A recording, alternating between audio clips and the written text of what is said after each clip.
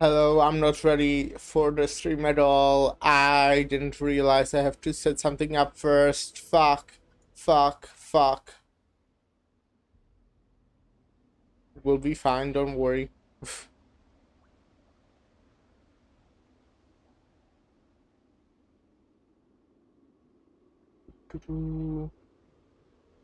Well, hello there. Hi. How are you guys doing?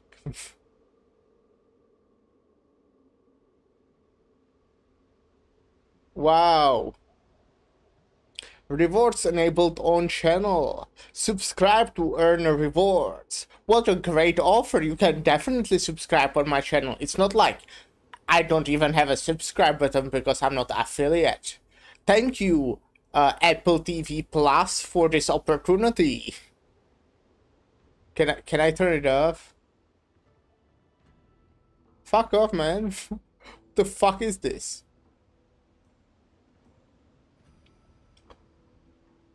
Sorry, I still have the Library of Arena set from yesterday.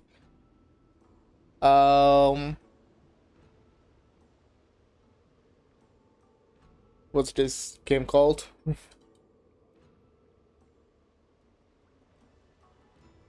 Right.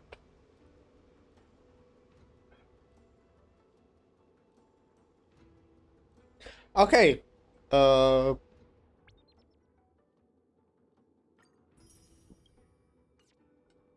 We'll start with the fun activity, which is obviously doing rolls.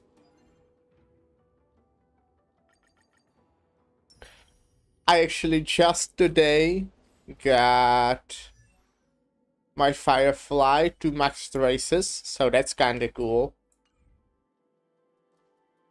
But well, with Yunli, I don't care about her too much, so if I don't get her, I'm fine with it. But I'll do the 40 rolls that I have exchanged, won't be doing anymore. So yeah, that's the plan. And I'll definitely get her because I'm extremely lucky, right?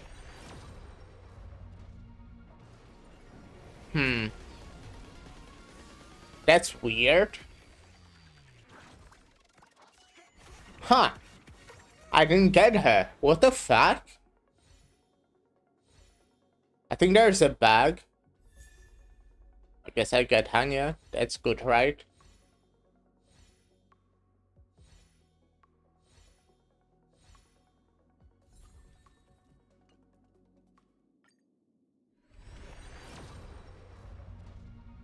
What? Did I see correctly? Is that the second time I didn't get her?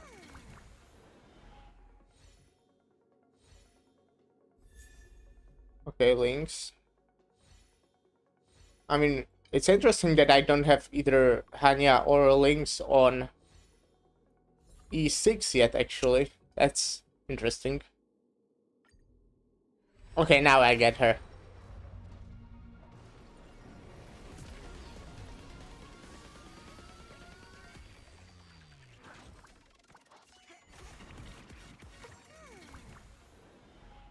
Nah, I think my game is bugged. This is weird.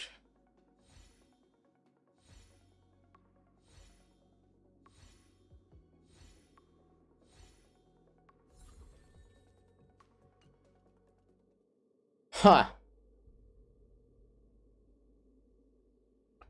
That's kinda weird.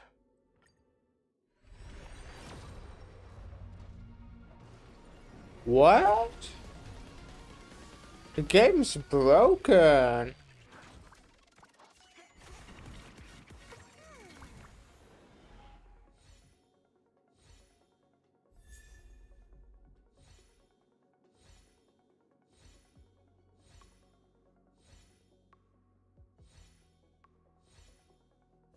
Okay, all of those pulls were atrocious. I never got even 2 4-stars. Okay, I guess I just have to do more.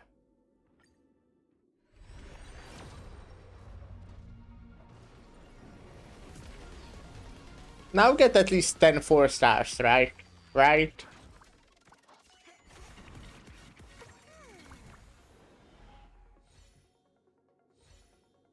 Yes, I have a gambling problem.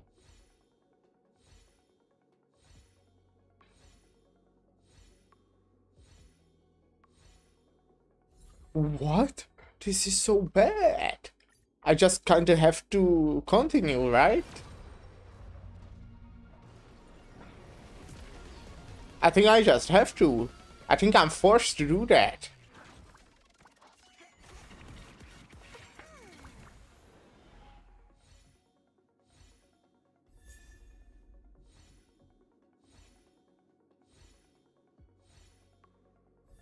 Okay. Yukong. I actually don't have any of the 4 stars at E6. That's crazy. Maybe I do now? I mean, I don't think I will ever use any of these. I think Yukong is like maybe usable in some builds. The heavens are vast. The kite flies where it wishes. Hanya is like... In the obscure prophecy of Dream, a star from the heavens has enlightened my path. I don't think that great. Like she can be good, like if you don't have Sparkle for like downhang, right? But yeah. Everyone needs some time alone. And Lynx is like pretty good healer, but I think I have better ones or better sustains. Some time alone. Everyone needs some time alone. I have her at E6 now though. I mean I'll just do more, right? Right? That's fine. Don't have a gambling problem.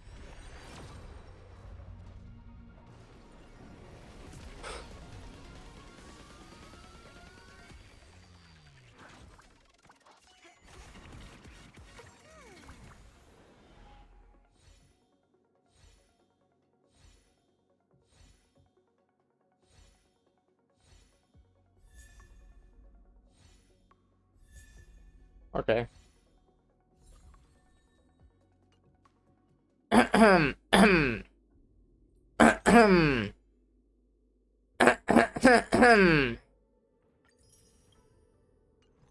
Oh, look, I have 20 more. Let's go. Easy. First try. I'm so good.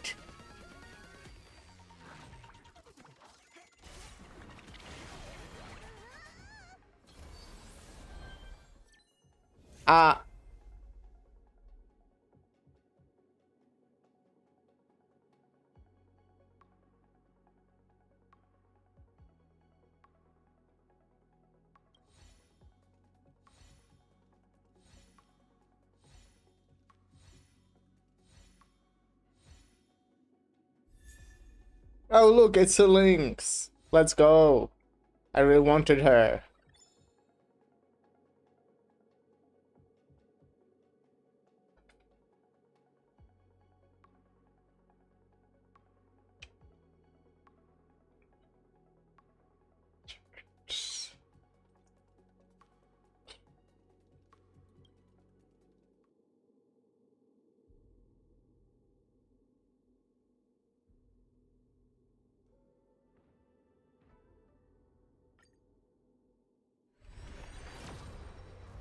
I'm so good at the fucking game.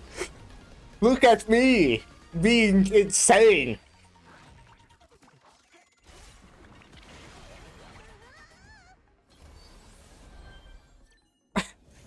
And it's from the first one. Let's go. I'm just so good.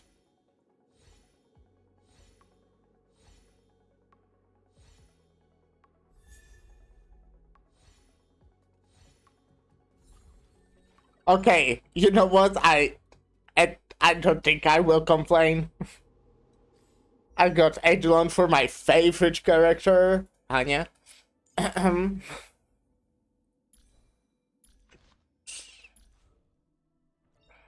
the obscure prophecy of Dream, And I guess this guy as well. the heavens has enlightened my path.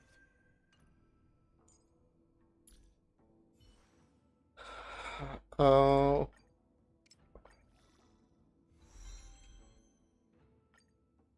My skills have improved. Time to treat myself to some yummy food. Good luck with that. Oh wait, do I have some more Eidolons? Oh yeah, you conk. The heavens are vast. The kite flies where it wishes. How far am I on these? I have 4, just 4. I would actually be I will be able to have 5 tomorrow. Because like the weekly shit gets, I mean monthly shit gets update, or reset, monthly store, and I can get one from, you know, that thing. Simulated universe or divergent universe. Okay. Um. Oh, right. That's nice. I will be doing this today.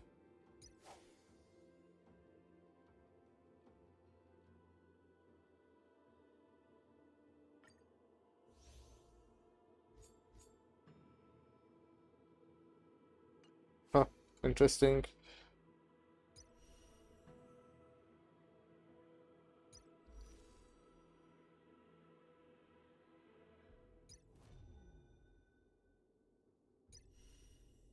Okay, let's go do this.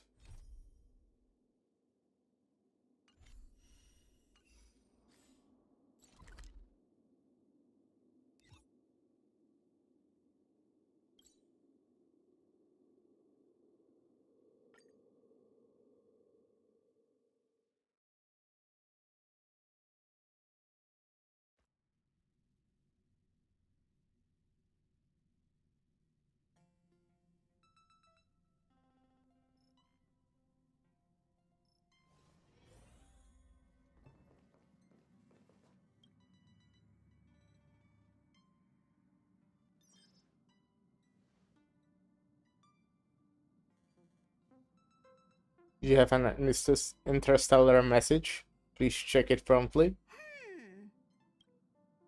Phew. Phew. What's up, Pom Pom? Just got a message from the Xianzhou La Fu. Looks like it'll conflict with our original schedule.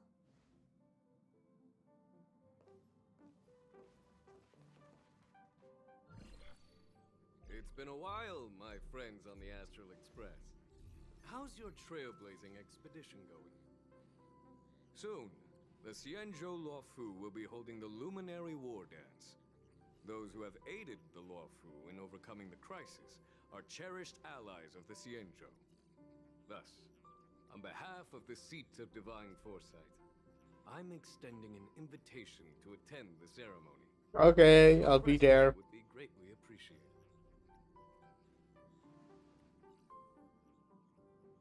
Well, things are getting lively. We've barely. I'm sure nothing begun bad will the happen. Astronomy Festival, and we're already being invited to another special event.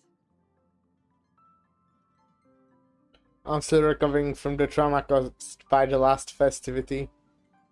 Yeah, me too. But We'll get more. wait, won't it look unprofessional if we attend 2 ceremonies in a row?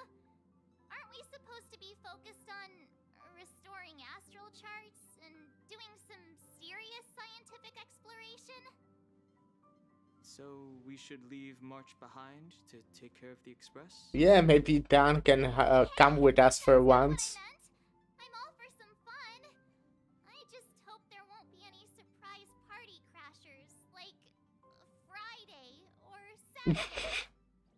That's funny, haha. Xianzhou Luofu has recently overcome a crisis. By holding the war dance, they're demonstrating to everyone that they've returned to a state of peace and safety. But that's what everyone said before we went to Penacony. You'll be totally safe under the family's protection. No need to worry. The War Dance is not like the Charmony Festival with all its hidden secrets.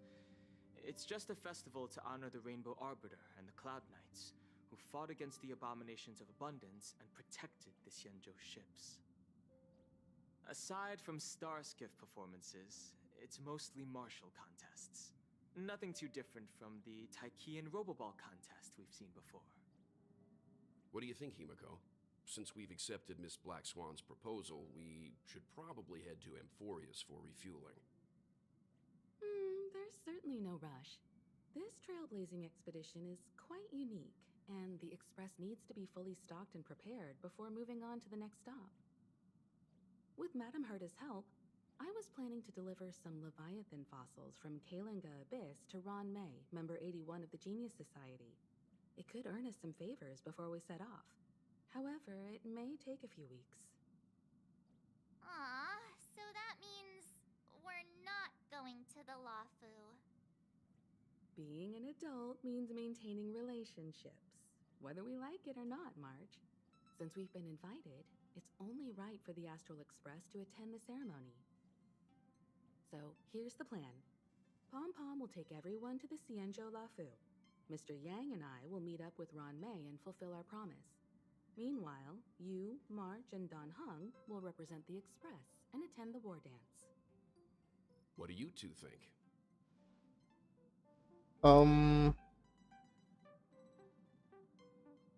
Want to play with Leviathan fossils too, obviously. Himiko and Mr. Yang will be busy with serious research. Besides, fossils can't compete with martial contests when it comes to fun, right? Plus, you're the only one with so many friends on the Lafu. I'll be lost if you don't come along. You've gotta lead the way. Now that everyone's on board with the plan, it's time to warp to the Xianzhou Lafu.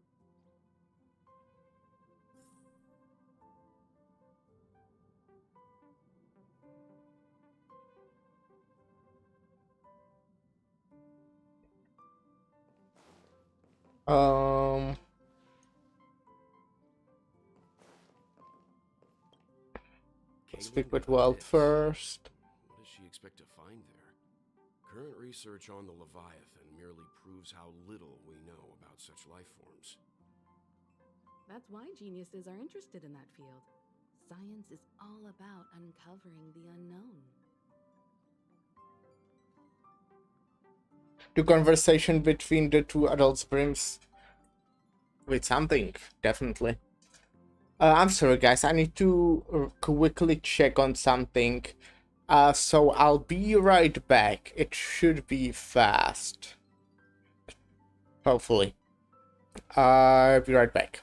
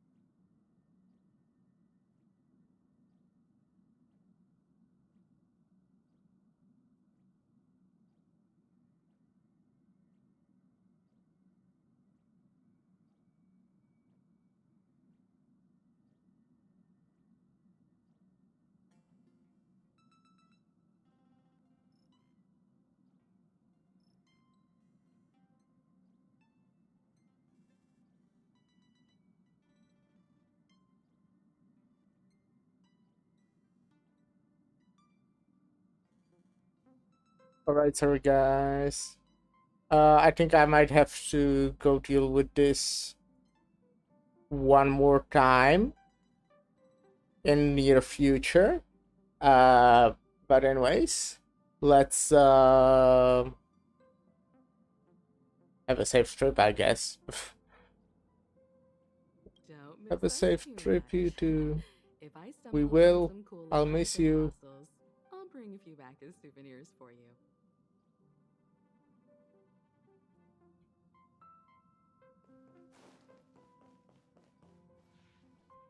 Hey, Dan. Himeko really knows how to convince people. Between Leviathan fossils and the war dance, the latter definitely sounds more fun.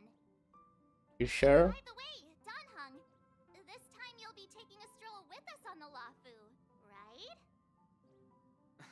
And just let you two wander around aimlessly on the Lofu by yourselves? You've done it before. I don't think Well, I Plus, guess we went Mr. alone Yang last is time. right.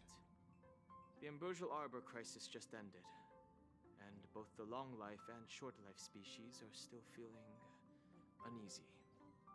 And that's why Jing Yuan wants to organize the war dance. Hello, To show that the YK. Xianzhou Hello, how are you is doing? stable and safe. And since he has extended an invitation, it's only right that I visit my old friend.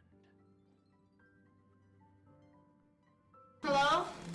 Thank you for the follow.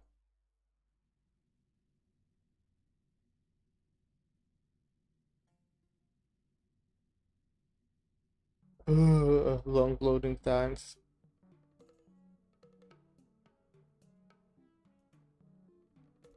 How are you doing? I'm doing good. And you?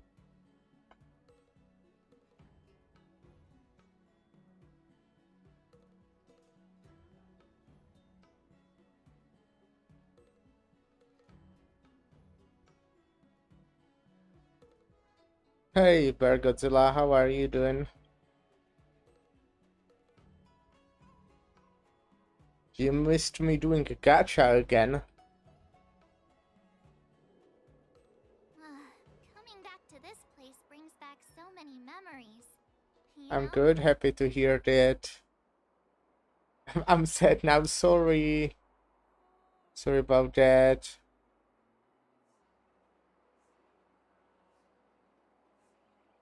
Nice channel, buddy. Do you stream every day? Nope. What did you pull? I lost 50-50 to Young Wing. But I did get Changli, is that the name? On right the next 10 pull. So, overall kinda lucky. Not like amazing. Well, okay, actually quite lucky. In the end. On Honkai? Yeah. What memory sketches fill the details? Well, it's nothing too No, I don't stream every day, I just told you. I was just thinking about all the twists and turns we went through when we first arrived at the Xianzhou ship. This time, we're not being forced or enticed or chasing after wanted criminals. And we didn't have to sneak in through the cargo dock. This trip has been incredibly Cool. smooth. Very cool. Quite unusual, I must say. Definitely unusual. I agree.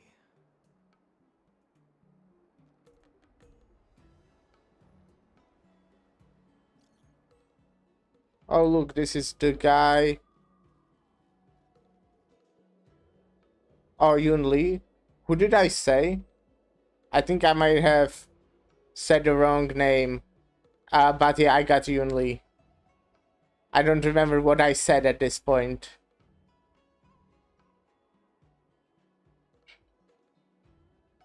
Huh.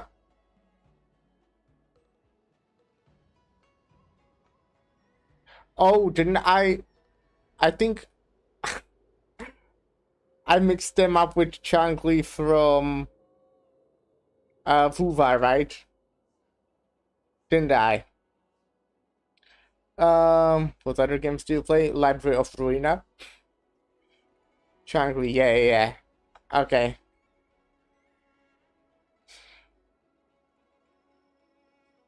I saw the Skyfaring Commission notice that the Express has docked under Shenzhou. Are you guys on the level already? This is the guy I left 50-50 to. Just go to Starship Haven. Starskip.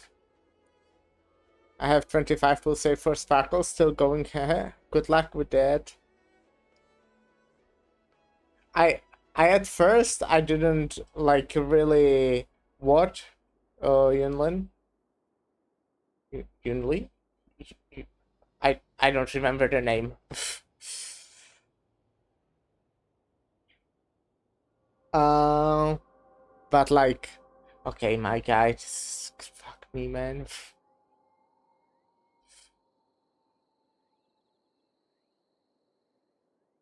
Yunli, yeah, Yunli. Well, I don't know, man. At first, I wasn't sure if I want to pull for her, but when I got into it, I kinda couldn't stop because I have a gambling addiction. No, I mean, I did want her. I actually thought it was a person. I don't care if it's a person, if they're annoying.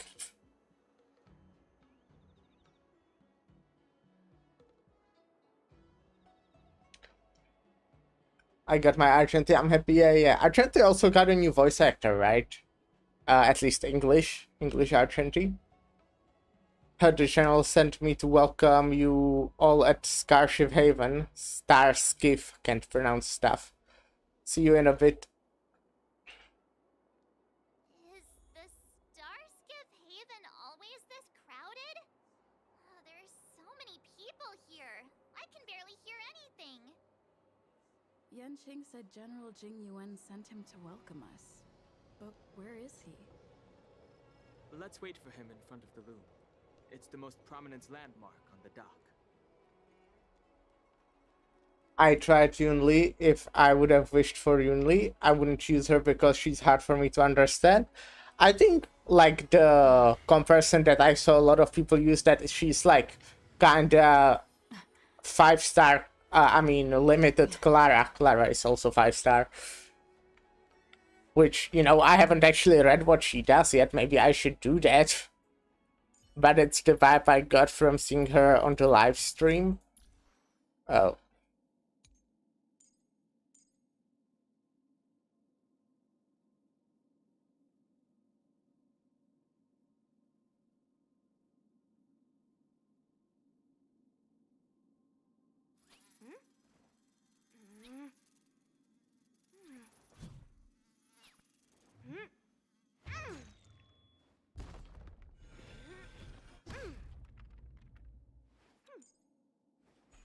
Huh.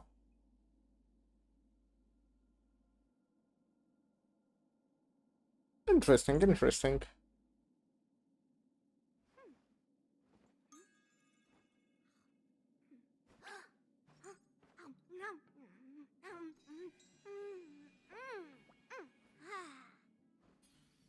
Yeah, she kinda just wants to get attack and then targets back, I guess. Yeah. Let me actually just real quick check what kind of light cone she wants.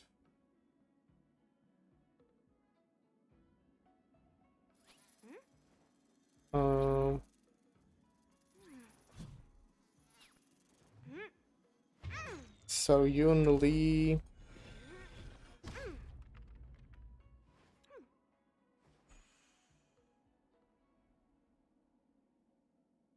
Obviously her signature. Then it looks like Blade's signature. The Dan Heng's signature. All the ones I have.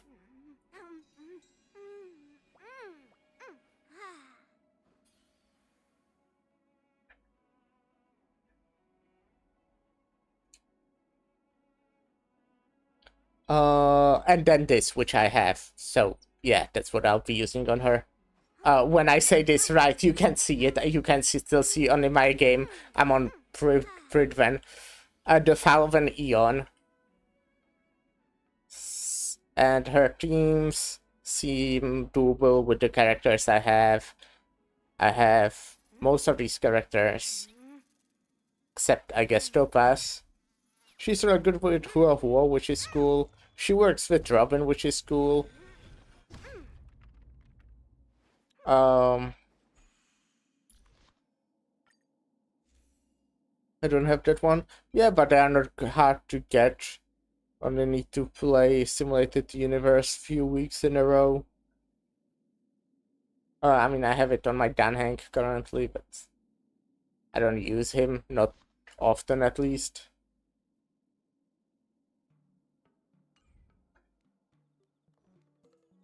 Hey, you guys, hold on a moment. What team do you recommend? Did they just call us? For what Look at their exactly? outfits. They're from Penacony, right? Are you familiar with the Cienjo Lafu? Yeah, I was here before. We know a little bit about it. What do you need? We're from Penacony. Maybe you've heard of it. We came Yeah, to I this did. ship to gather interesting materials for making dream bubbles. Oh, we just left For here. Yunli? Well, I don't know. I don't build the myself. I look at the internet. But what Pridvan says is like Huo Huo basically for all of the teams, which I guess makes sense. Well, yeah, I'm just looking, but I don't know which one do I recommend. There's 4 of them. I don't know which one is the best. What I'll be using most likely would be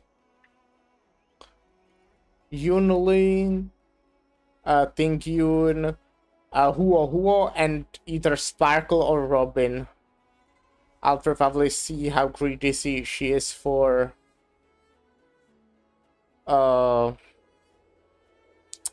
skill points.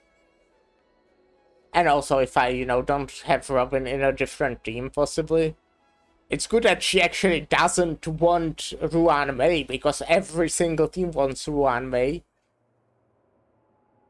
Oh, wait, right. Robin is really good with follow-up teams, right? And usually does follow-ups. I guess that makes sense.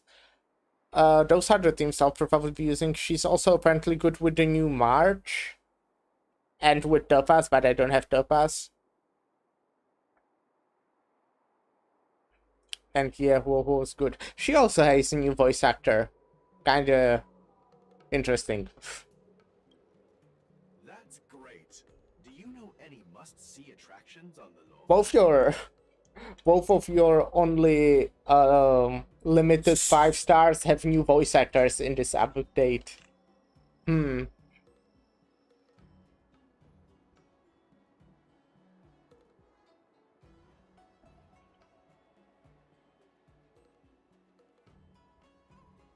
At least in English. Exactly. We're Cienjo experts. Most of the tourists around at the moment are here to attend the war dance.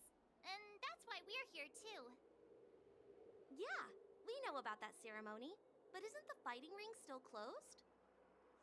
I've heard the ring was actually converted from a huge decommissioned Lafu fighter jet.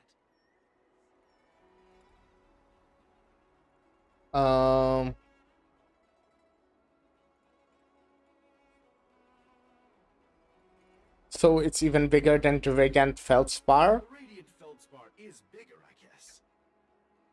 But for now, all we can do is wait until the war dance starts in a few weeks before we can board it. We've still got work to do, so we can't just sit around waiting for it to start. That's why we're asking you about some must-see attractions.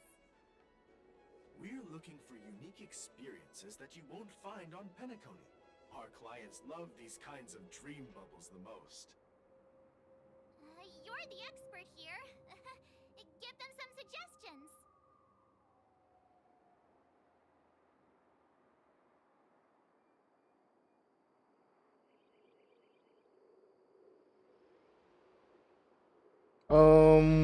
Go to Arlem Alley. Good idea. The everyday vibe of the Aurum Alley is a rare find on the planet of festivities. Everyday vibe. Yeah, our clients have had their fair share of adrenaline-pumping dreamscapes.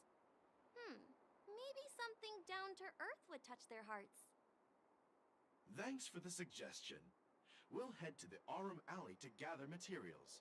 Maybe we'll run into each other there in a couple of days. Look, Yanqing's here. Really? Let's go catch up with him!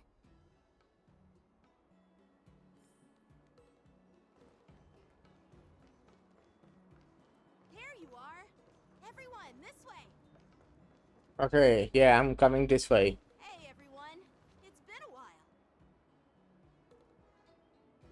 Yeah. It doesn't feel like it's been that long since we last saw you. But, Yanqing, are you? What's up, Miss March? They say kids grow up really fast. Yanqing, are you a little bit taller than before? We've only been away for a few months.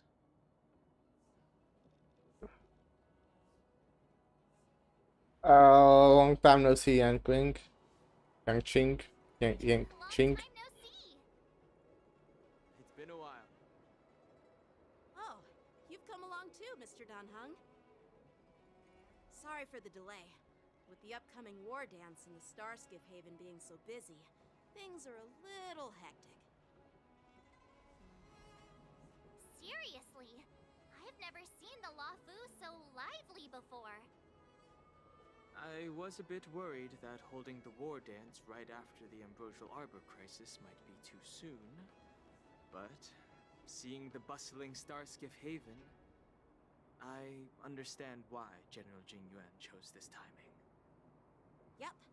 There's people from other delves and travelers like you three who have come from afar. With the war dance coming up, there's a huge number of visitors pouring into the Starskiff Haven. The Cloud Knights are working hard to keep the security tight. The General said this ceremony would help the Xianzhou Lafu recover from the crisis.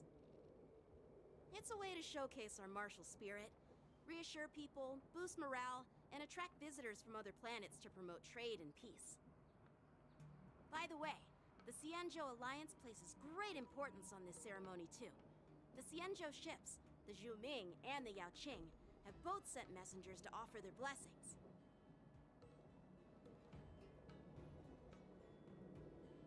The Shenzhou Shuming? Yeah, I wonder if you've heard of it.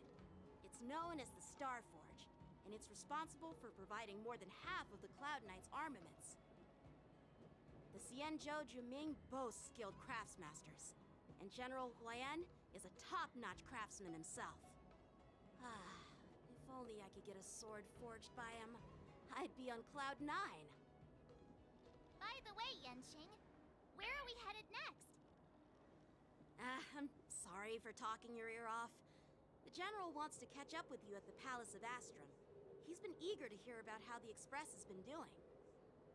It's funny how he tries to act all mature, but whenever it comes to something he's interested in, you can really see his childish side. Well, you're pretty much the same in that regard. I agree.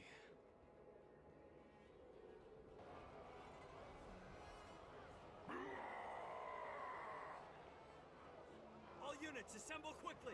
Get ready to protect the crowd! I just mentioned security, and now all of a sudden something's gone wrong. Excuse me, I need to go check out the situation. I just mentioned security, and now all of a sudden something's gone wrong. Excuse me, I need to go. Why am I reading that? Am I dumb?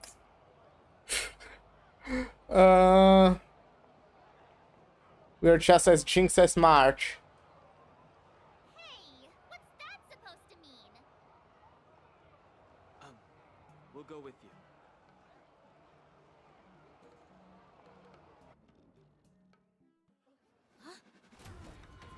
Whoa, we got a cutscene.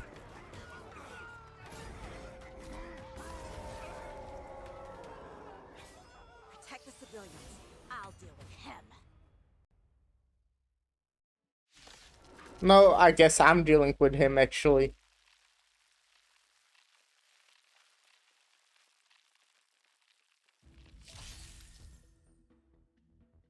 Enemies with this mark can enter a Moonrage state. After enemies use attack, apply 1 stack of Bloodlust to enemy units that can trigger Moonrage.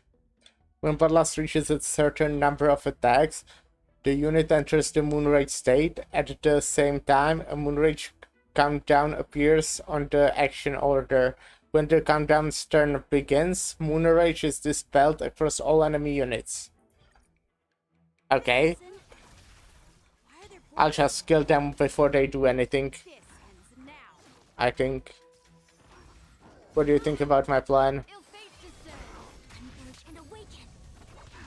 Stand still. I weep for the departed. It too shall fall.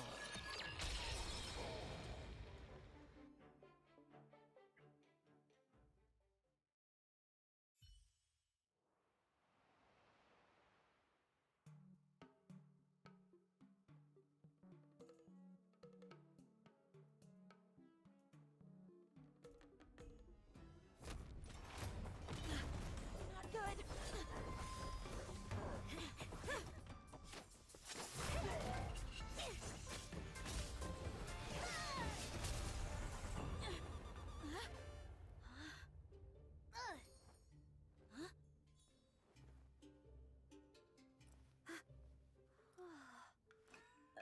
Thanks for the help. Sorry, no time to chat. Could you give me back my... Lamau. Guy lost her sword. What a cringe lord. My sword! I'm sorry, but I'm afraid we'll have to put our plans on hold for now. I need to find out what's going on.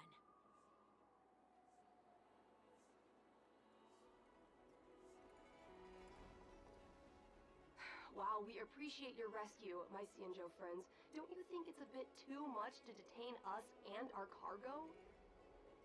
Sorry, but we've been ordered to detain you and your cargo for inspection until we figure out the source of the attack.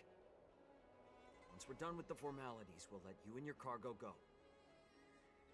But this shipment isn't even meant for the Lafu, and it's IPC's patented technology. Who do you think you are to conduct an inspection? According to the protocol, all cargo arriving on the Lafu must go through inspection. But we didn't officially enter your dock at all. We just sought refuge in your dock because we were attacked by the Borisons. Looks like this argument could go on forever. Let's not get involved in a heated dispute that won't lead to a resolution. Okay. Let's beat them up. That would help, right? Who's in charge here? I need some answers. It's my fault. We let our guard down for a moment. I take full responsibility. With the war dance approaching, safety should be a top priority. Now, tell me, how did Borisin prisoners end up in Starskiff Haven? According to the protocol, Borisin prisoners should be held on a Starskiff and taken directly to the shackling prison under strict supervision without ever touching the ground. Who allowed a prisoner transport ship to dock at the passenger terminal? Please don't blame this captain. This incident involves the Zhu Ming's diplomatic vessel. Who are you? I'm Lu Jun, an officer of the Patrol Defense Squad. Thank you for your help, Lieutenant Yanqing. The situation unfolded rapidly, and it shouldn't be held against the captain. Here's what happened. An IPC transport ship was attacked by the Borisin just before arriving, and the Zhu Ming's diplomatic vessel came to the rescue. They fought off the Borisin pirates and imprisoned them on their ship. So, an IPC ship was attacked by the Borisin near the Lafu, and the Zhu Ming envoys saved them? Sounds complicated. Honestly, it gives me a headache too. Zhu Ming diplomatic ship, adhering to standard procedure, docked at the passenger terminal to hand these criminals over to the Lafu. You know, with all the outsiders flooding onto the Lafu, the Starskiff lanes are under immense pressure. The Borison desperados decided to put up a fight before the prisoner transport Starskiff could get there. And that's what you just witnessed. We'll make sure these prisoners are sent to the shackling prison as soon as possible. I see. It's an unusual situation indeed. I'll report it to the security department of the Realm Keeping Commission and ask for their cooperation in handling the aftermath. Maybe I should gather more details from others so that the Seed of Divine Foresight can have a better understanding of the situation.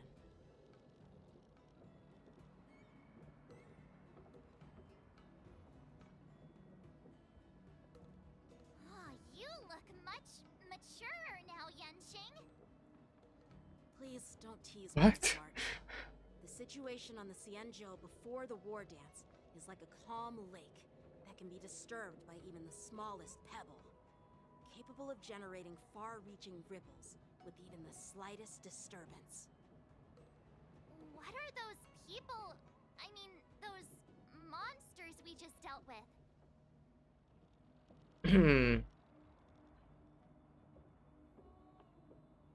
Did you call them the Borison?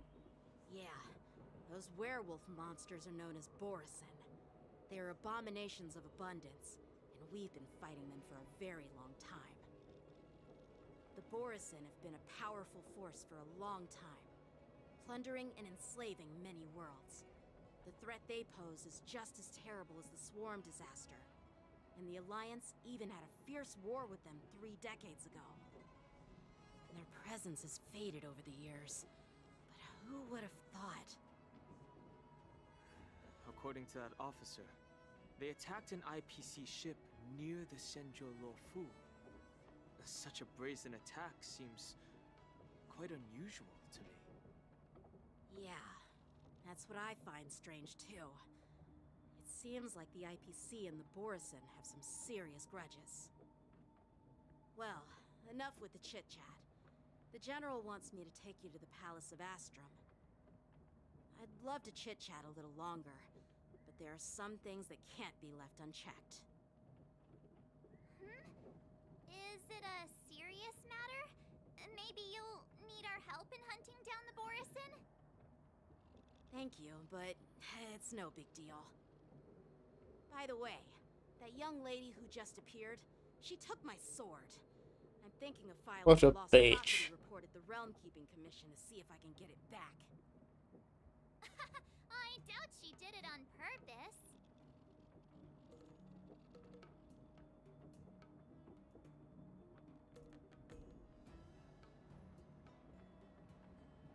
So when Cloud Knights get into trouble, they have to call the emergency services too? Perhaps she's around here somewhere. Shouldn't we take a look? All right, let's not keep the General waiting. Don't worry. There aren't many people out there with that kind of talent. It shouldn't be too hard to find her.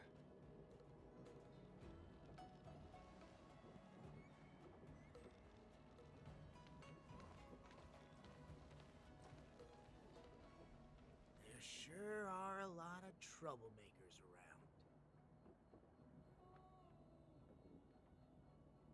Hmm.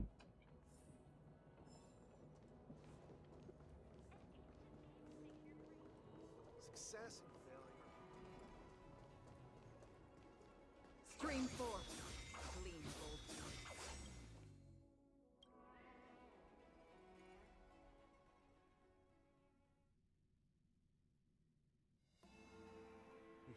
It's been a long journey, Elder Wyatt. Thank you for your presence.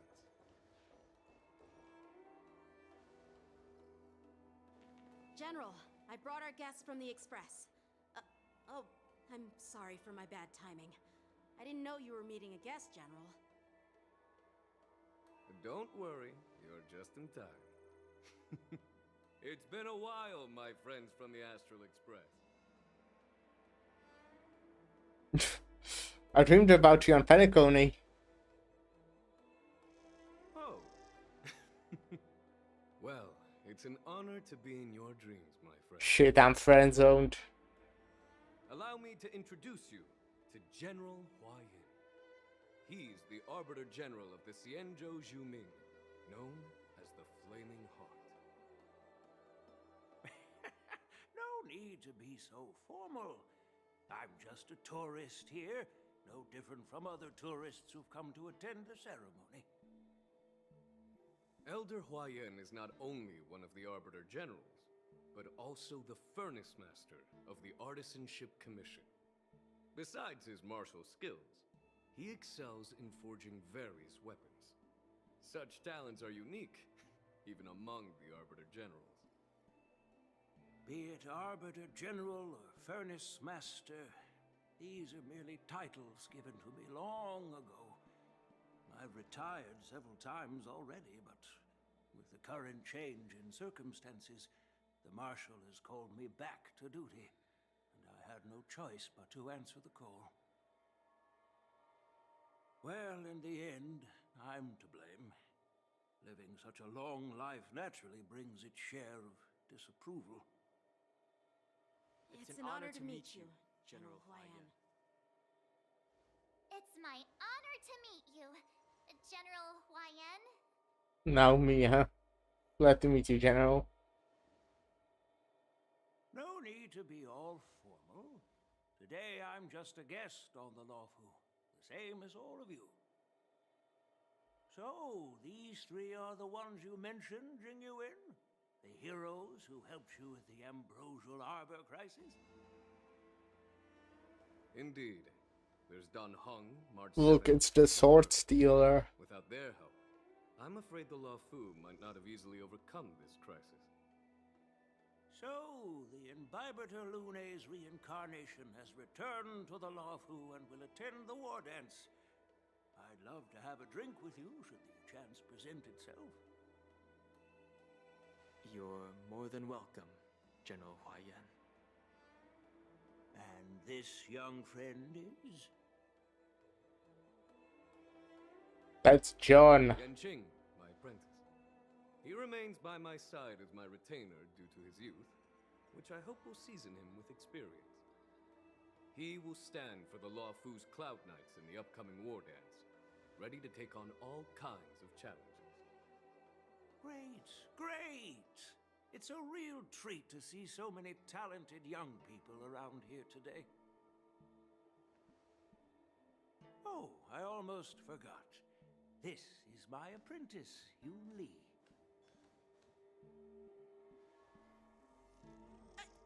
It's you! Oh, It's her. Hello. Hi. Oh, you two already know each other? Guess we don't need any introductions then.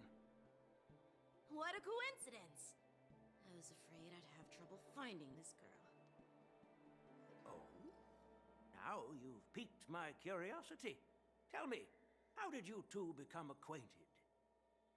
She helped me capture the escaped Borisin prisoners at the Starskiff Haven.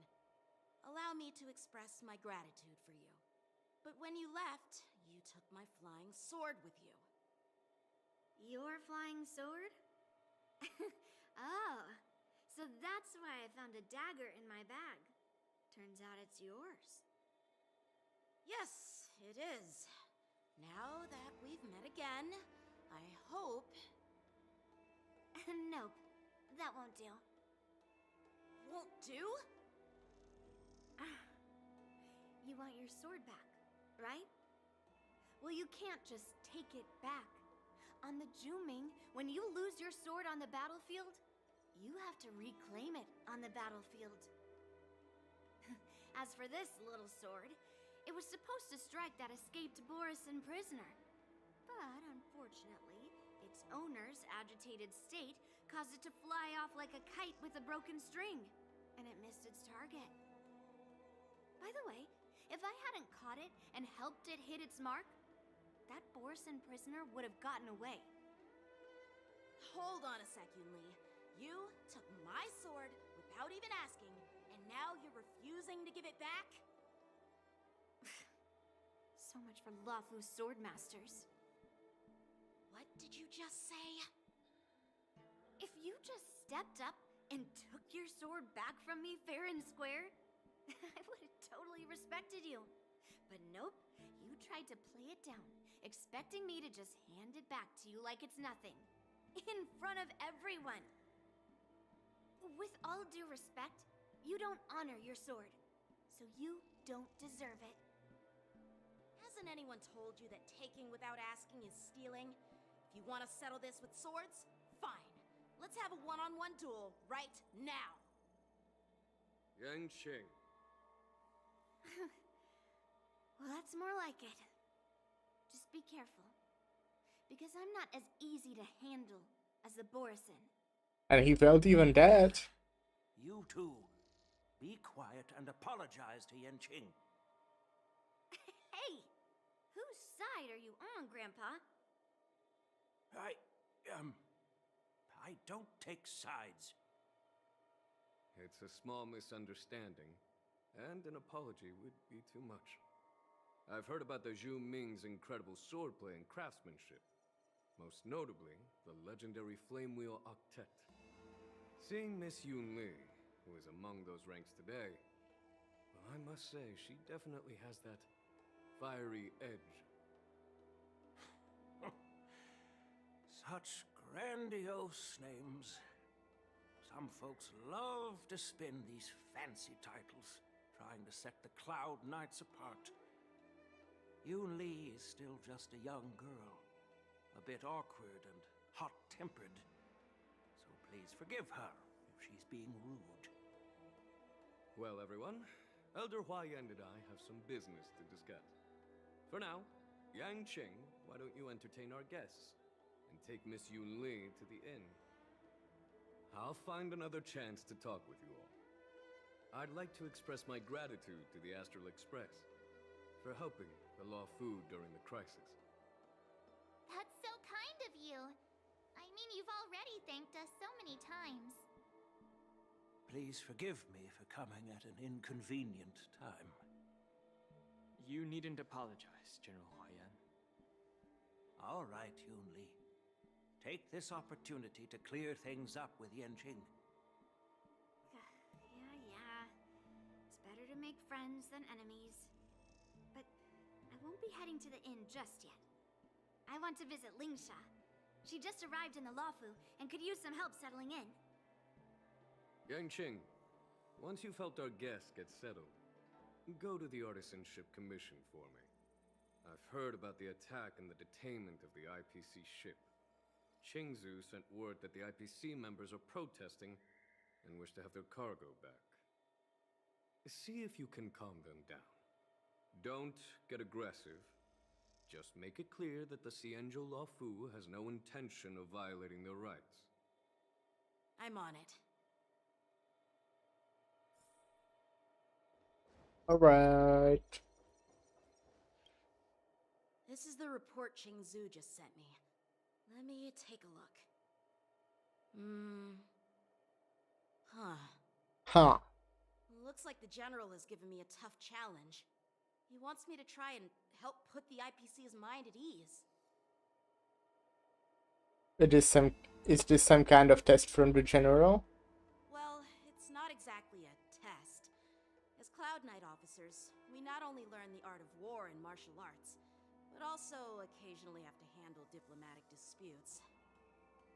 It's just, talking things out isn't as straightforward as duking it out with weapons on the battlefield. This is especially true when you're up against the IPC, with their non-stop corporate babble. Well, let's not worry about that for now. Shall I take you to the inn? Let's go. After watching Yanqing and the others leave, I think. It is the Law Fu's honor to have you in attendance at the war dance. Yet, the fact that a simple martial arts ceremony has attracted esteemed generals from the Zhu Ming and the Yao Qing implies intentions beyond mere spectating. Might there be any specific instructions from the Marshal? You're overthinking it, Jinyuan. As I said, I'm here to broaden my granddaughter's horizons. I have no ulterior motives.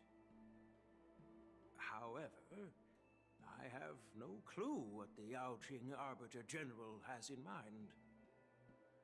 Do you remember when you accepted this position? I told you that an Arbiter General's battlefield goes beyond the physical one. You'll need to lead and manage everything on the Xianzhou.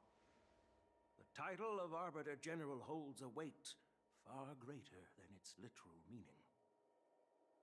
So many years have passed, and you've done well. However, longevity for the Xianzhou people can be a curse. Living too long means that every mistake you made will lurk in the shadows. And one day, they'll eventually catch up to you.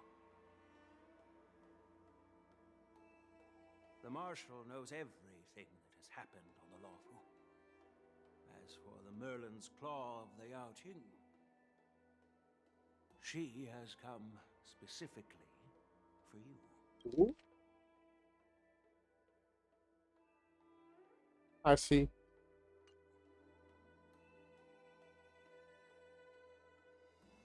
Speaking of which, why hasn't she arrived yet? They say the Merlin's Claw strikes like lightning. Being late isn't her style. That's not true, General Huayan. She's been here a while, but I'm sure you've heard of her unbridled nature. As soon as she disembarked from the star skiff, she mentioned having something to attend to and simply disappeared. You must be the messengers from the Xianzhou Yaoqing, I assume. We are Jiaoqiu and Moza, retainers of the Merlin's Claw. It's an honor to meet you in person, Arbiter Generals. Now this is interesting. A guest who doesn't come to visit but sends a message instead.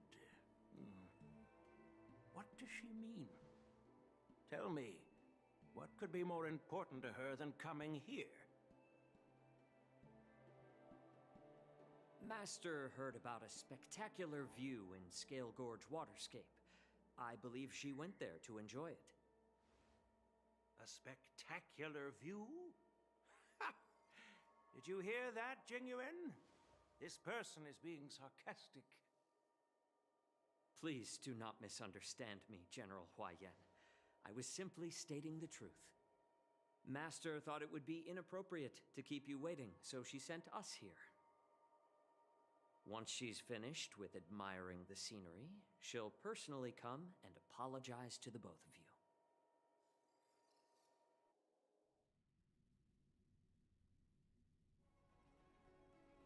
In the meantime, outside the Palace of Astrum. Drat. I forgot to ask Yun Li to return my sword. No, you did ask her, actually. I don't think you'll ever get your sword back. Unacceptable. Every sword is precious to me. If it weren't for the General's interference, I would have taught that shameless girl a lesson in swordplay. Right. By the way, I don't know if it's just me, but the General seemed a little reserved. Could it be because of Elder Huayan's visit? Reserved? Really? Maybe I'm just overthinking things. No, you're not. When I entered the Palace of Astrum, I realized that the messenger from the Xianzhou Juming was actually the Arbiter General himself. So, the messenger from the Xianzhou Yaoqing must be the Merlin's Claw herself, I presume. That's right. Well, that's what makes this entire thing so unusual. What's so unusual about it? They simply received an invitation from Jingyuan, just like the crew, right? The war dance is just a small festival. And now we have 2 Arbiter Generals from other Xianzhou ships here. I'm afraid they're here for something more. Maybe they've come to hold Jingyuan accountable for the Ambrosial Arbor crisis? Hold him accountable? Come on, didn't the Lawfu fall victim to the disciples of Sanctus Medicus and the Antimatter Legion?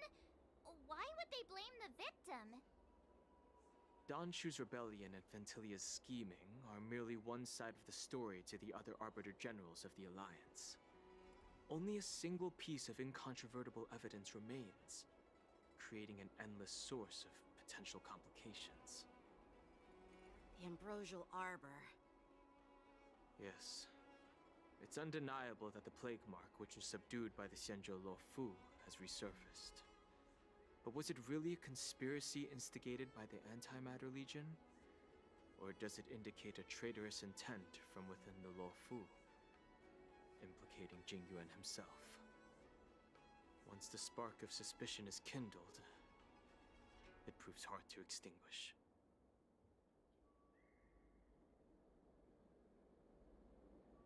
We can vouch for Jing Yuan, though. The General must have had that in mind when he invited us to attend the war dance. What was I thinking? Seriously, here I was looking forward to a carefree and enjoyable trip. But it seems wherever we go, drama is just around the corner. Yeah. There's a lot of drama. I thought those That's Arbiter gacha Generals community for you. ceremony. By the way, I heard that an alchemist from the Juming diplomatic ship has arrived, and rumors say that she's to be the new cauldron master of the Alchemy Commission on the Luofu. An alchemist from the Juming serving as the cauldron master on the Luofu? While it's not unheard of, the timing itself... Thanks to your words, Mr. Dan Heng. Now I finally see the underlying tensions. The General is under tremendous pressure right now, but I was completely oblivious to his troubles. How naive of me. Come on, don't think like that. Leave the adult matters to the adults. Even if you wanted to do something for the General, it's not like you can do anything. Did I say something wrong? Again? Please, March, just keep quiet. Miss March is right. I don't have the skills to share the General's burdens at the moment. Still, I'll do my best to follow his instructions. Let's go. Once I've taken you to your accommodations, I need to go to the Artisanship Commission to handle the IPC's protest. He looks like he has a lot on his mind. We can't just let him go alone. Why don't we accompany you to the Artisanship Commission? This is too much trouble. While I appreciate your kindness, dealing with the IPC's workers could be tricky. I'm afraid this will cause trouble for the Express. No worries. We're pretty experienced in dealing with the IPC. You've heard of the 10 Stone Hearts? We've dealt with quite a few of them. Yeah, I met 3 of them.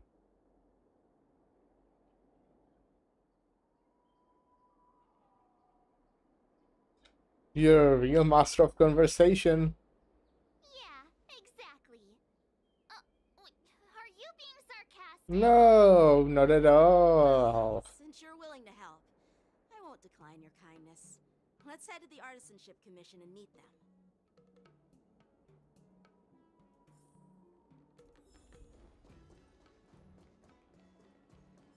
Where do I want to go?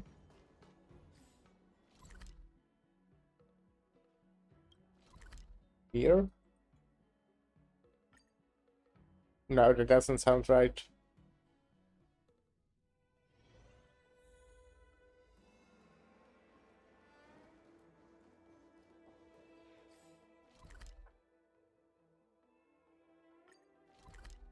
Okay.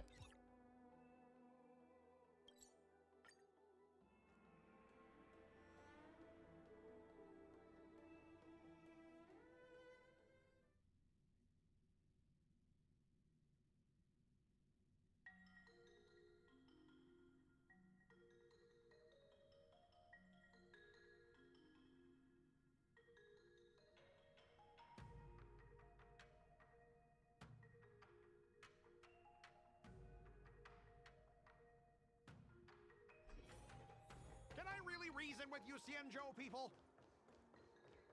I think I get it now. In your words, this is called looting a burning house, right?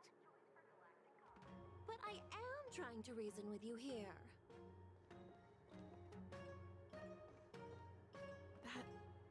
Yeah, I thought I knew this guy. Haven't I heard it before in That's the guy from the, like, event thingy, right? This isn't my first time dealing with the Skyfaring Commission. I can handle your unreasonable ways. But straight up snatching IPC cargo, isn't that going a bit too far? Just as I've said it many times already.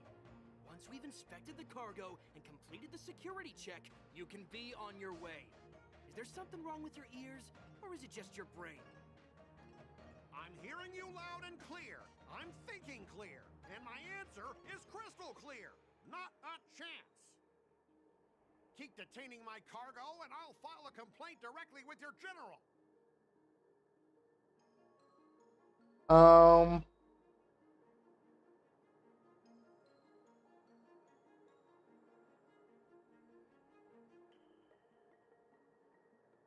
Did I just hear a dog barking?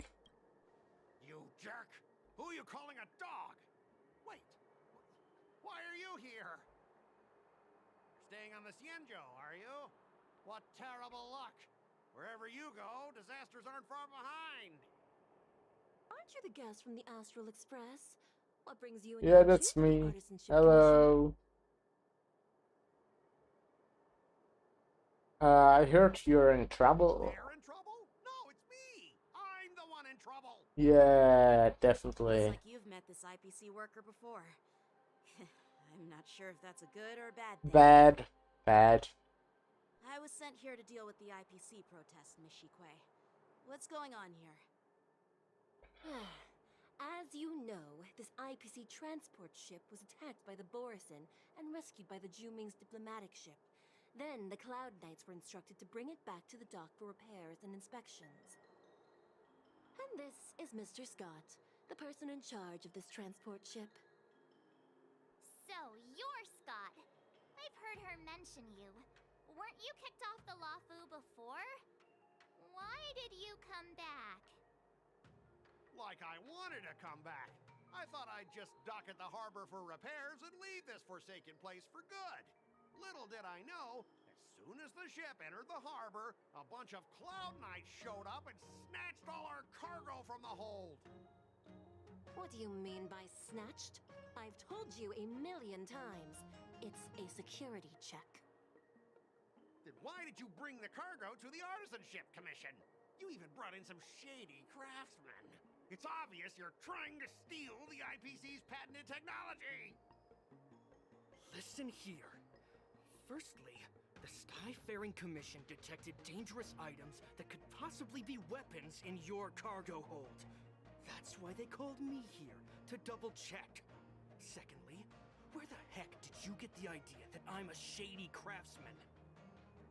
Even if there are dangerous items, what do they have to do with you? It's not even being shipped to the Lafu. We'll just fix the ship and be on our way.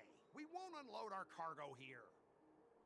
But you'll have to stay in the port for several days before your ship is repaired and you can take off again. How can we just leave unchecked items sitting here? I understand, but we don't need to disassemble the cargo if it's just a security check, right? In most cases, we don't. However, our scans discovered that the cargo doesn't only contain machinery, but also some substance that resembles biological tissue. Biological tissue? Does this crate contain living things? I'm afraid we'll need to wait for the Alchemy Commission for further confirmation. In any case, according to our regulations, we need to unseal one of the crates for further examination. But this IPC specialist has been hindering us on the grounds of patent secrecy. The Alliance's regulations on biological products are very strict. Without further inspection, there is no way for the Skyfaring Commission to release the cargo. Oh, really? Fine! If anyone lays a finger on that shipment, they'll have me to deal with. It doesn't matter if it's mechanical or biological. It's none of your business. I'm filing a complaint against the Skyfaring Commission's ridiculous regulations. This Mr. Scott seems stubborn and difficult to persuade. Yeah. Honestly, I really don't want to have a vicious confrontation with the IPC.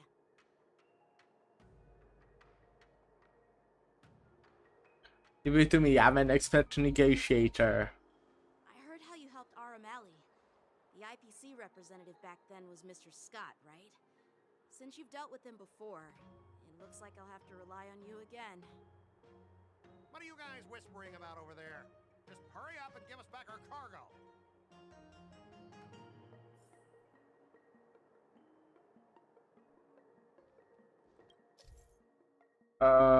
At the end of negotiation, if your morale is high or equal to your opponent's, it is considered a successful negotiation.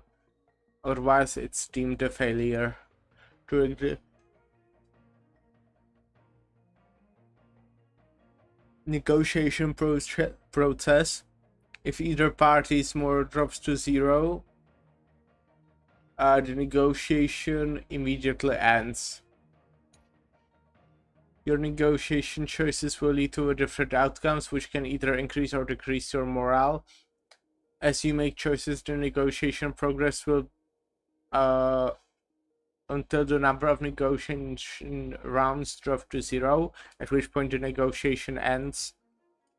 During your negotiation turn, you can use negotiation strategies to apply various negotiation techniques to help you succeed. Here you can view the opponent's information. If you're unsure what to choose, click to view. Ooh, okay. As I recall, this guy won't listen to reason and can only be persuaded with intimidation. But he does seem to follow rules to some extent. Let's use that against him.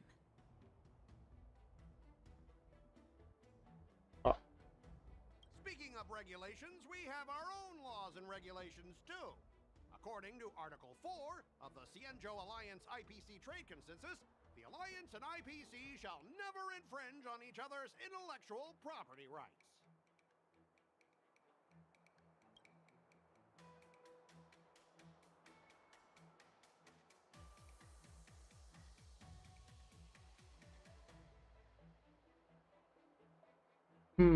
Remind him of his embarrassing past. Hey everyone!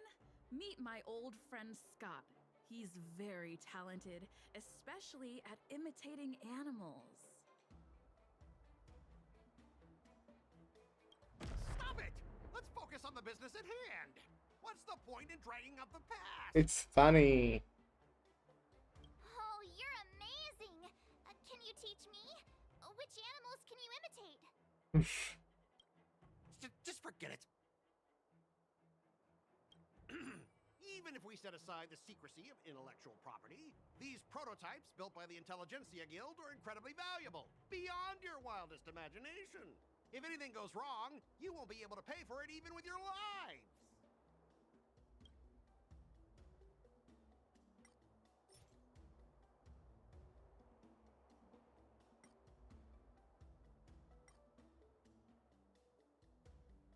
Ooh, let's retreat.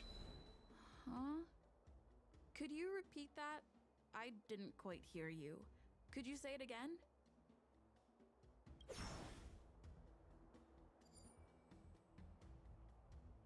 Huh? Oh! That's making him uncomfortable. I didn't expect to see you again, Mr. Scott. We had such fun in Arum Alley last time. It seems our paths are destined to cross once more. Stop pretending we're friends. Oh fuck, I'm so bad at this. Punch you in the face. So, are you guys gonna resolve this problem?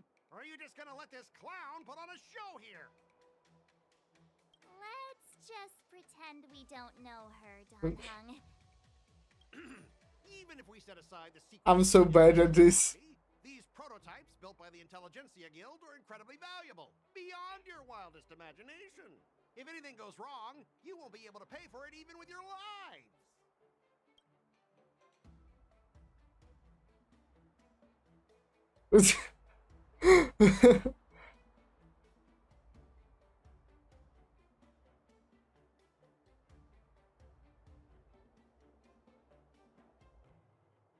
The Skyfaring Commission can pay compensation. Can you give us an exact amount, Mr. Scott? If there's any damage after the inspection, the Express... the Skyfaring Commission will compensate you. The Skyfaring Commission. Yeah, they will compensate you, provided a detailed report of the damage is submitted. I don't doubt the financial strength of the Skyfaring Commission. However, this is not just about money.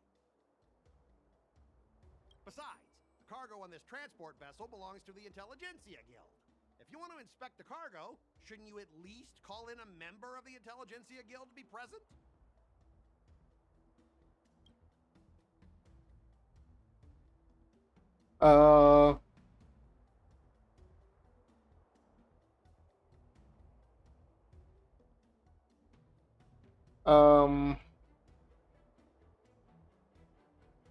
Showing your extensive connections might help, but I don't know. I will lose if I mess this one up.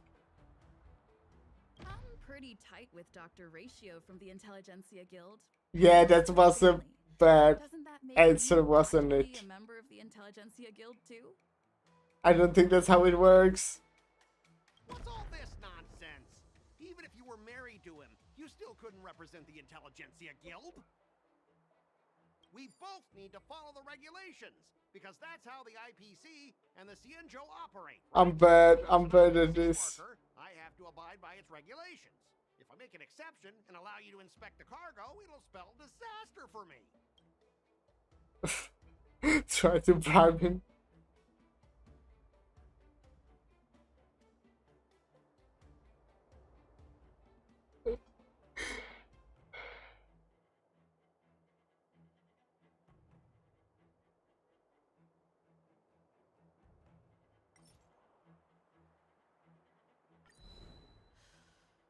Your logic is too confusing for anyone to follow. Maybe you should learn the art of communication from a monkey before you continue spouting nonsense?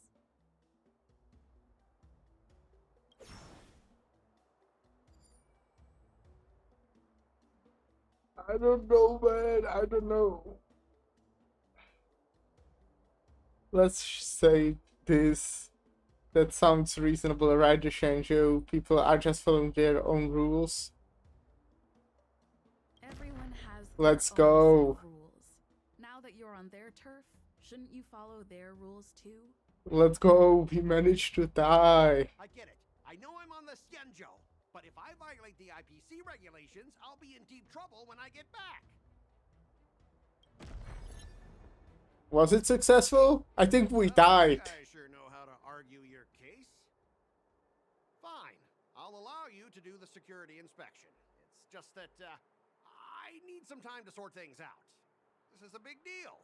Let me talk to headquarters first. So, Mr. Scott, are you just stalling for time and planning to leave the Cienjo as soon as your ship is repaired? To avoid the Skyfaring Commission's inspection? Well, IPC staff are free to come and go, as long as they don't break any laws. Yeah, you've got some insight there. Who are you again? Who are you? Allow me to introduce myself. I'm Lingsha, Cauldron Master and head of the Alchemy Commission. Oh, that's the person I want to roll for. Could she be? Yeah, she's the new Cauldron Master assigned here from the Cienjo Juming. Does she have pointy ears? Do I see that correctly? About cargo containing Yes! samples of unknown organisms. It said they needed help from the Alchemy Commission. I had nothing better to do, so I came myself. It's fine, Mr. Scott. If you really don't want your cargo to be inspected, it doesn't matter. It doesn't matter? How can you say that? Why are you being so nice all of a sudden? Well, since you're not going to check it, I'll take this crate and be on my way. Is that okay with everyone? Yeah, sure. Why should I object? Not only this sample, but all the goods on the transport ship are yours to keep. Like I said, we won't inspect them. Wait a minute!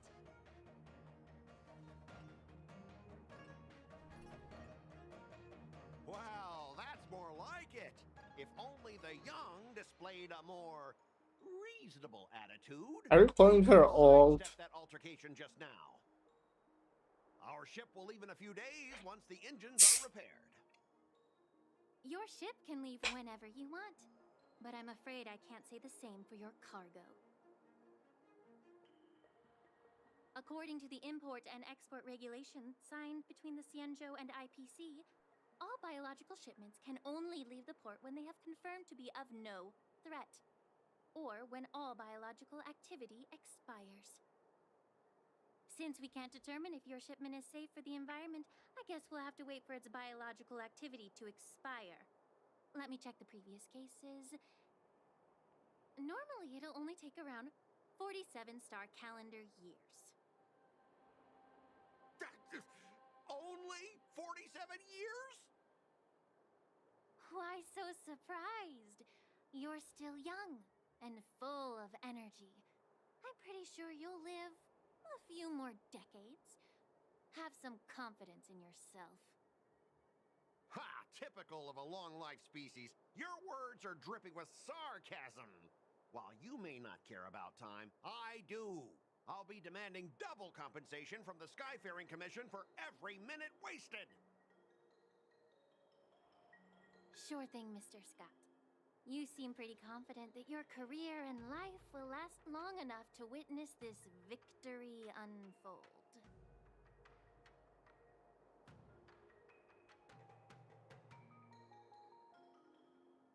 Step aside, guys. Let them do the inspection. But, Mr. Scott... Come on, we're already in enough trouble. Just let them do the security inspection. And if needed, I can always grovel before the Intelligentsia Guild later. I'm just using my head for what it's apparently good for, right?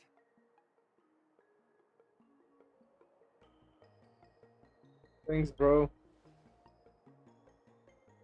Well, honestly, at least you're not as annoying as that woman. Bro, just do the inspection. This lady is really something else. I like her. Is this the IPC product? Listen up.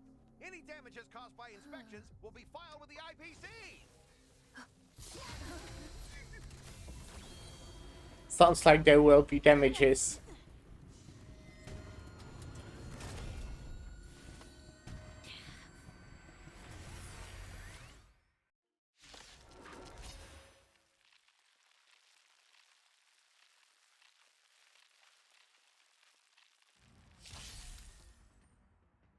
When an ally infected with terror grips attacks the caster of terror grip once, can dispel terror grip. When terror grip ends, if the caster of terror grip is not attacked to dispel terror grip, then the affected ally will fall into the terrified state and be unable to perform actions. Oh, how unexpected. That was a surprise.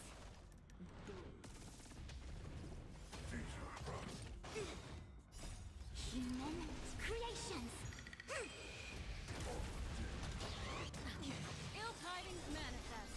I weep for the departed. It too shall fall. Converge and awaken.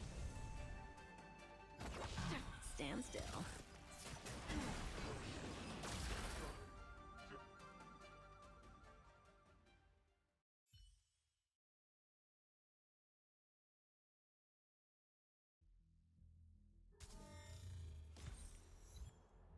Were you seriously planning to leave this stuff unchecked at the dock for days? That's way too dangerous. I had no idea about it. You must have accidentally triggered the cargo's defense program. I don't think trying to shift the blame is a wise choice. But seriously, I don't know why that thing suddenly started moving.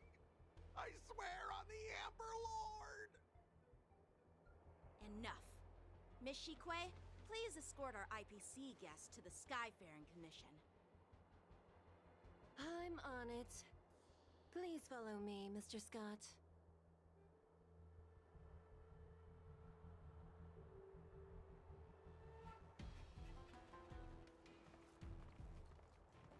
Gentlemen, our preliminary inspection shows that there is indeed hidden biological tissues inside. Just like the craftsman feared.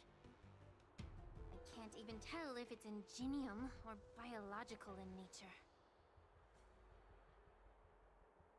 Why do you say that? The core of this device is what they call wetware in industry slang. To put it simply, this machine operates with a kind of biological nerve as its control center. I'll take some samples for the alchemist to analyze and figure out where the biological tissue comes from. Why would the Intelligentsia Guild use such unethical technology? Perhaps they're trying to create a new weapon? Whatever the reason is, it's probably why the Borisin attacked the ship. No wonder the IPC were trying to obstruct our inspection. I'll contact the Ten Lords Commission and ask the judges to come and give their final verdict on this. According to our rules, all prisoners and weapons involving dangerous creatures must be taken to the shackling prison for further sentencing. After all, it's the safest place on the Luofu. As for you, Mr. Craftsman, please go with the Cloud Knights and explain the situation to the judge.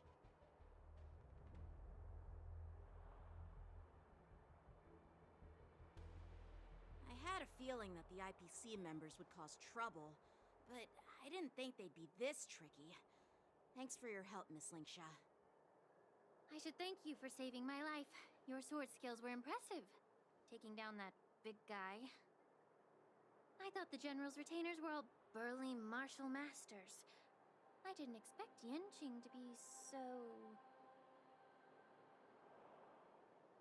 Miniature. Huh? As for you, you must be the guests from the Astral Express, right? Saving the Luofu from that crisis. It's so impressive. It wasn't a big deal. Really. It's still early, so why don't we get some tea at the Alchemy Commission? We can discuss your suggestions for revitalizing the commission. I'd be happy to accept your invitation. And you three are coming too, right?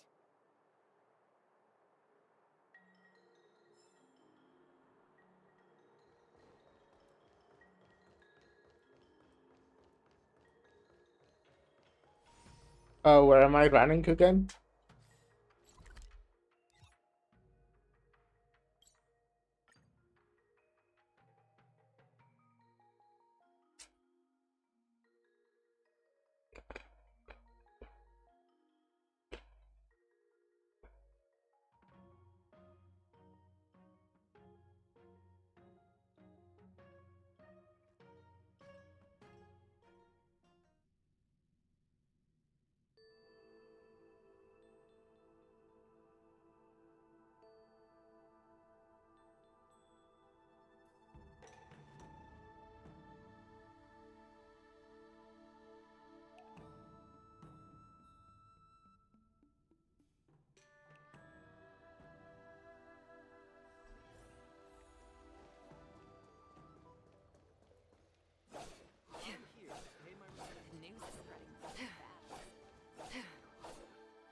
All these years, and the view at the Alchemy Commission hasn't changed a bit.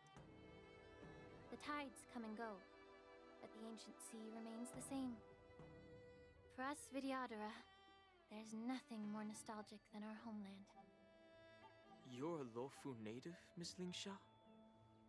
Yes, I grew up here, listening to the sound of waves while researching prescriptions with my mentors and peers at the Alchemy Commission. It's kind of sad, isn't it? Everything changes but somehow remains familiar. Just like you, Don Hung, I traveled far from home, and now I've returned. Seeing the familiar scenery brings back a hint of nostalgia. The view here would be even better without the ambrosial arbor. Oh, really? I think that towering tree looks pretty impressive. Even if it's impressive, it's a plague mark. The Xianzhou have been fighting abominations for thousands of years.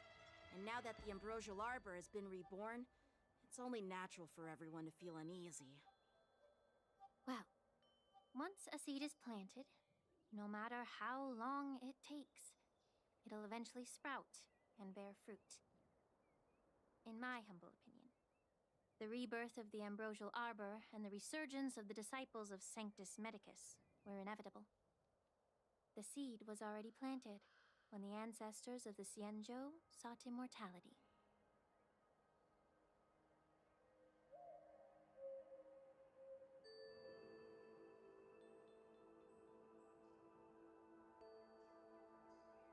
We can just make wild speculations about these things, Miss Lingsha. My bad. Well, since you went through the entire Ambrosial Arbor crisis firsthand, Dan Heng and Lieutenant Yanqing, I'd like to discuss something with you. What would you like to discuss, Miss Lingsha? I was lucky enough to be chosen by the Alliance to come in and clean up all the old grime in the Alchemy Commission. Honestly, the Alchemy Commission is riddled with problems. Hello, and has reached a point Albina where Oxo. How are you doing? I'm looking to Hope you're having a great week. Oh, it's fine. wondering if you could provide any What about you? insights. You having great week? Well, even though I'm a Vidyadharan like you, I'm an outsider, just like my companions here. I can't really say much about a remedy, but I do have a piece of advice, Miss Lingsha. The Vidyadhara and the Alchemy Commission on the Luofu have always been intricately connected.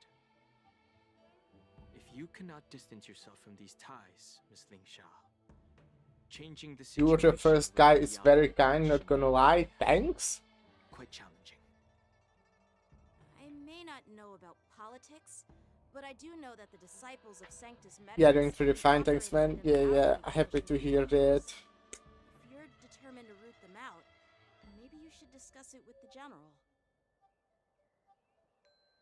I see. Thank you for your valuable insights. While the Lux Arrow from the Rainbow possesses unparalleled power to sever the Ambrosial Arbor, it can't sever mortals' desire to prolong their existence. Just like how the Cloud Knights can eliminate the remnants of the disciples of Sanctus Medicus, but are unable to calm the hearts and minds of the people within the Alchemy Commission. Our Xianzhou forebears knew this well, and that's why they entrusted the duty of guarding the roots of the Arbor to the Vidyadhara. However, the Vidyadhara are still only mortal beings. 30 years ago, my mentor served as Alchemy Commission's Cauldron Master. She recognized the emerging undercurrents and sought to cleanse the source of the disturbance. Unfortunately, even though she was skilled in the art of healing, she didn't understand the human heart or how to eliminate the sickness lurking within the depths of the Alchemy Commission. In the end, she was framed and exiled to the Juming. I was also implicated and had to leave the Luofu. Cool. And guess who arbitrated the case and handed down the sentence? None other I than can see Bin properly. Jinyuan himself. Oh, by the way, in your bag it's anime, real life, and other anime. One's responsible for the corruption in the Yeah, I have Alchemy few Commission, not just the remnants of the disciples of anime Sanctus Medicus, artworks, prints but behind even me. the divine foresight himself.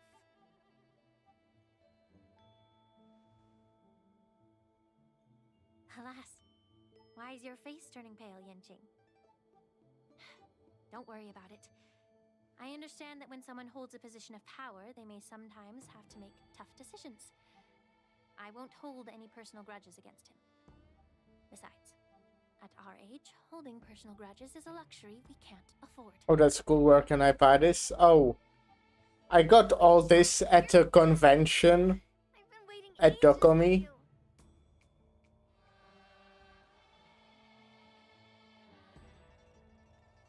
Yunli! Why aren't you with your grandpa? What brings you to the Alchemy Commission? Well, let Let me take this opportunity to introduce you to Yanqing. What a small world. You stole my sword. Give it back. I want One Piece and Demon Slayer 1. Cool. I see. Let's skip the introduction part then. Why do I keep bumping into you? Are you stalking me or something? Oh, Yanqing is disgusting stalker. Unlike you, Miss Yunli, I have important things to take care of. You, on the other hand, What a seem to creep. have all the time in the world to wander around without returning my sword. Grandpa used to say that a sword reflects its master. I talked to your sword, and it told me that you've been distracted. You hesitate when you should strike. And Hesitation you is stay calm when your defeat. sword is unsheathed. Now that I see you again, I realize your sword was right. It wasn't me who took your sword. It was you who lost focus. Do you really expect me to believe that nonsense? I've been taking it easy on you because you're a guest from the Juming, but you're not taking the hint. Don't people from the Juming know you're supposed to return what you've borrowed? Just look at this flying sword. Even if I gave it back to you now, it'd just be taken away again in a few hours. You know the Cloud Knight saying, a Cloud Knight must never let slip their weapon, yes? Well, sure, I can give it back to you now, but on the battlefield, that's a whole different story. Poor flying sword. Fine! You don't have to give it back, because I'll take it back myself!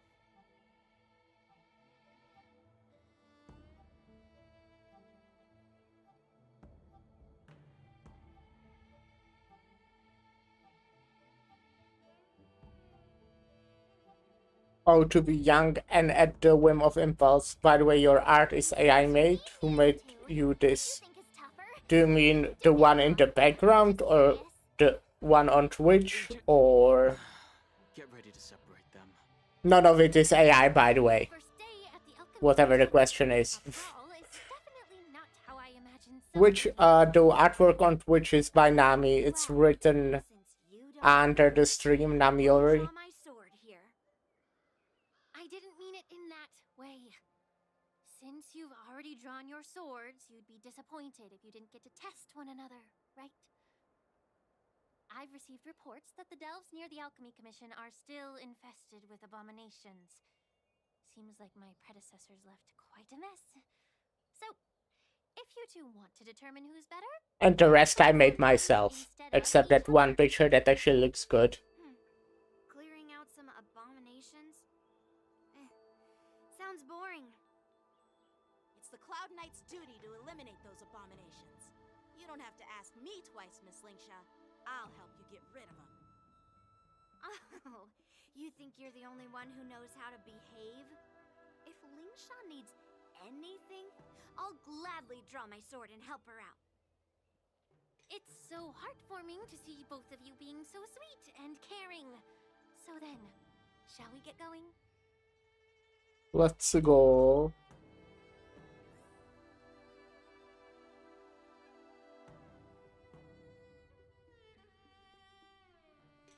Ever since the disciples of Sanctus Medicus were eradicated, their experimental abominations have been festering here. If you want a contest, I'll be the referee. The one who kills the most abominations within an hour wins. Lingsha, as always, you're still an expert in making unpaid work sound so noble and grand. It's for your own good, little Yunli. While you desire to compete against each other, I don't want to see either of you getting hurt. That's really thoughtful of you, Cauldron Master. So, are you both ready?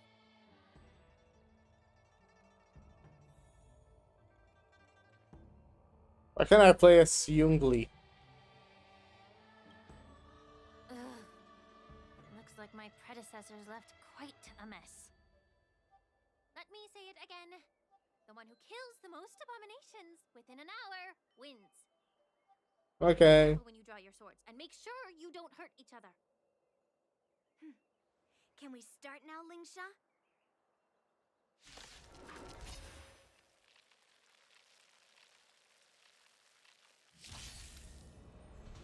May as well kill them all.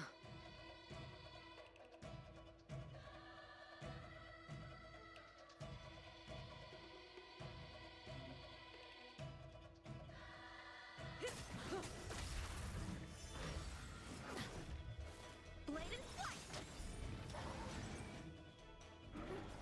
I didn't expect someone who can't even hold on to a sword to actually have some skill. He's not really doing that much. Stand still. Beneath the waters lies an endless abyss. Time to say bye. Boom. Destined for oblivion.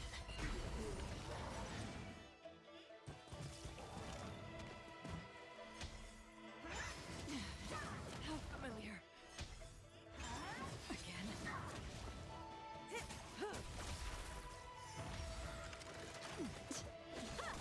Relax.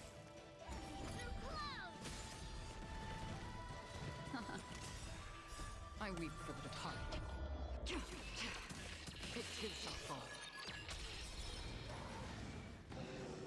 Still waters of oblivion. It looks like Yanshin is winning, which is kinda cringe. Because he has 3 other people helping him. Time to say bye. Boom.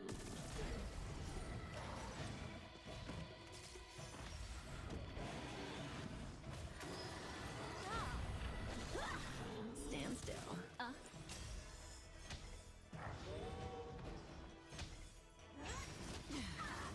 familiar. Destined for oblivion. I weep for the departed. It too shall fall.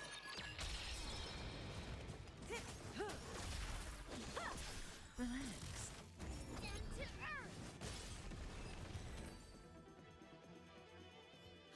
I win, Miss Yunli! You got lucky. No, he got help. Why don't you just give me back my sword, sincerely apologize, and then go cry your eyes out to your grandpa? Consider yourself lucky that I'm not interested in your rusty sword, as I don't have the nasty habit of snatching other people's weapons. All you did was chop down a few monsters. Don't get carried away with yourself. If you think you can just take this sword from my hand, go ahead and try.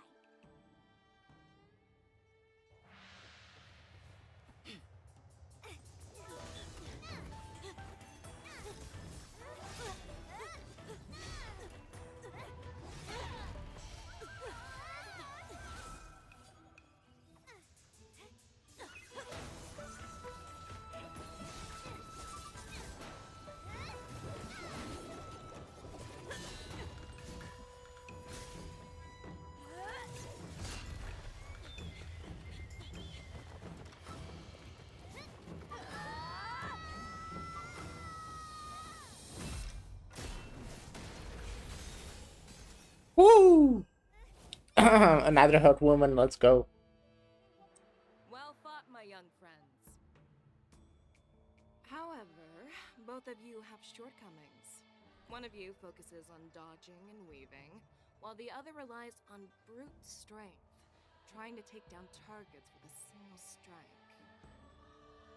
Who are you? Me? I'm just a patient seeking medicine from the Alchemy Commission. A passerby, if you will. I thought I'd see my fill of impressive fights during the war dance. Yet here I am, able to witness a remarkable fight at the Alchemy Commission, of all places. Well, the Lawfu is never short of surprises. However, I have a small suggestion for you. Why don't you settle this dispute fair and square in the war dance's ring? That way, you can resolve your differences with a proper duel and put your grudges behind you. Grudges? No, not at all. Yunli and we were just sparring. Really? summoned your flying swords, and she swung her sword with full strength. No grudges between you. I don't believe it. Aha! What brings you here, Lady Fei Xiao? Have you finished your health consultation with the Dragon Lady? Fei Xiao? Grandpa always talks about you. Could it be that you're... The Merlin's Claw of the Xianzhou Yaoqing? Looks like I'm quite famous on the Xianzhou Luofu, too. Of course. Everyone has heard of the great general. Known to all, and unbeknown to none. Great General? Isn't that title a bit too narcissistic? I don't like it. Ooh, I heard there's a dozing general on the Luofu, so I came up with a humble nickname for myself. The Lacking General. Lacking in worries, regrets, and rivals. Sounds much better, right? Yeah, that's a befitting title that sounds both humble and impressive. Now that the sparring session is over, Yanqing and Yunli, shouldn't you politely thank General Fei Xiao for her guidance and bury the hatchet? Here's your sword. Keep it safe. Or it might get taken away again. By the way, we haven't settled the score yet. I'll defeat you fair and square next time we fight. This is how she apologizes? Now that I finally got my sword back, I should report to the seat of divine foresight. I'll take my leave, General Fei Xiao.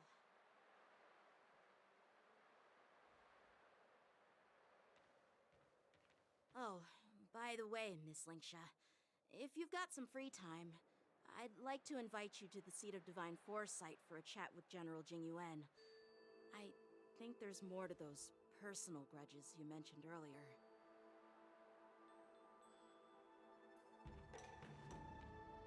Thanks for stepping in, General Fei Xiao. Otherwise, I'd have had to knock them out with my incense. Not at all. Just doing what you asked.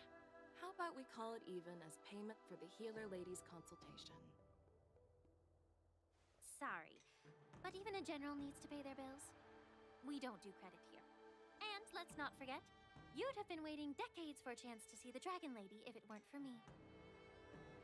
Well, you can always send the bill to the seat of divine foresight and say it's for mentoring those kids. After all, it was quite the effort splitting them up. I nearly had to get tough. Now, if you'll excuse me, I need to find a spot and get some fresh air.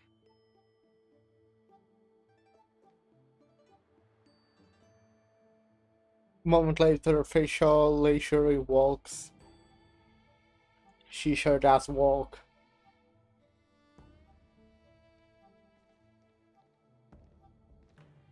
Back already? You've met with Jing Yuan and wandered around for a few hours. So, what do you think? It appears that the Divine Foresight is using this war dance as a show of strength to convince everyone that the Luofu is prospering after the Ambrosial Arbor crisis. But... I know you're going to say but, right? But the influx of people attending the war dance is like a breeding ground for disorder and rumors. One wrong move, and the Luofu could be in a world of chaos. The Cloud Knights on the streets remain vigilant, so at the very least, General Jingyuan is aware of this. As for other matters, I'm unable to say. I'd prefer to be excused from future meetings with generals. I'm just a military healer. And now all of a sudden I'm thrust onto the center stage having cordial chats with two generals? My work doesn't lend itself to being in the limelight either. Just stop whining. At least you're in one piece, right? Before getting in touch with General Jing Yuan, I wanted to put aside my assumptions and see his momentum.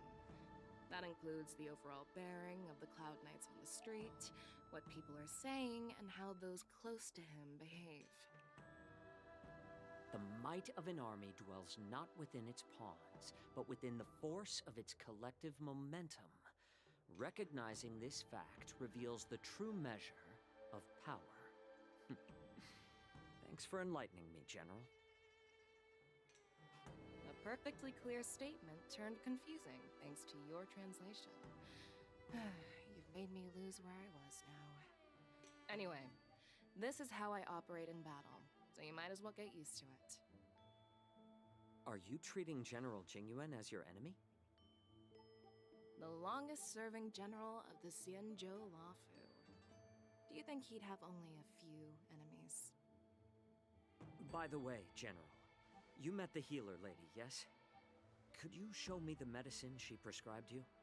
Are they talking about Well, the healer lady Bailu didn't do anything or about my condition. She just told me to enjoy some tasty food. So not even the famed healer lady could help? Don't worry. I'll fulfill my promise and find a way to cure you. Actually, I've found some leads. maybe some nice food? Well, life and death, Jiao Chou. It's all predetermined. Upon starting my military career, I made a pledge that the rest of my life would be dedicated to being the Xianzhou spearhead, hunting down the abominations of abundance till the end of my days. As long as I can fulfill that deep-seated desire, I don't care how long I live. You asked if I view General Jingyuan as my enemy. No. I don't have My enemies. enemy has always been myself.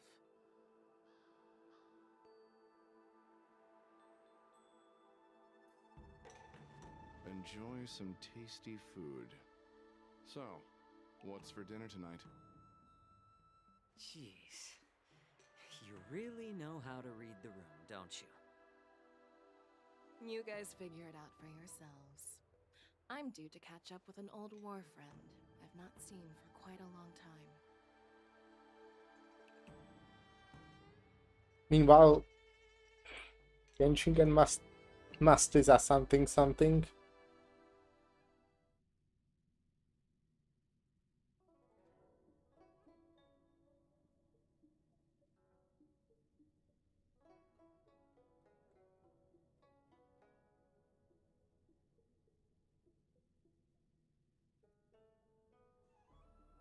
Hey! Was that the Yaoqing general who just dropped in out of nowhere? Oh, she's so awesome! Yeah, yeah. I mean, when Yun Li swung that massive sword, she just casually blocked her attack with ease. And mine too. Yeah. But to go up against Yun Li is quite impressive, you know? That aura of heroism and grace. It almost makes me want to learn Xianzhou swordplay. You think so too, right?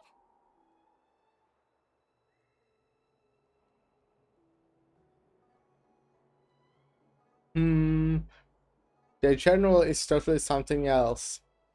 I agree. General Fei Xiao is indeed impressive. Yeah. I was actually hoping you'd give Yanqing some praise. Bye. Thanks for the kind words, Miss March. The war dance is coming up, and I've been chosen to represent the Cloud Knights in the ceremony. I've had my fair share of defeats lately, and even though I know there are always more skilled sword masters out there, seeing General Fei Xiao's skills today has made me feel a bit uneasy again. Don't underestimate yourself. After all, generals won't fight in the ring during the war dance. Just remember the state of mind you had when you single-handedly took on me and Blade, putting life and death aside. With that mindset, you can prevail against most challengers. I see. Thanks for the advice, Master Danheng.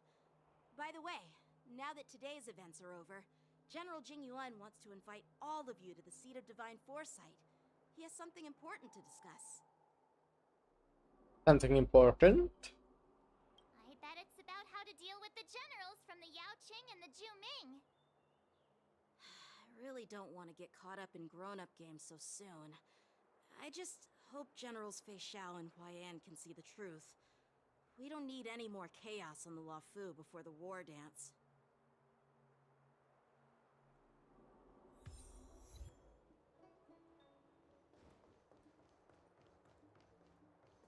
Need your extractor cleaned or your I don't believe in ghosts.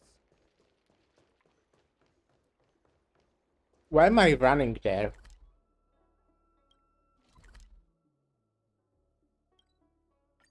Better.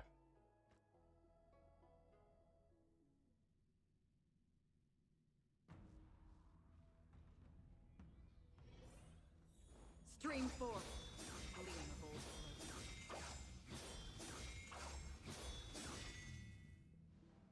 Earlier at the Palace of Astral, I introduced these guests from the Astral Express to you, Elder White. But with all the people around, we only exchanged pleasantries. Now, I'd like to officially introduce them to you. These three braved great dangers, accompanying me to perilous places, defeating the chief culprit Fantilia, and uncovering the conspiracies of the disciples of Sanctus Medicus.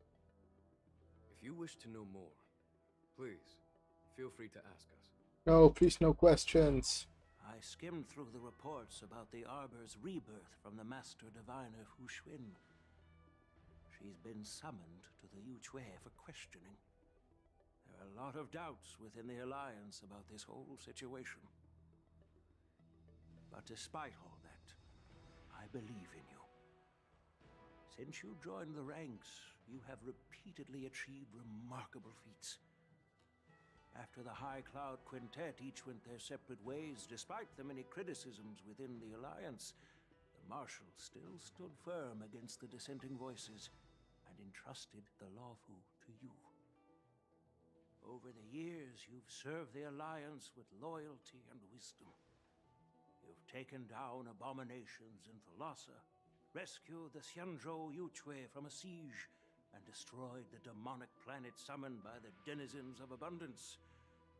I still remember those battles vividly. There are fools who doubt your loyalty. They're happy to see the divine foresight fail because it gives them some kind of sick satisfaction. They haven't achieved anything of their own, so they feed off the failures of others. But I've seen enough failures in my time, and I want to believe that your loyalty has never wavered. So, General Fei Xiao of the Yao Qing is the only one investigating the Ambrosial Arbor crisis on behalf of the Alliance? No. I am too. This old man's words always catch me off guard. The Marshal ordered me to come to the Xianzhou Luofu, but the document only says, attend the war dance and listen to Fei Xiao's questioning. What does that mean? I think I know what it means. It probably means that he's supposed to attend the war dance and listen for the Fascia's questioning, right? Since it's Marshal's orders, do we need to step aside? No need for that. You're all important witnesses. The Marshal is well aware of Jing Yuan's purpose in holding the ceremony, and understands the situation he is facing. She mentioned it because she believes both issues are important. Thanks for your kindness and sincerity, Elder Huaiyan. But is it appropriate to tell everyone here about the Marshal's orders? By introducing the Express's witnesses to me alone, aren't you aiming to discern the intentions behind both my actions and Fei Xiao's? And whether there's any discord between us? Well, since I'm being open and honest with you, I encourage you young folk to do the same. As for the Ambrosial Arbor crisis, all I need to do is listen. General Feishao will be the one asking the questions. To be honest, I'm more concerned about the timely start of the war dance. Oh, by the way, I've prepared a gift for the war dance. Admire the sword. Yes, it's this case right here. This case gleams with a muted luster, crafted from a material neither wood nor metal. Its surface is masterfully woven into metallic threads, outlined by an intricate pattern of lotus flowers. There will be numerous contests and celebrations during the war dance, and the main event will be the Ringmaster's Challenge. The host will dispatch a skilled warrior to take on challengers from all over the cosmos, showcasing the excellent martial arts of the Xianzhou Luofu. When you mentioned that the Astral Express would be attending the ceremony, I thought the High Elder of the Luofu would be the Ringmaster. You humor me, Elder Huayan.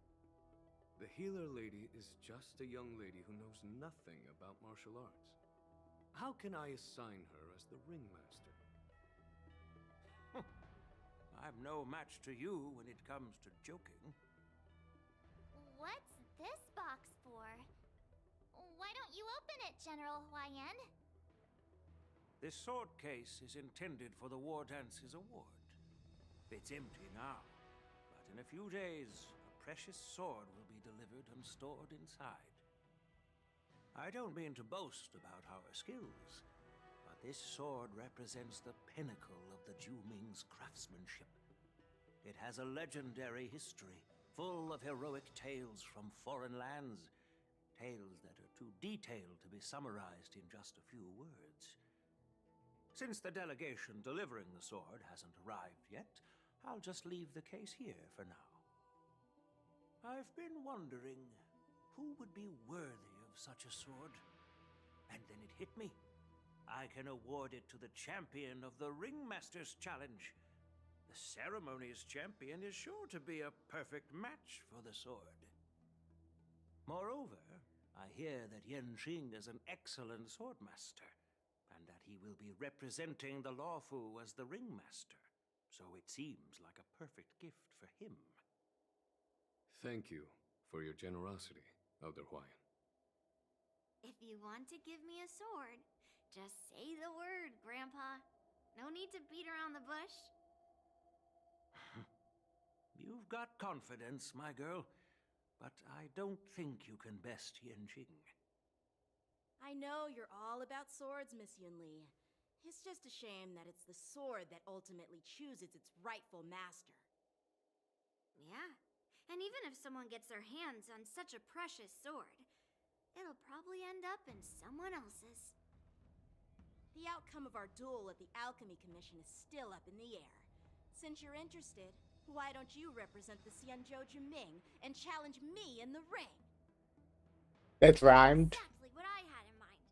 Nobody knows who's gonna come out on top. It could be me, could be someone else. It'll probably be me. But whatever happens, it won't be him.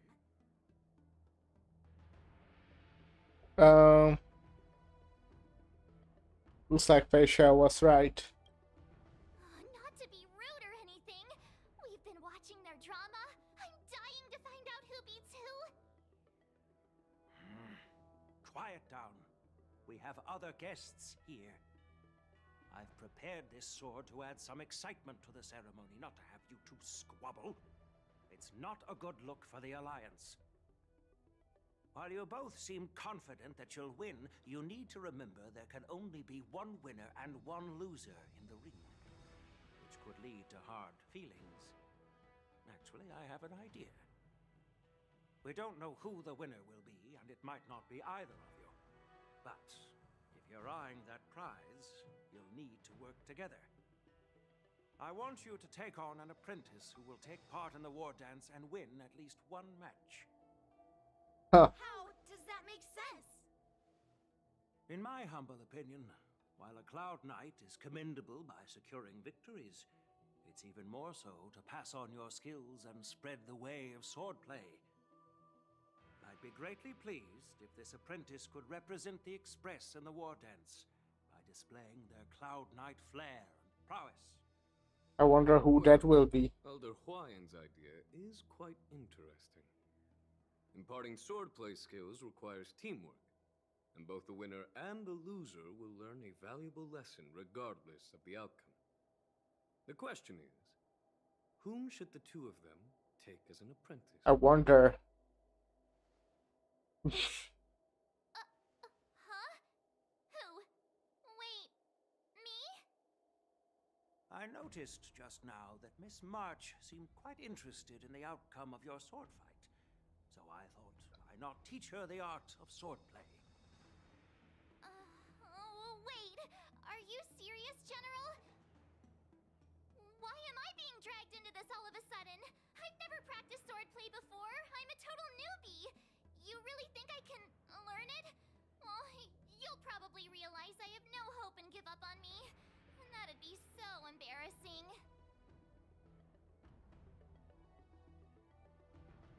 Just accept your fate, March. Isn't this a perfect chance for you? I remember you mentioning that you wanted to learn some sword moves. Yeah, I did say that. But this is all happening so quickly, don't you think? Miss March is like a piece of jade in the rough, just waiting to be shaped. The war dance is the perfect opportunity to see what heights she can reach. I appreciate your kind words, General Huayan. But won't teaching me swordplay be a waste of Yanqing and Yunli's time? No. They should be preparing for the ceremony. No. Plus, I heard that each swordmaster has their own special moves. What if they let something slip while teaching me? If everyone knows each other's tactics, won't that make it hard to catch people off guard during the war dance? That's considerate of you, March 7th. But don't worry. It'll take you at least a decade of hard training before you can even start learning special moves. No need to freak out. A few Juming swordplay tricks will mean you'll be more than equipped. Really? Looks like March's curiosity has been piqued. The whole point is to know each other's moves. Defeating your opponent in just one move? How boring would that be? Plus, what really decides a swordsman's fate isn't some special move. It's the solid fundamentals. So Miss Yunli has already agreed.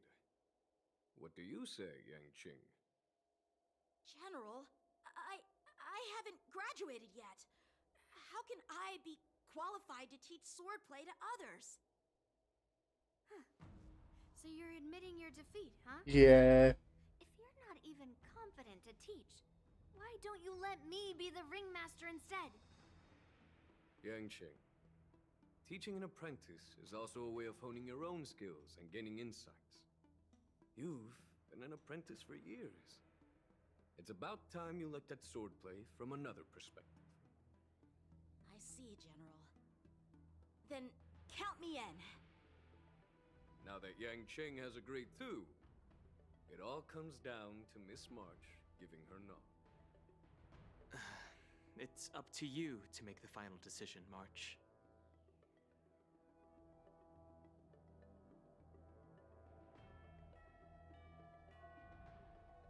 Time for it to become the best swordsmaster on the Express. That way, I won't have to worry about you accidentally shooting me in the butt all the time. Is that something that happens often? Never missed my target. Yeah. Then I'm on board. Thank you for your kindness, General Huayan. Great. I guess there's no miss mechanic in this game. Will teach you the basics of the Cloud Knight's swordplay. Yunli and I will head out and purchase some sword practice equipment for Miss March.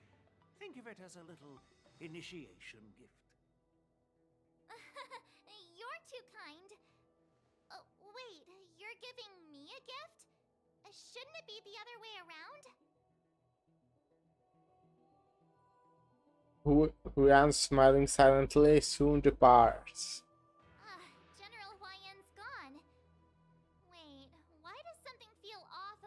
talked about? Assumedly. I think we strayed off topic. How did things even get to this point? Yeah, I brought you here because the General said he had some important matters to discuss. But how in the world did Yoon Lee and I suddenly become Miss March's swordplay mentors? Because General Huayan wants us to stick around on the Luofu for some time. But aren't we here to attend the ceremony anyway? But from his point of view, we're no different from all the other tourists who may leave at any time. Since the crew's actions were mentioned in the Luofu's operations log were given to the Alliance, he probably wants to see firsthand if we're as capable as the report claims, or if we're just some made-up excuse to save face. And he wants to see it for himself during the war dance, which is why he even dragged Yun Li into this. What began as a simple contest between two sword masters has now evolved into you two collaborating to mentor March. Elder Huayan is still that tricky general who likes to give everyone a headache. My apologies. Truth be told, I invited all of you to the ceremony because I wished for you to act as my witnesses. I apologize for not disclosing this information earlier. In the coming weeks, I'll also invite all of you to a meeting with General Fei Xiao, where you may need to answer her questions and clear up any doubts she might have. So please, be prepared for the meeting.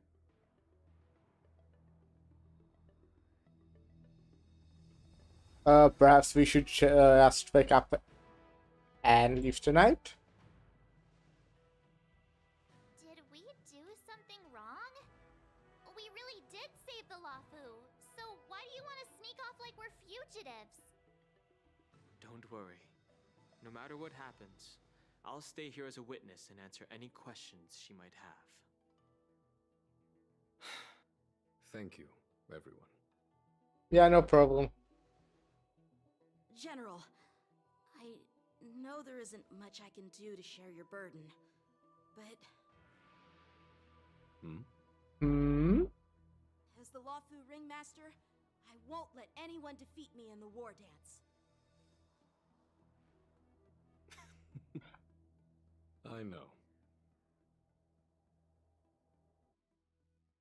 Alright.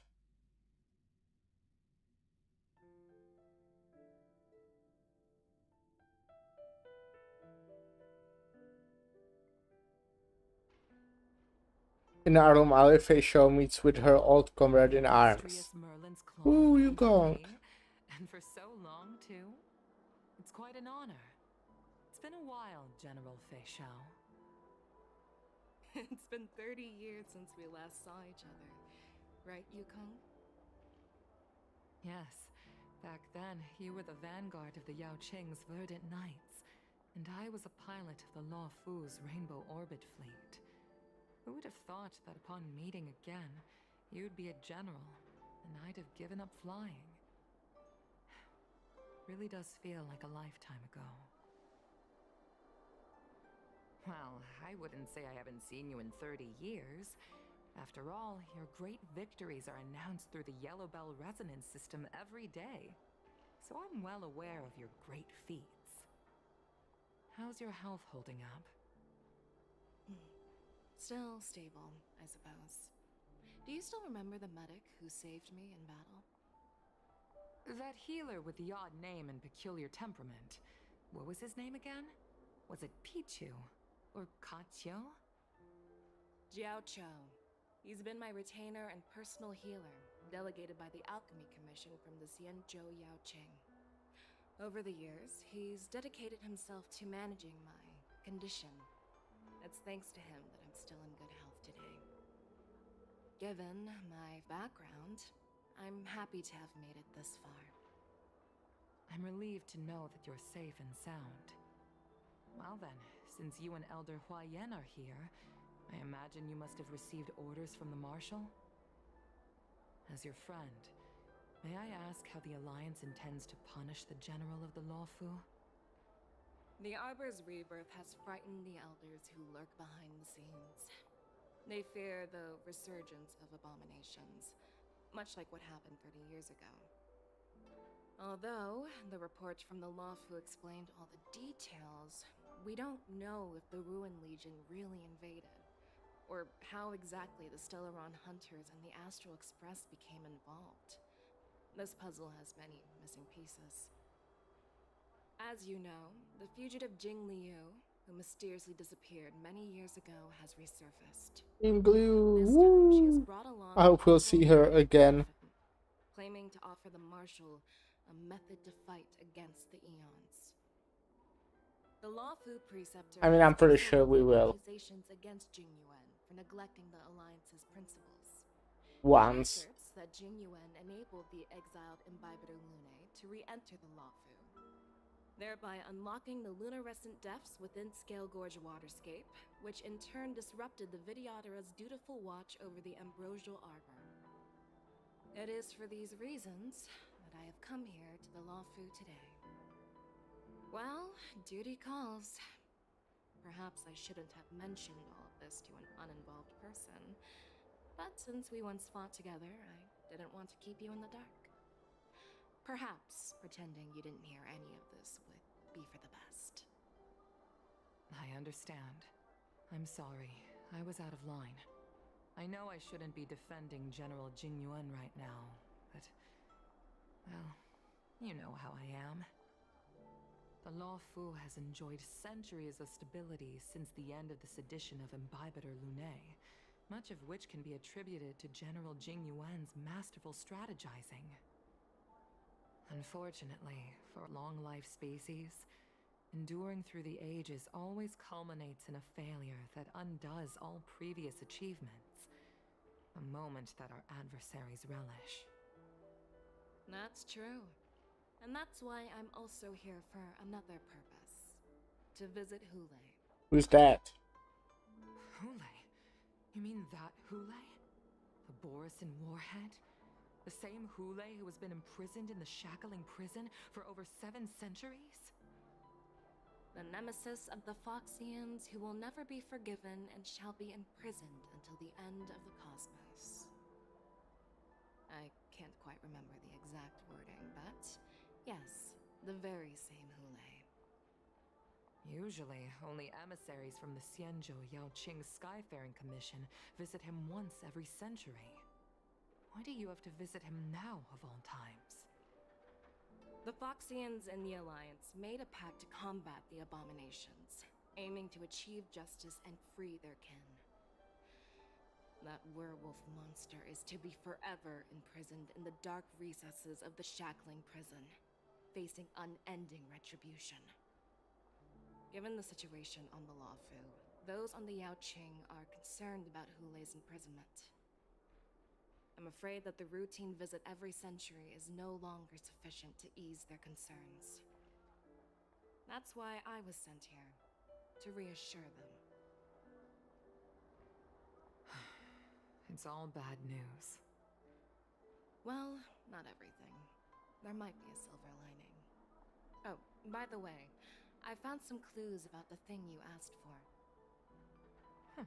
Tell me more.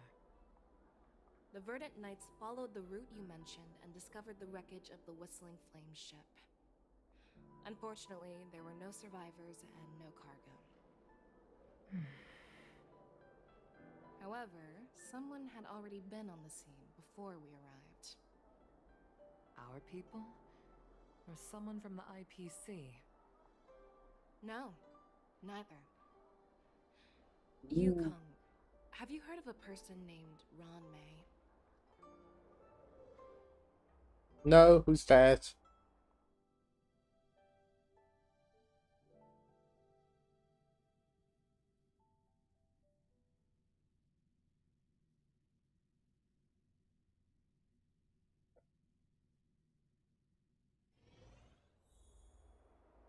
After a day of running around, you finally arrive at Battery 4, in for well-deserved rest. This night, your restlessness from meeting the general and the bustling crowd before the wardens keeps you from falling asleep. They do. I'm still feeling sleepy. Yeah, relatable. Did I oversleep? Where did March and Don Hung go?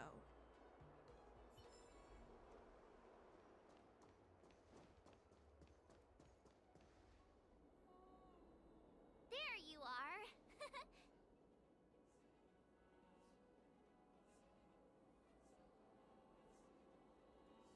Marge, show some respect to your master. It's an honor to learn from you, Master Yanqing. Oh, in all those immersions and novels I watched, when apprentices want to pay their respects to their masters, they usually bring fancy gifts, kneel, and bow. I'm really sorry, but I haven't prepared anything yet. Hey, why are you blushing, Master Yanqing? This is, the first time someone has called me master. I need to, get used to it. Let me make it clear. Swordplay training is about improving your body, mind, and strength. It's not a casual game you can master overnight. I promised General Huayan that I'd teach you Cloud Knight swordplay, so you can participate in the war dance and defeat at least one opponent. I'll do my best, but if you break your master's rules... Marge is always a good girl. A promise is a promise. Since I promised to study hard, I'll do my best starting today. Great! That's the spirit. March is in your hands now, Yanqing. Don't be too easy on her. Don Hung, do you even have a heart? Did you lose it somewhere? By the way, where's Yunli? I've found a quiet spot in the back garden of the Palace of Astrum for our first lesson together.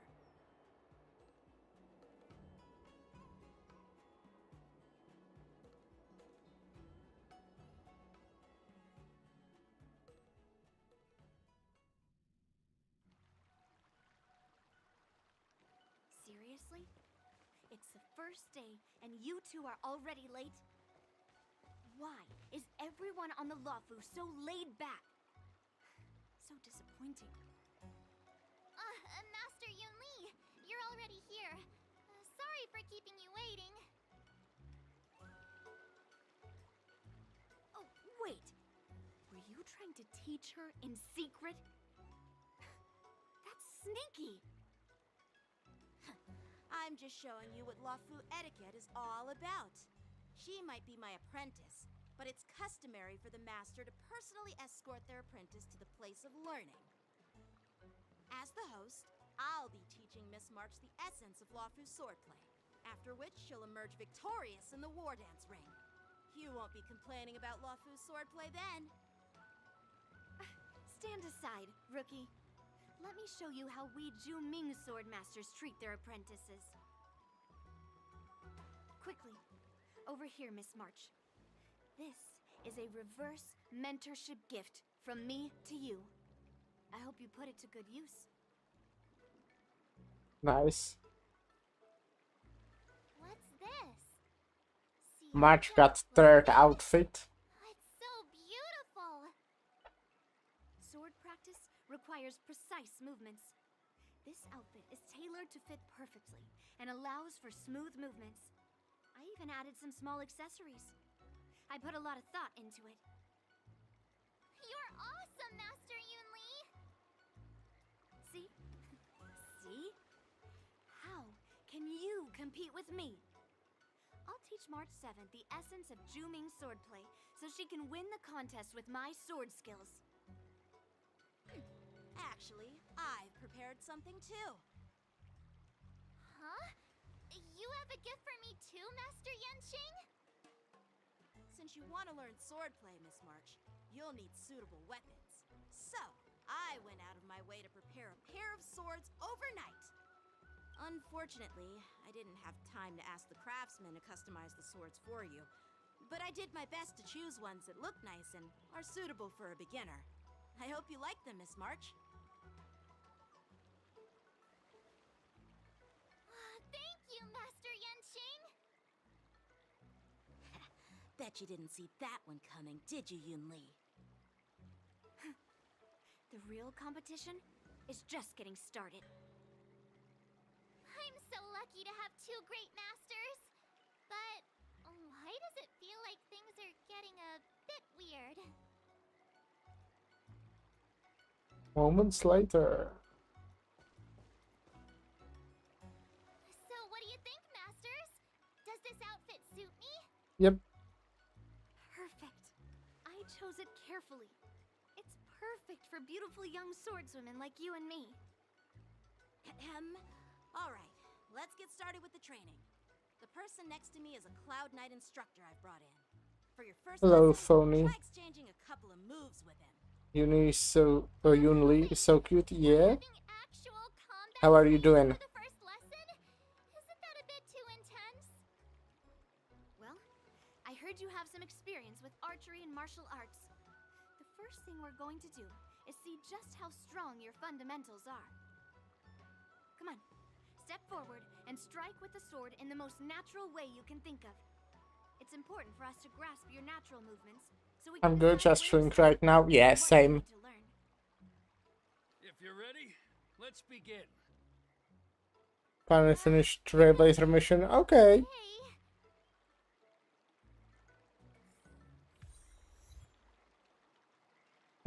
Seek to learn swordplay.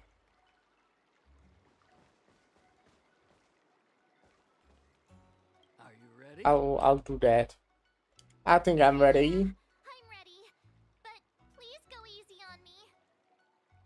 Then I apologize in advance, Miss March.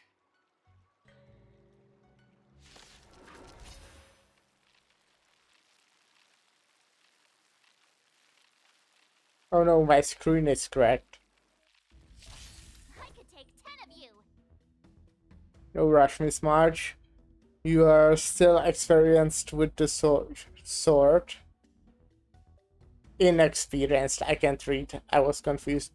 Why don't you use your skill first and learn a few moves from me? Understood. Now I'll ask Master Yanqing to teach me some moves.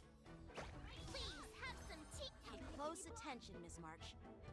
Rahu swordplay is all about being swift and agile in your movements. Shifu's attacks can accumulate charge for March 7th and make her realize powerful abilities. Sword is like water. It cannot remain still.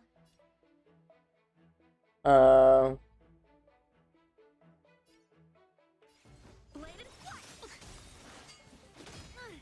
Yes, you! Practice is over. Swords descend. Ignore him.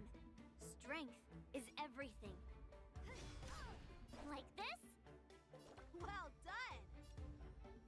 Here you go, Master.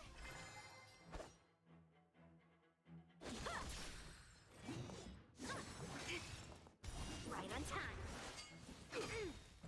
Yes, you!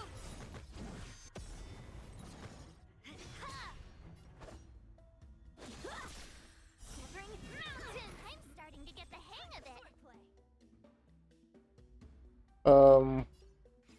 Strike apart. Awesome! I don't know what any of these characters do. With a true heart and focused mind. Here I come. Right on time. Like, roughly. I know roughly what they do, but not really.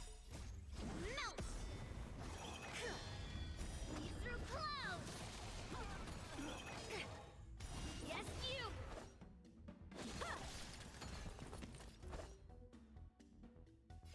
Bladed flight! You'll make good practice. Practice is over. Swords descend.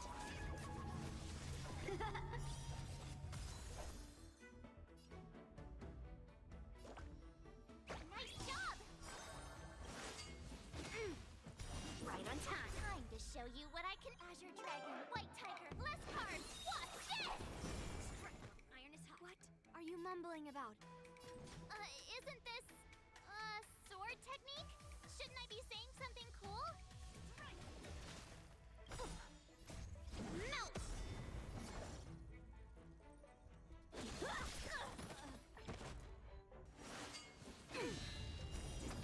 Her taunt is pretty good. At least if you have two hand characters, I guess.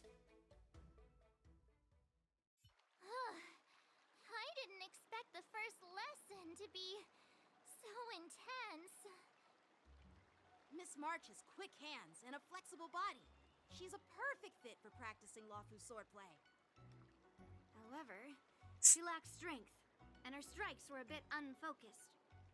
But don't worry, that's totally normal for beginners. Once she starts practicing Juming swordplay, she'll make heaps of progress. Given the situation, I believe Miss March should start by working on her strength. Seriously, do you actually know anything about swordplay, or what? I could ask you the same thing. Dual swords require agility. So what's more important than footwork? Instead of focusing on her strengths, we should address her weaknesses. The drawback of wielding two swords is not generating enough force. What good is being quick on your feet if you don't have strength? It's not like we're dancing here. Skilled sword masters know how to play to their strengths and work on their weaknesses. Start with what you're good at, then tackle your weaknesses. That's the right way to learn. You're quite the theorist, huh? Theorist? A game theorist. You claim to be able to talk to swords. So what does that make you? A lunatic? Hey, it's only my first lesson, and you're already arguing. Come on, calm down, masters. I'll have to improve both my footwork and strength anyway, so it doesn't matter which one comes first. But it does matter. Just listen to me, March 7th.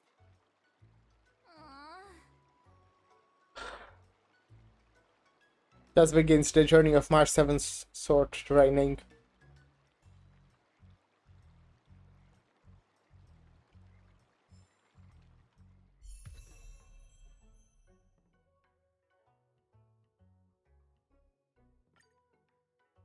Woo! That's cool.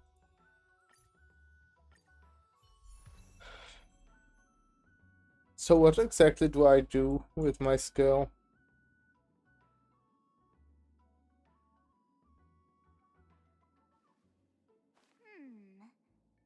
I see. Let me see.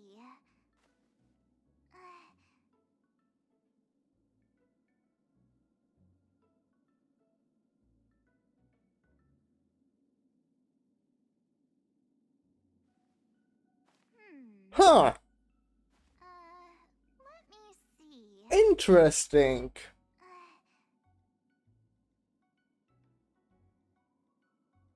I mean, increasing speed is pretty good. Obviously. And 6% on level 1, I assume is solid, for sure.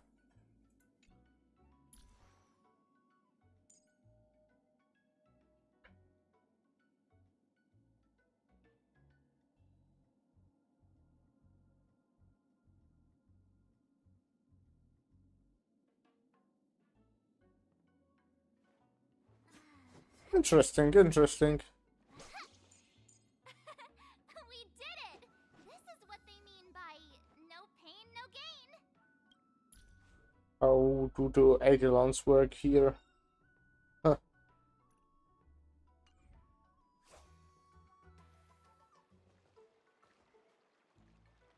That marches on and they turn to more. Dear Himeko, Mr. Yang, and Pom Pom, we're all good here on the Xianzhou Lafu, so no need to worry. By the way, how's your trip going? As for me, I've somehow become the apprentice to two Cloud Knight sword masters, and I've been honing my sword skills with their guidance. One of them is Yenqing, the boy we've all met before. The other is Yun Li, the granddaughter of General Hua Yan from the Xianzhou Juming. Both masters are super strict, giving me a real taste of how hard sword training can be. I tried to drag her into this, but she refused. Then I tried to rope Dan Heng in, but Master Yanqing wouldn't have it. Still, I didn't let the difficulty get to me. In just a few weeks, my sword skills have improved a lot. Both my masters think I have unique talents in swordplay, and are literally fighting each other to teach me their skills. Thanks to their guidance, I've actually made some progress. When I get back to the Express, I'll definitely show off my skills and impress you all. Looking forward to your reply. Yours, March 7th. There's a nice flyby in the Delph as the Warden's fast approaches. Under the strict supervision of her two masters, March 7 trains tirelessly, almost developing Dennis' elbow. On the day after the sword training, which day? Well done. Let's call it a day.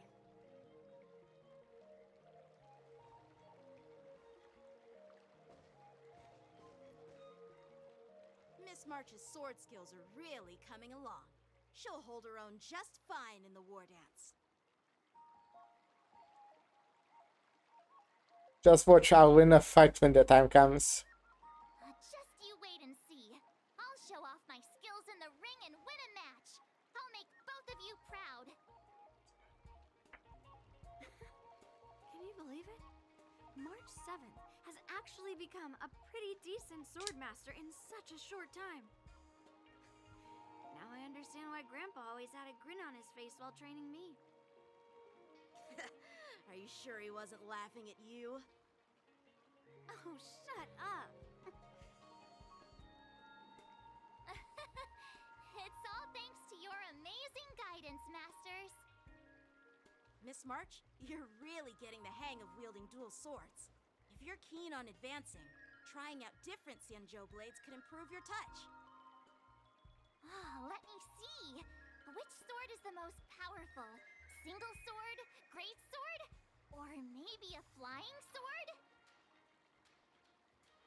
There's no such thing as the most powerful sword. It's all about the skill of the swordmaster. Yanqing wields several flying swords, while I only wield one. But remember how I kicked his butt at the Alchemy Commission? First, you didn't kick my butt. Second, you'll never kick my butt. Third, how about we settle this Again? see who kicks whose butt? Yeah, I'm up for that. And if I kick your butt, you'll drop out of the war dance. Deal? That's rough. I wouldn't agree to that. Again? I thought things had been improving between you lately. There was talk that the leading disciples of the Law Fu and Ju Hello. were supposed to face off in the war dance, but for some reason, they suddenly teamed up to train an apprentice of their own. Turns out, the rumors are true.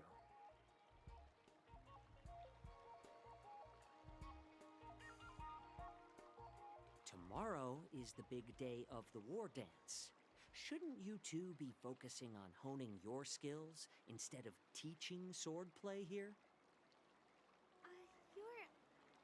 You're... Oh, that's right! You're the pink-haired box from the Yaoqing! Is that pink? I'm not sure about that.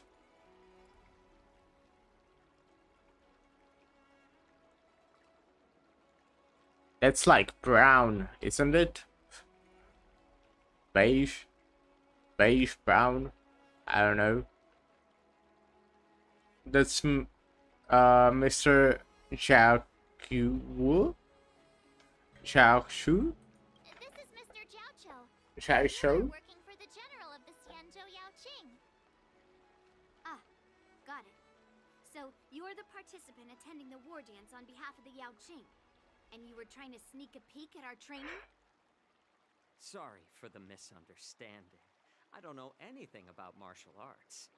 I'm just here on the General's orders to take care of some official business. I didn't mean to interrupt your training. I'll be on my way. If you know nothing about martial arts, why were you smirking earlier? Well, my curiosity got the better of me, I suppose. When I heard Miss March's pondering about what to learn, I couldn't help but wander over. From my professional experience, cleavers, slicers, chopping knives, and carving knives are all just tools.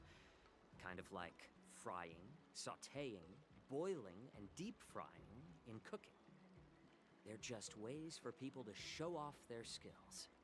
How you use them really depends on the ingredients you're working with. It's like your sword teaching methods.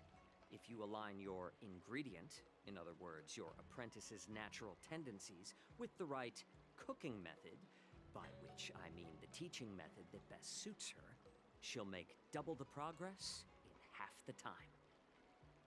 For example, golden eggplant tastes best when fried, cloud peppers when stir-fried, and yellow boulder beef when simmered. It's all about discovering the nature of the ingredients. Apprentice. Cool. I think I'm getting hungry. All this talk about food is making me hungry. Are you a healer? Why are you talking about food? Well, it's just a metaphor. The medicinal school I follow on the Xianzhou Yaoqing is called the Ranja School, that specializes in food therapy. So it's only natural that I know a thing or two about cooking. So, you're the General's cook? I'm a healer. But anyway, a cook who isn't interested in health doesn't make for a good advisor. Fine. Call me a cook if you want.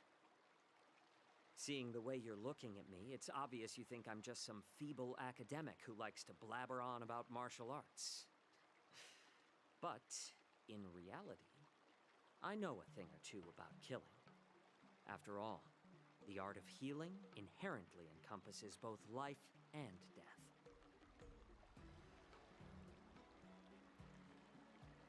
Seems like he just got offended. Seriously? Trying to save face in front of kids? Ugh. Do you recognize this bottle of medicine in my hand? No. No. This is called tumble dust, an extract from an exotic flower named Yabra. Ugh, is it poison? Well, it depends on how it's used. With just one drop, it's able to numb a patient's body during surgery, making them painless throughout the entire process.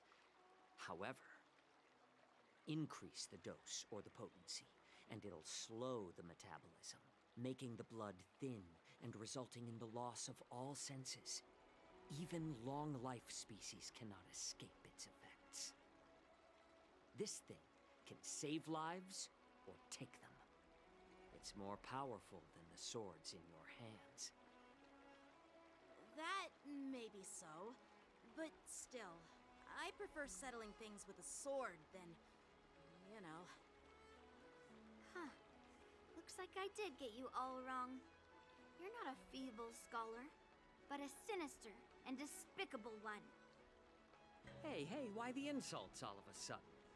I'm just sharing some medical knowledge here, not persuading you to poison anyone. Seems like you get real excited when talking about poison. I can't tell if that's an honorable thing or sinister. Picture this. Two individuals. The one standing is full of malice.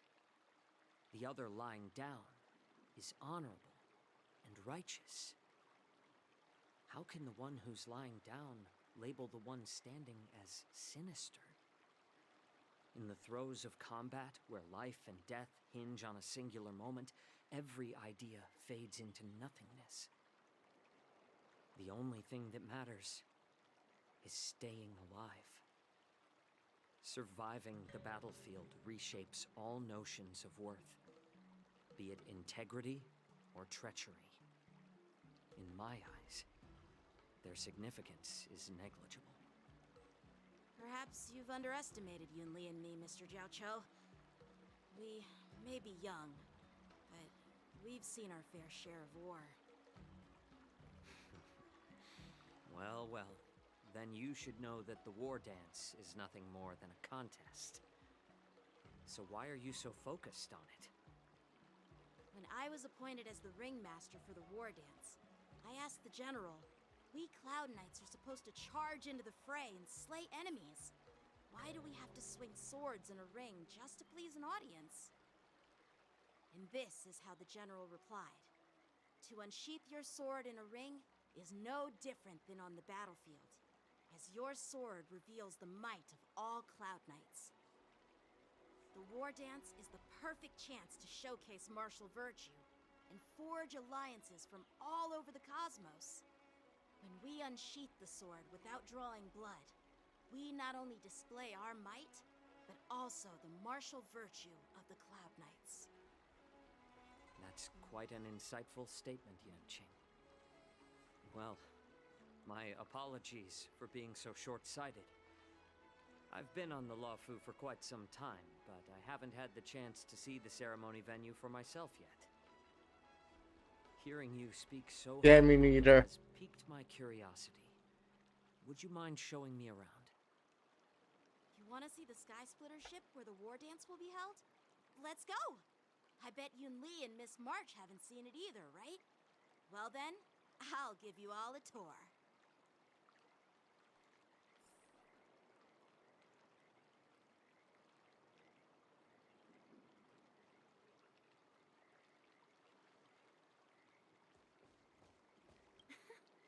Can you believe Oh, for character. March 7th has actually become a pretty decent swordmaster in such a short time? Okay, yeah, I already heard this. Oh, fuck off. Let's go. I'll give you a tour of the Sky Splitter.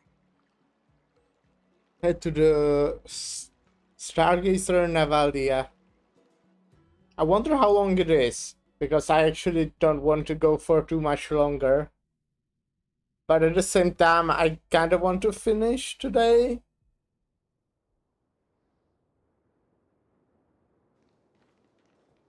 Looks like a lot of other visitors have also come to catch a glimpse of the Sky Splitter.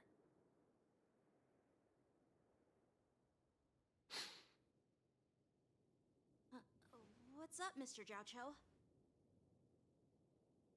No, it's nothing.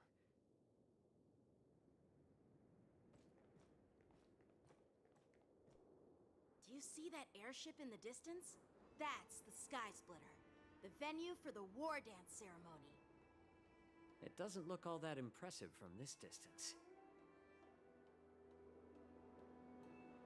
The Sky Splitter is actually a decommissioned Luofu military vessel. People aren't allowed on board until the war dance officially commences. Tomorrow, when the bell rings and the ceremonial cannons roar, I'll be there representing the Cloud Knights of the Xianzhou Luofu, standing in the ring, ready to take on challengers from all over the cosmos. Since I was a kid, I've been training in swordplay and the art of war under the general. Every day, I'd swing my sword 10,000 times, and then thrust it 10,000 times, repeating the process over and over. I understand that I'm not like other kids. I never envied the toys and freedom they all had. I never found sword practice boring or hard. Even in the thick of battle, facing down savage abominations, I never felt scared. Good for you. Each day, I could feel myself getting stronger and stronger, and I racked up countless victories. It's the best feeling in the world. But then, I faced a really tough opponent. And just one slash shattered my confidence into 1,000 pieces. That's when I felt true fear for the first time. Maybe that's what Mr. Jiao Cho meant by life and death hinge on a singular moment. Every idea fades into nothingness. After that, I had to pick up the pieces and try to put myself back together. But no matter how hard I tried, I couldn't seem to find my old happy self again. I often ask myself, why do I wield my sword? If defeat is inevitable, why do I continue to fight? Is it to reclaim the joy of victory? To meet the general's expectations? Or to secure my honor among the Cloud Knights? While the general could teach me the art of swordplay, he couldn't teach me why I should keep on going. He said the reason must come from within myself. I've been struggling to find that reason. But after talking with you, Mr. Jiao Cho, I think I already have that reason in mind. As a member of the Cloud Knights and the General's apprentice, I've had a weight on my shoulders. And I know there's still more to shoulder. But when I wield my sword, it feels like I'm letting go of everything. I love the feeling of giving it my all, facing any obstacle in front of me, pressing forward. That's why I wield my sword. Oh, Yenqing. So young, yet so grown up. By the way, how old are you exactly? Age doesn't really matter.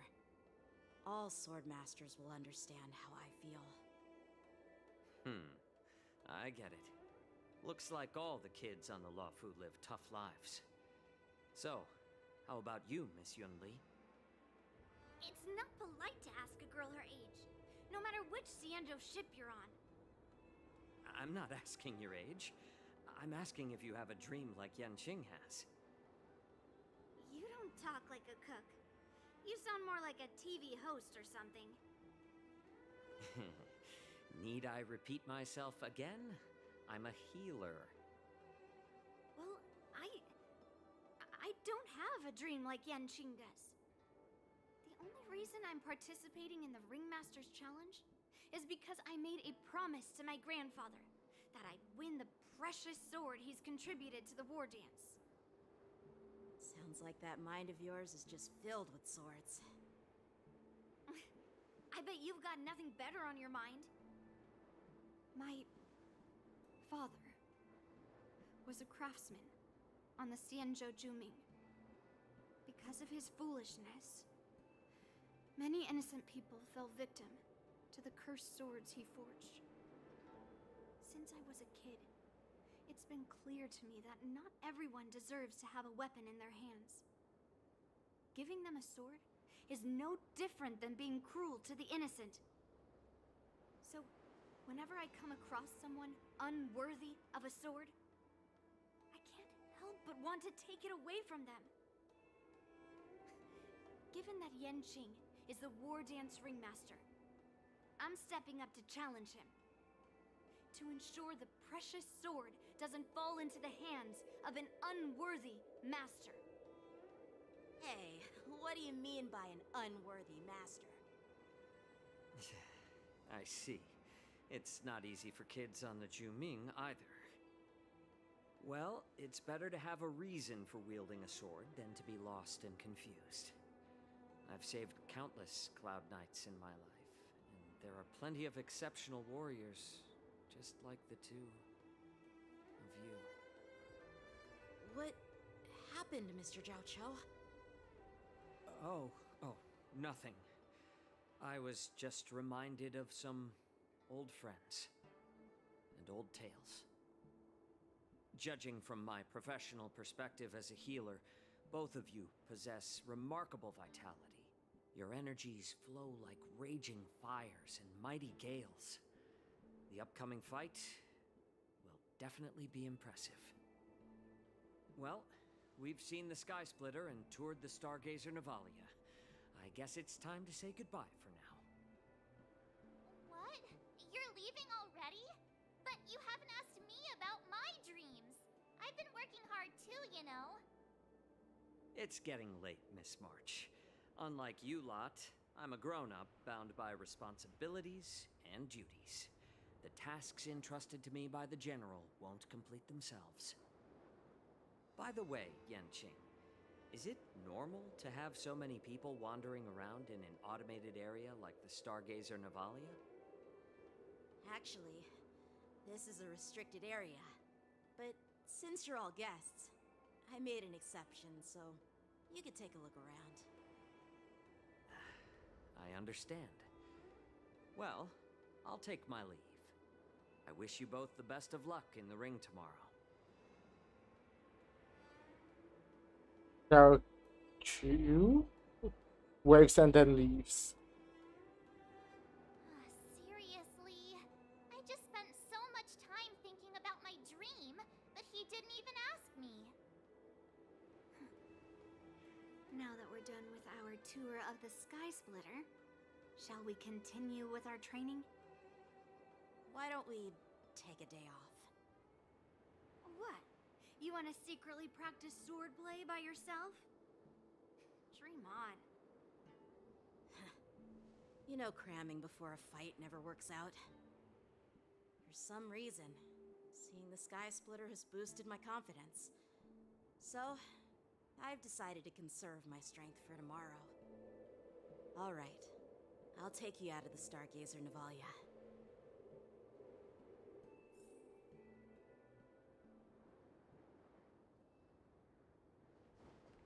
I probably can teleport, eh?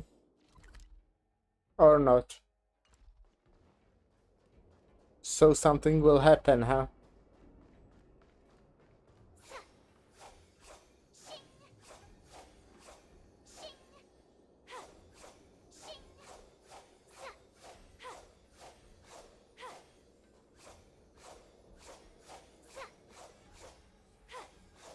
Those guys will say something. Oh, just shut up, Red Fang. This is not a beast ship. I need some time to take care of things. You willingly donned the skin of a lowly beast to join this mission, dedicating yourself to our glorious cause. And now you're telling me you can't handle it? Do you realize how many ships we need? I'm doing my best, all right? It takes time to figure all this out. When the guns go off tomorrow, all eyes will be on it. That'll be our only chance. How's that? Who's there? Hello?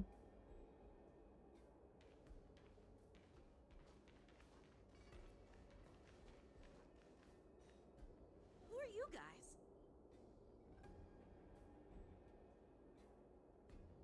An impromptu inspection. Why are there outsiders loitering in Stargazer Navalia? And a bunch of kids at that. Hey, kids. Didn't your parents ever tell you to stay away from the Stargazer Navalia? I know it's an automated facility, but it doesn't mean you can just break in and do what you want. Why are you calling kids? First of all, I'm an adult. Second, I didn't just break in. Yeah, we flew here on a star skiff. Like, What a fucking dumbass. Well, I'm not trying to tell you off, but this place is off limits to the public, you know? Big sis, let's go. I want to play in Everhunt Plains. Oh, I see. Huh? Everhunt Plains? Yeah, sure. The big sis will take you there.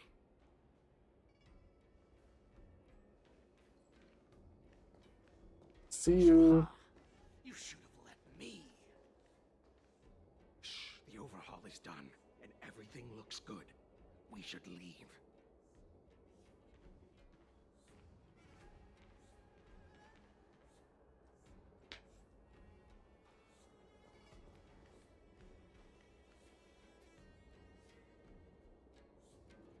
Could you repeat what you just said, Yenching?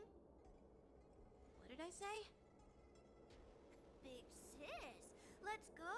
I want to play in Everhorn Plains. Come on. Can't you read the room? Something is definitely off about the 3 people we just met. Yeah, anyone could see that. I just wanted to hear you say it again. That pink-haired fox tried to say something. I'm pretty sure he sensed something fishy. Since he's not familiar with this place, he just dropped us a hint. But you didn't seem to be paying attention at all. I knew that from the beginning.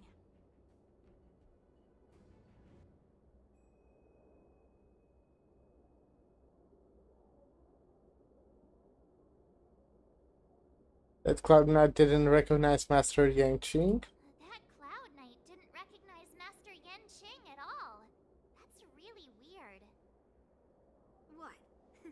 Is he famous on the Lavu or something? Not even the Cloud Knights on the Juming, who all know my glorious name, might recognize my face. You have a point. A Cloud Knight, a member from the Skyfaring Commission, and a craftsman. They're from various departments, and the reason for the overhaul seems legit. But one of them blurted out some weird language just now. Did you hear that? I have a feeling that if we secretly tail them, we'll definitely catch these guys in the act. Follow my lead, and be careful not to blow our cover. Alright, I'll try my best.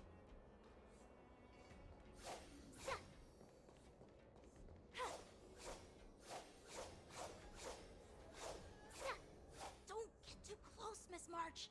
They might spot you. Oh, okay. Never mind who they are. Let's just film them.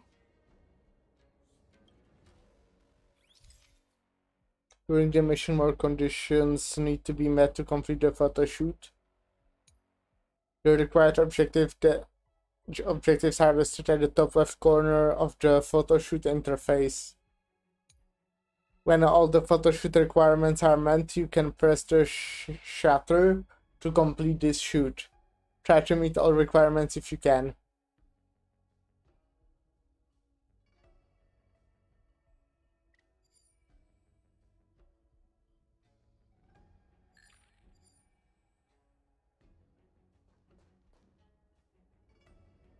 Well, I failed.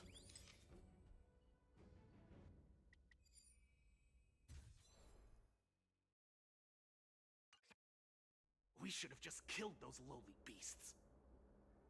Those little brats won't take up much space. There are boxes all over this place. Just dump them into one and no one will notice. Cut the theatrics, Grulok. Even the slightest slip-up could interfere with Lord Moktok's plans. Lord Moktok. So where are we heading next? To check the freight skiffs.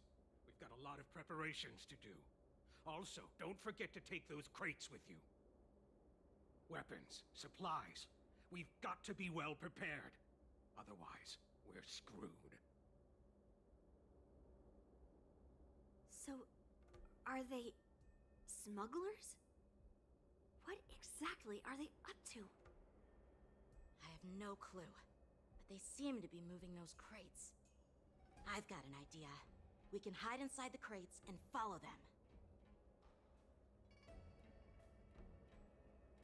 Right.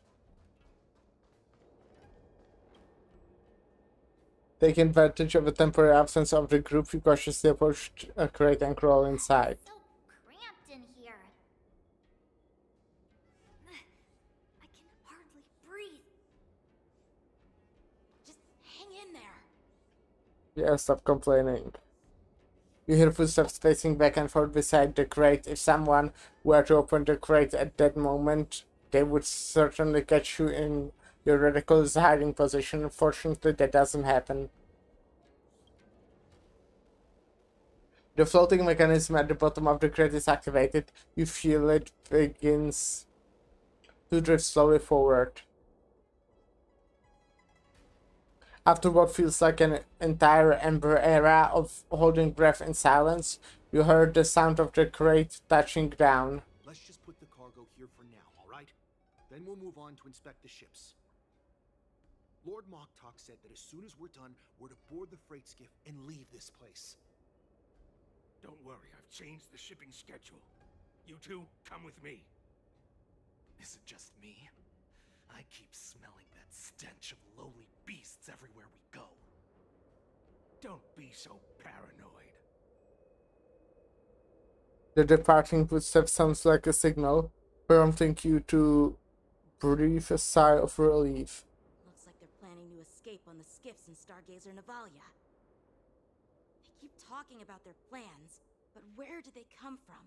And what do they want to do on the Xianzhou? They're definitely up to something bad. Wait, they disappeared. Let's catch up to them.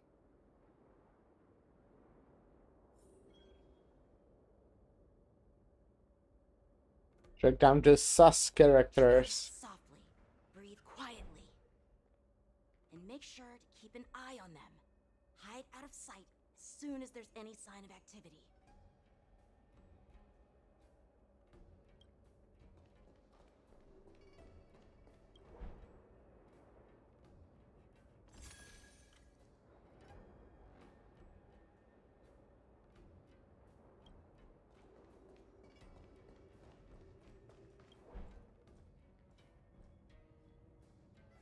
I'm so good at stealth.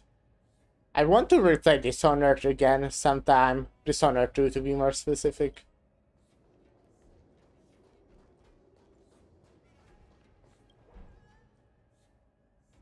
Don't be so paranoid. We're running out of time. Get over here! Shuhard, I'm coming!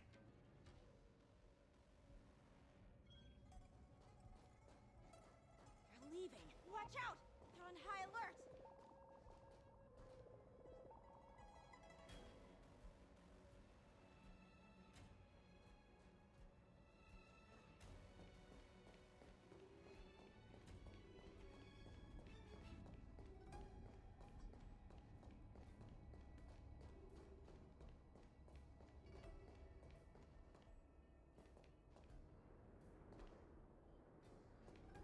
What are they up to?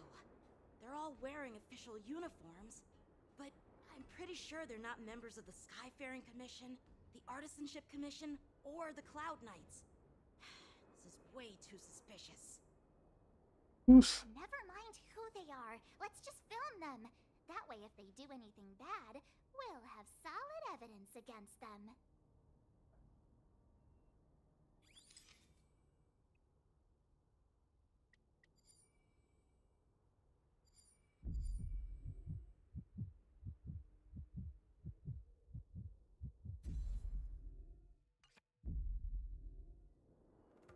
Look at this. A freight star skiff with enough room to fit at least 20 of my men. I'll let the others know and have them prepare more star skiffs.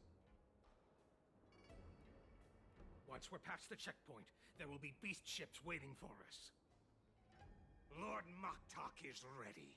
The revival of our ancient bloodline all hinges on this operation. What did he just say? Beast ships?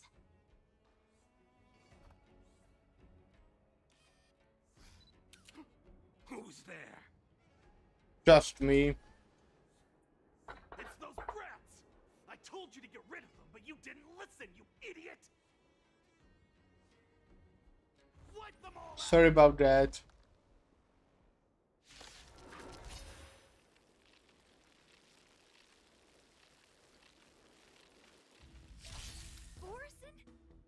Adusa! Die, you lowly beast! What's up with this team? Time to say bye. Boom.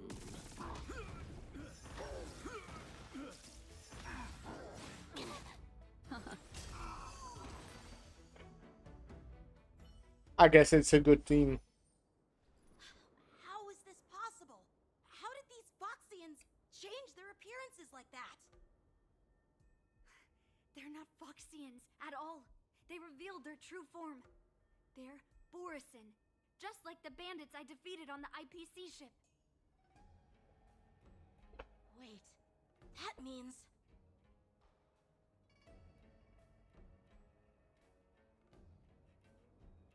How did the person disguise themselves as Foxians? What kind of trick did they use? When we were tracking them earlier, they looked just like normal Xianzhou Foxians. It's not just a simple disguise of wearing our clothing and shaving their whiskers. They're somehow able to alter their appearance to be indistinguishable from Foxians. They even have official IDs for the Skyfaring Commission, the Artisanship Commission, and even the Cloud Knights?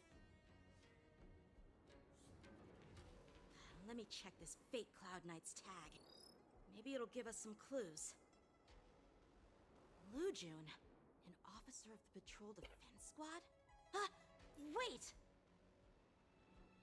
What's the matter? I encountered a patrol officer named Lu Jun before. It was a few weeks ago, when we were transporting the Borisin prisoners. If they can forge official identities and move around the Xianzhou without raising suspicion... Oh no, this is bad. Even worse. If you find one cockroach on the Express, it usually means... There are more Borisin hiding on the Xianzhou. I bet their plan is much bigger than just stealing information. We've got to report this to the Seat of Divine Foresight. Okay. Meanwhile, in Seat of Divine Foresight.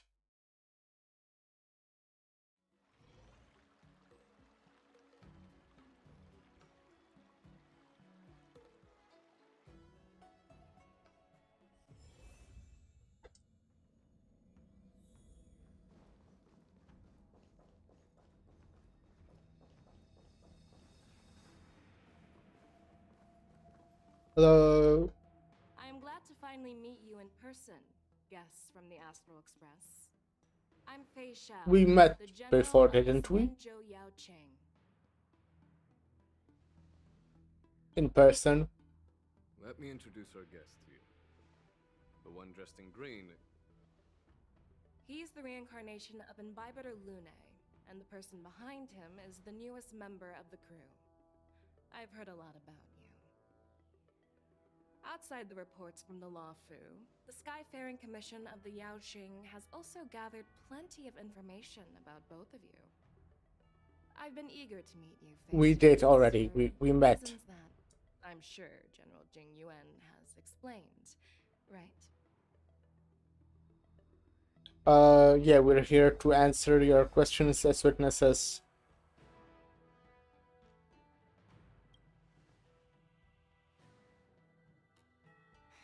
That's right. But don't worry, this isn't a trial. I just want to have a chat with you and get a better understanding of the facts. According to General Jing Yuan's report, the Ruin Legion is to blame for the Ambrosial Arbor crisis, and all Arbiter Generals should pay attention to the Ruin Author's movements. Over the years, the Destruction's minions have wreaked havoc on countless worlds, and the Alliance has been keeping an eye on them. But no one expected them to join hands with the remnants of the Abundance. The damage caused by the Ambrosial Arbor crisis was far less severe than expected, which is good news for us. However, it was quite different from the Ruin Legion's usual style of destroying life wherever they go. While I trust the bravery of the Divine Foresight and the Nameless, I'm curious about some details missing from the report. I'd like to take this chance to have an exchange with both of you. Let me be clear, the questions I'll ask might not reflect my actual thoughts, so please don't take offense if any of my questions seem a bit harsh. Please go ahead, General. But keep in mind, we can only answer based on what we know. And perhaps you already have the answers to your questions in your heart.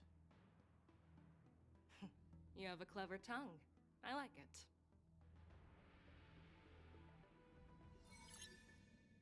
The Merlin's claw is quite articulate.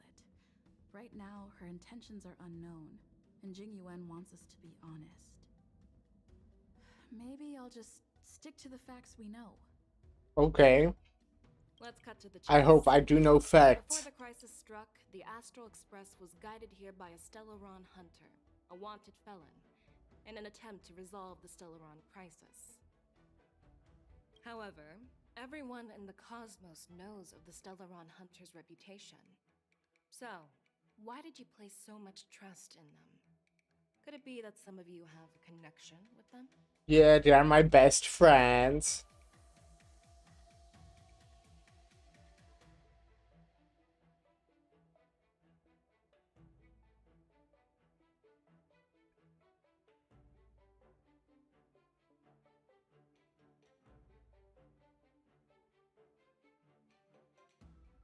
Raise her suspicion about the relationship with Stellaron hunters? You know what? Maybe I do have a connection with Stellaron hunters. Well, maybe don't say it this way. Oh, now that's interesting. Looks like you're quite close to the Stellaron Yeah, we're friends. However, I must warn you that they are wanted felons. While I appreciate your honesty, being honest about this topic might make you look suspicious to some. You know? Yeah. Sus. Let's move on to the next question. The report suggests that Don Shu, the master of the disciples of Sanctus Medicus, colluded with the Lord Ravager and used the power of the Stellaron to resurrect the Ambrosial Arbor.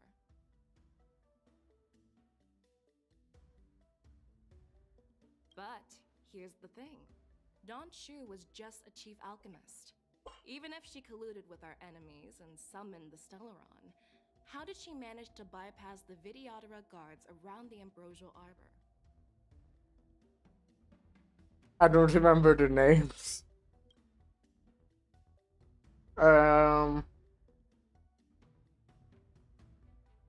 Refuse to answer.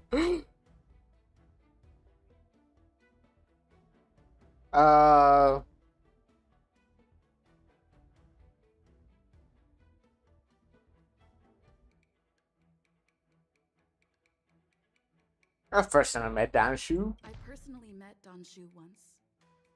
Her closest friend was killed during the war on the Fang Hu, and she harbored deep hatred towards the hunt.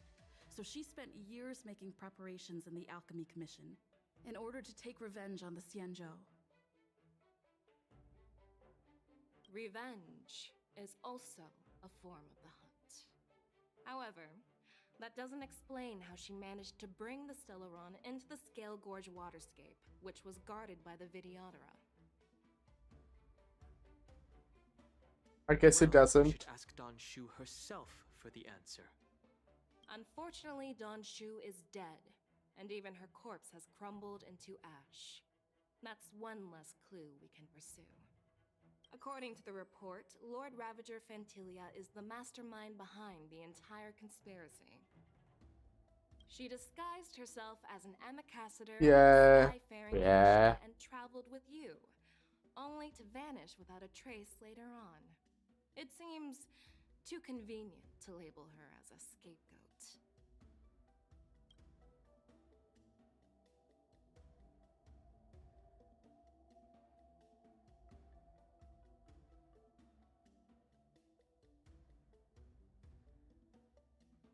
Well, I could win by using this, but it's kinda cringe, I think.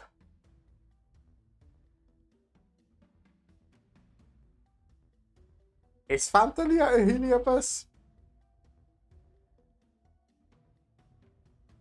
I guess? Maybe? I don't know lore? Fantilia is one of the Heliobi. I guess I was right. That once fought against the Xianzhou. They're known for their unpredictable and elusive nature. Just as she said, when the Ambrosial Arbor resurrected, its roots broke through the creation furnace on the Lawfu, accidentally releasing the Heliobus fiend fire sealed inside. This can be used as circumstantial evidence.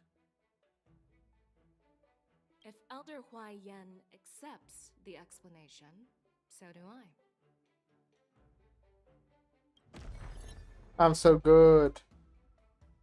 Oh, it seems that your answers have addressed all my questions. Generals, I am finished with my questioning. So, what do you think, General Fei Shao? Have the doubts in the report been cleared up?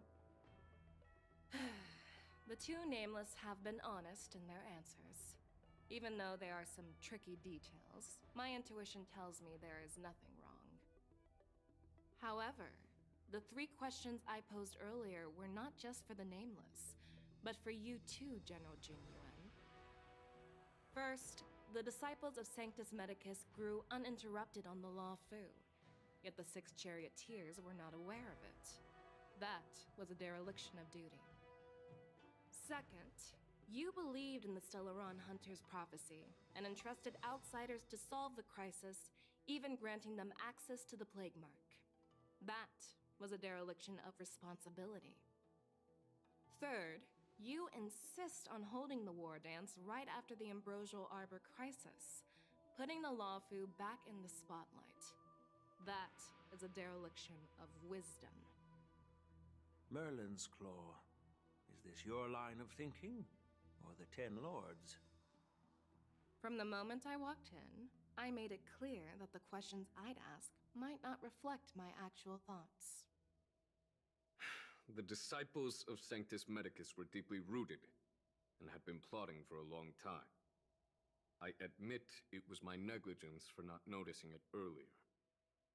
As for the Stellaron Hunter's prophecy, I didn't believe all of it, but in the end, the Law Fu did survive the Ambrosial Arbor crisis.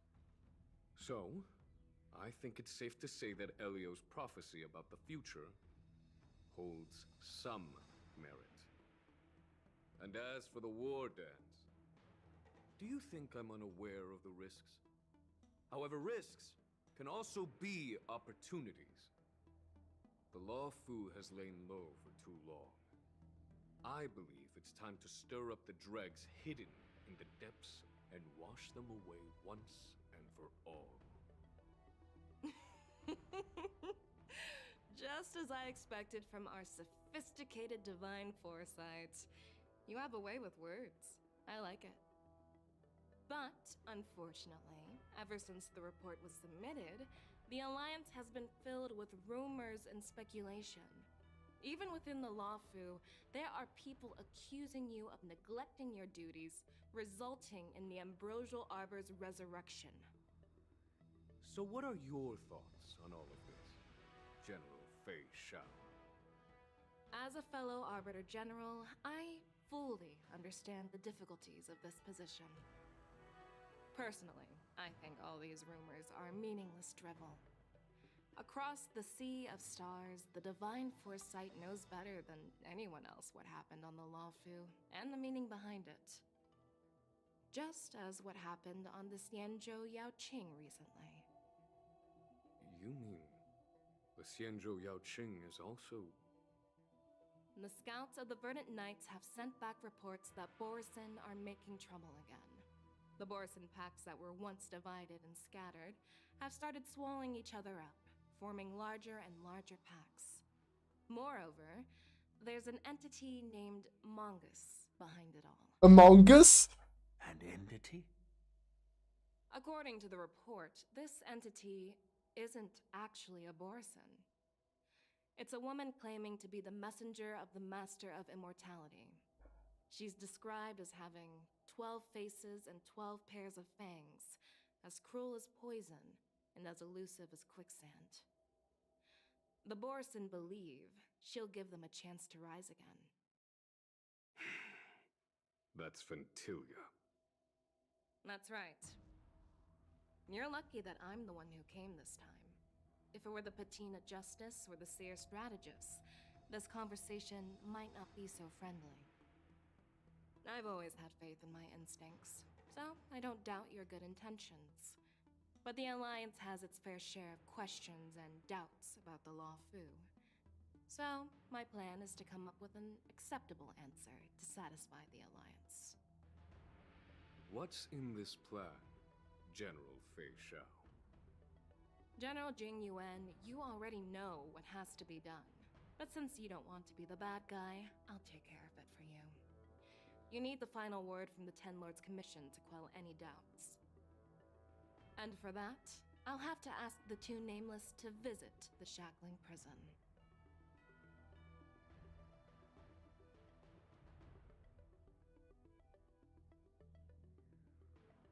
Are you imprisoning us? No, I'm not imprisoning you. While you're there, I'll ask a judge in the Ten Lords Commission's Interrogation Division to record a detailed testimony with the karmic mirror from both of you. We'll fill in the gaps that weren't covered in the report and silence any protests within the Alliance. I'm okay with that.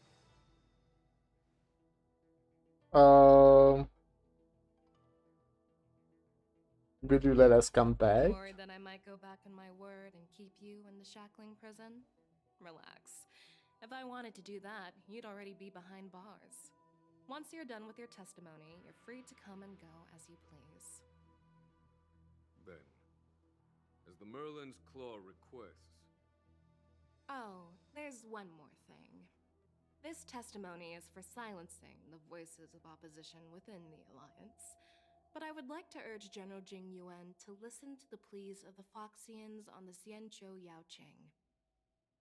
So, you are here for Hule. Exactly. Who's that again? Hule is locked up in the Luofu's Shackling. Oh, right, okay. Since he is the broodlord of the Borisin, I want to transfer him onto the Xianzhou Yaoqing and imprison him there. The recent movements of the Borisin suggest they're planning something big, so we must act preemptively. It makes sense to have the Foxians keep an eye on their arch-nemesis.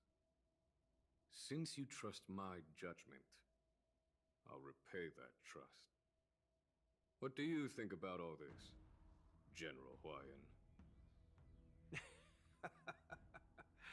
I was worried this would turn into a heated argument, but it seems like both of you are on the same page, solving each other's problems. I couldn't have asked for a better outcome. And as for Hule, I'll send my lieutenants Zhao Chou and Moza to check on his condition in prison and ready him for transport. If there are no more questions, shall we get this started? Go to the Shackling Prison, okay. I'm really sorry about all this, but the testimony in the Shackling Prison won't take up much of your time. I'll call for a messenger to take you to the Interrogation Division. You just need to give your testimony, and then you can head back. So no need to worry. As you wish, General. Let's get going. This location looked quite cool from the trailer. But I really kinda hope it will end soon.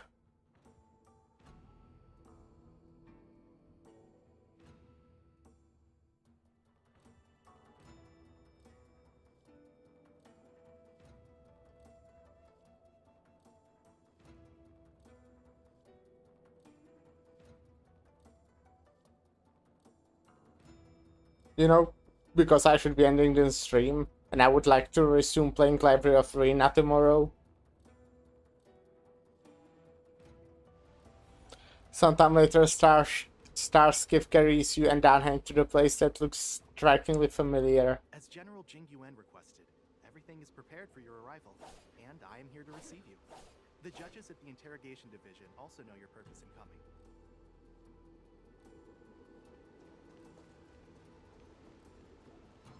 Stream forth, the gleam of old blades.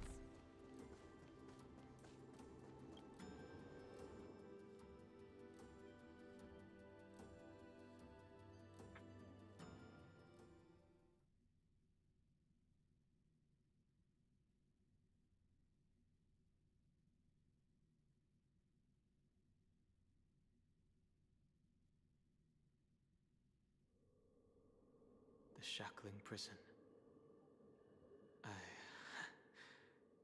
didn't expect to be back here after all these years. Don Hung. Don't worry about me. If you're ready, I'll open the gate for you.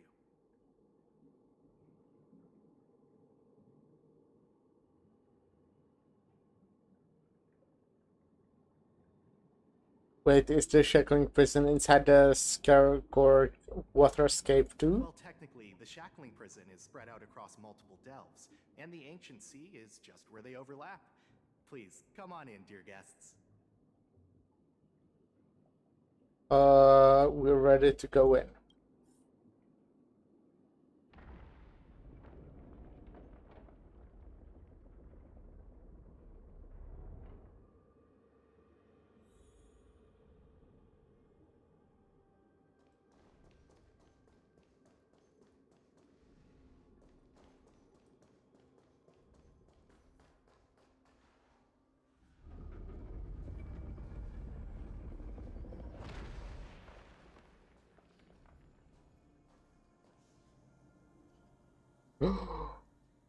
Yeah, it looks cool, as I said.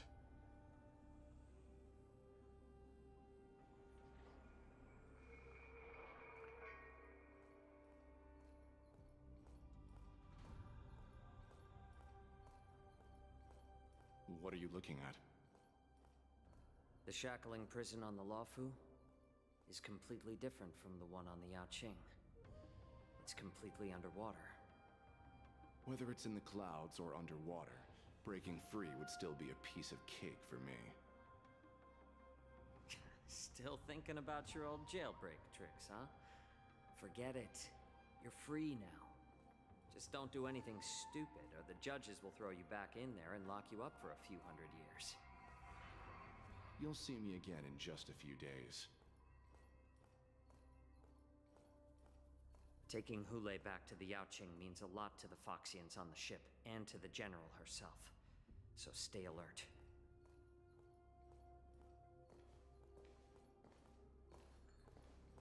Guests, my name is Yay, Shui. I'm Shui. here on orders from the Incarceration Division of the Ten Lords Commission. We're Jiao Cho and Moza. General Fei Xiao sent us to extradite the Borisin criminal Hule to the Yaoqing.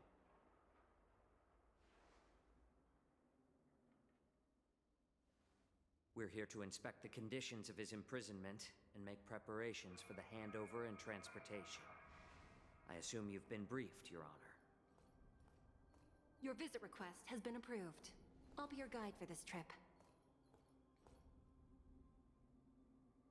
Prisoner Hule, the warhead and brood lord of the Borisin abominations of abundance and the arch-nemesis of the Foxians, is responsible for 2,123 wars of aggression and countless associated crimes. Due to his heinous acts, he has been imprisoned in the depths of the shackling prison and subjected to the punishment of the Forest of Swords until the end of time. He shall never be pardoned. No need to repeat his crimes and sentence, Your Honor. He is the greatest enemy of us Foxians. The stories of his atrocities are used to terrify our children. I'm well aware of every crime he's committed. Let's move on to the next step. When it comes to visiting criminals, there are rules in place to ensure your safety. I know you've heard legends about Hule since you were children, but your knowledge about him is likely very limited. Only the judges of the Ten Lords Commission truly know what kind of abomination is locked up at the bottom of the shackling prison.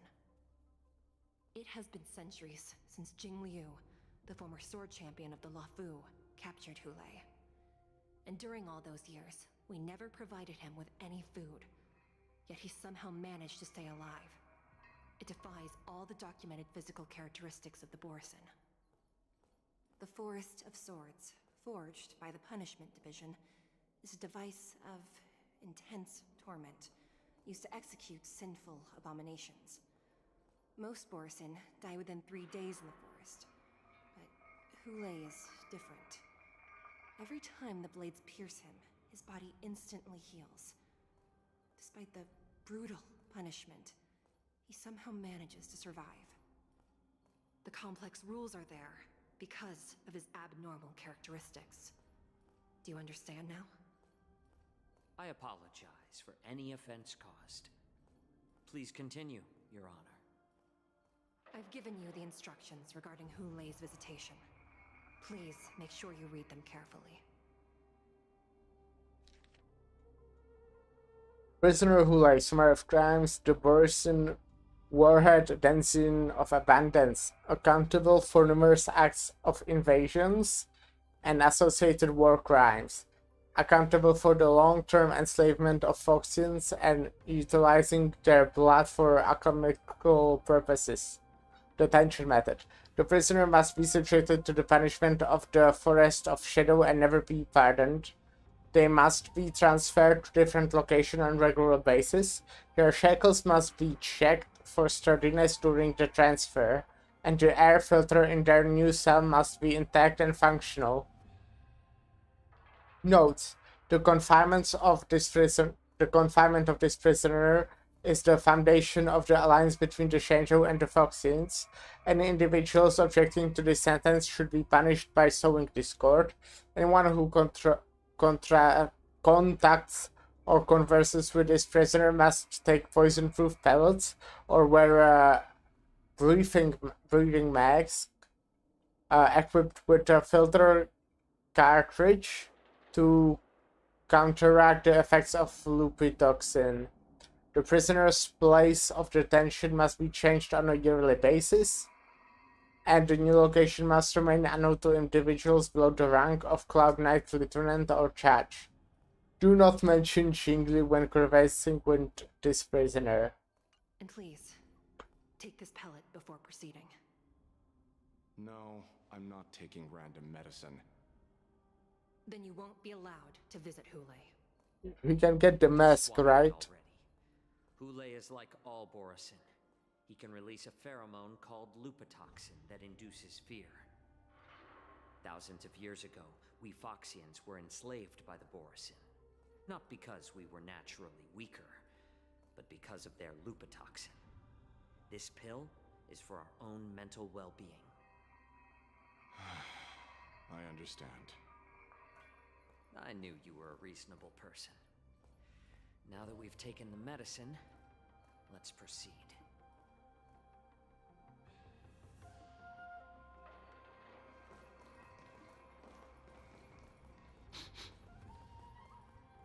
Something smells bad.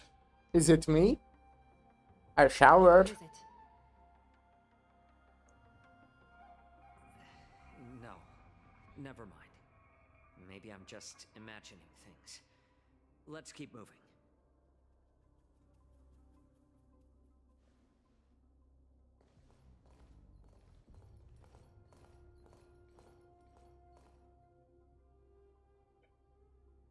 Here we are. Her Honor hasn't arrived yet. Please wait a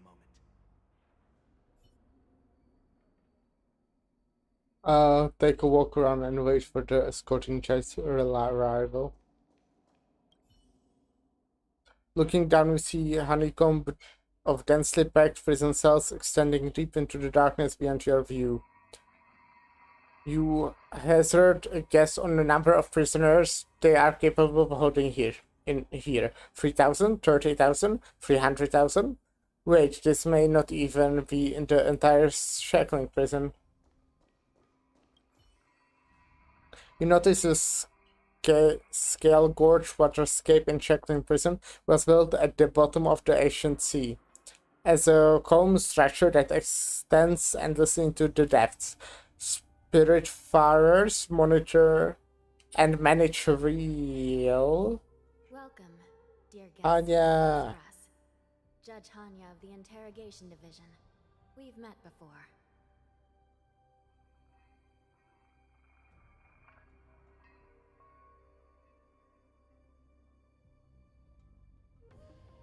Miss Hanya? Nice to meet you again. Please allow me to express my gratitude to you again for subduing the demons in the Fixtral Garden. Looks like while March 7th and I were clueless, you already made many friends on the Xianzhou Luofu.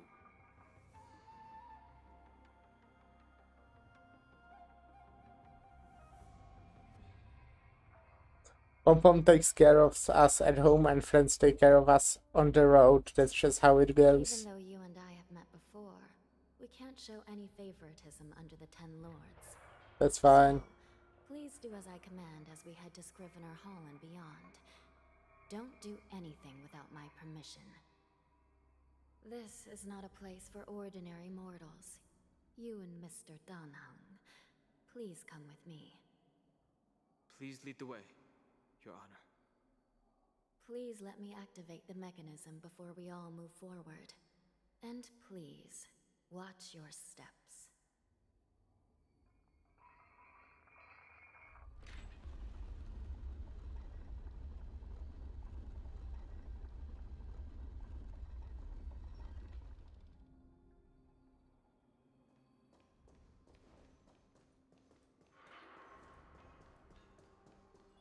Ooh, a chest. Cool.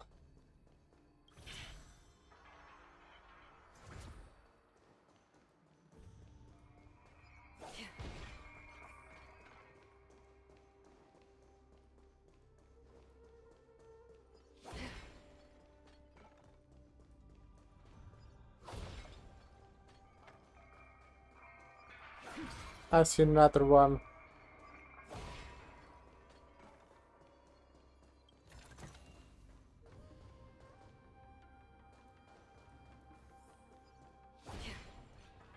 I'm not doing the puzzles currently. I kinda want to finish fast.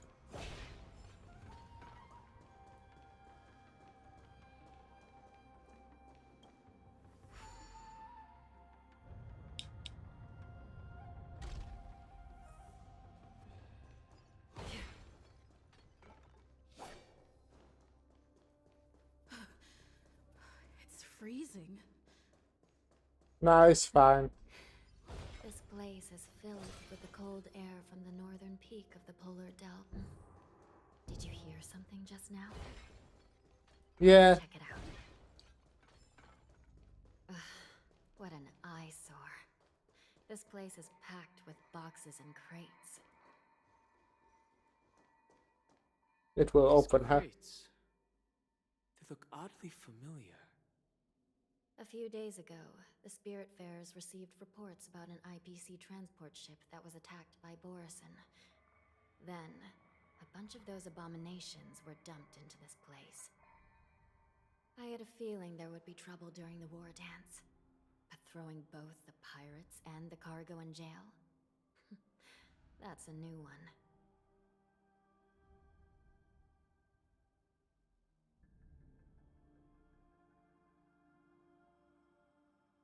The mechs in those crates are no joke. I heard the Intelligentsia Guild crafted something dangerous.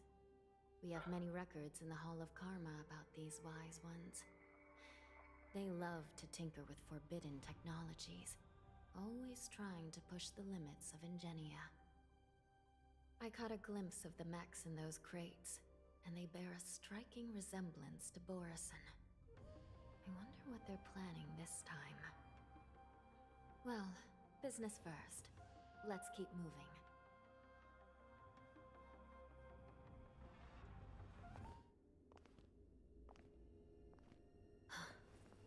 Strange. I don't remember checking the containment facilities a second time.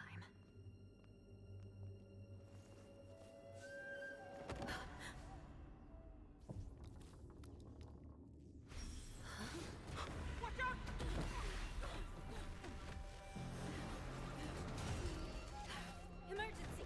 All wardens prepare for action! Emergency! All wardens prepare for action!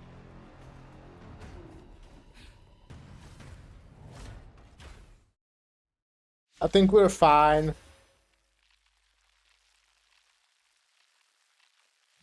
What's happening here?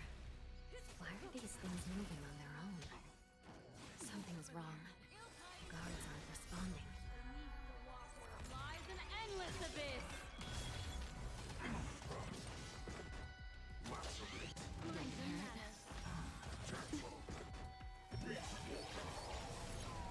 This thing is going wild. They're actually gonna die before Fushwan can use her ability. Time to say bye.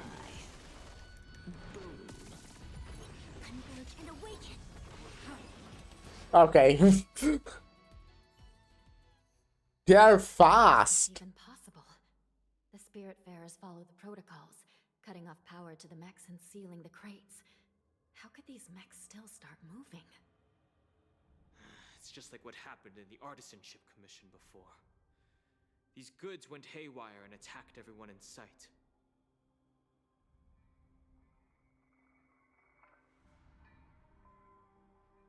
Where are the Spiritfarers? Why hasn't anyone come to help us? Something seems to be jamming communications within the shackling prison. It's probably these mechs causing the trouble. These things showing up in the shackling prison can only mean one thing. A prison break. And whoever delivered these goods clearly wanted them to go through the Xianzhou's strict inspection process to show the Skyfaring Commission and Cloud Knights how dangerous they were. They wanted these mechs to end up right here, in the shackling prison. If these things already started taking action while nobody was paying attention, then the whole prison is in trouble, I'm afraid. And to make things worse, another group of visitors just entered the depths of the shackling prison. The messengers from the Xianzhou Yaoqing. And the prisoner they came to visit might be the target whom these wolf-shaped mechs were delivered here for. If that vicious beast manages to break free, it will be a catastrophe for the Xianzhou Luofu. We'll just kill him. It's fine.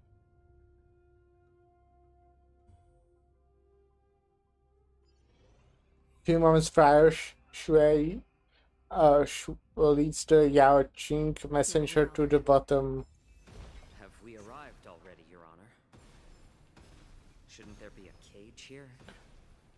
The most I like that. notorious felons are locked away in the solitary delve. I've given you the diagrams for lighting the lanterns. Please take a look. I should have looked at the diagrams.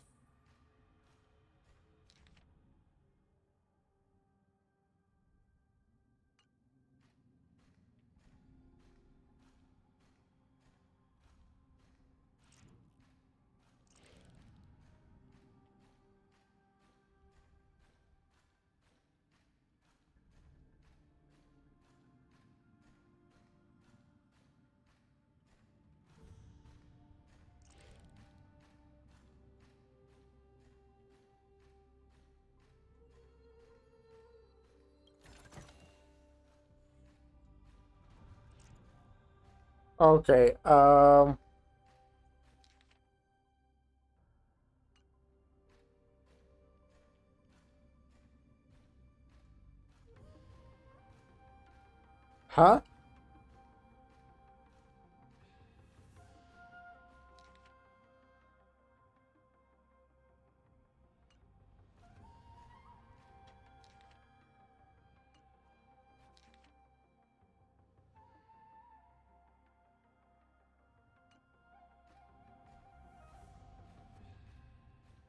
What?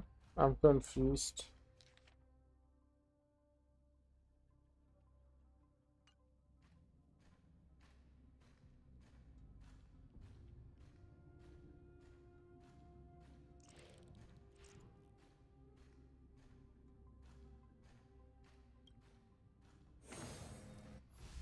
Okay, not this one.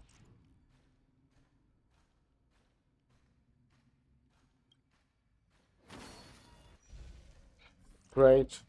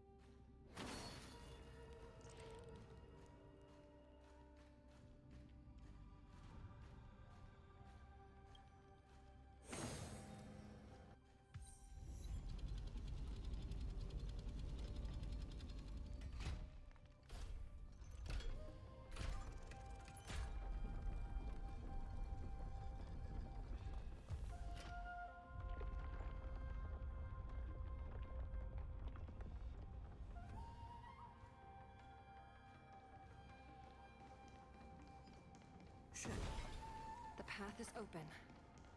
Once we descend to the bottom of the prison, please do not do anything reckless.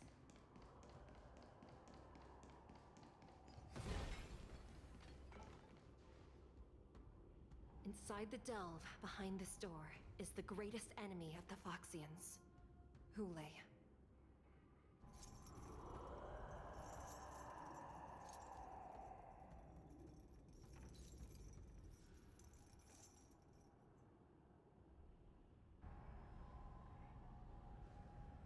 According to custom, envoys from the Yao Qing visit the Xianzhou La Fu once every century to check on this abomination's imprisonment and condition. Even though the Ten Lords Commission sentenced Hule to the Forest of Swords, suffering every day for the rest of his life, I understand that the Yao Qing messengers want to see him dead. Unfortunately, for the past 7 centuries, they've had to return disappointed.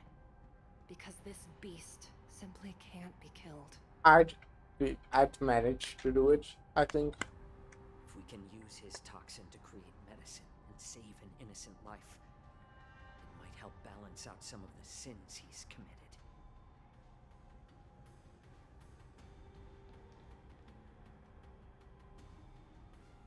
Could you be the key to a cure for the General, Hule?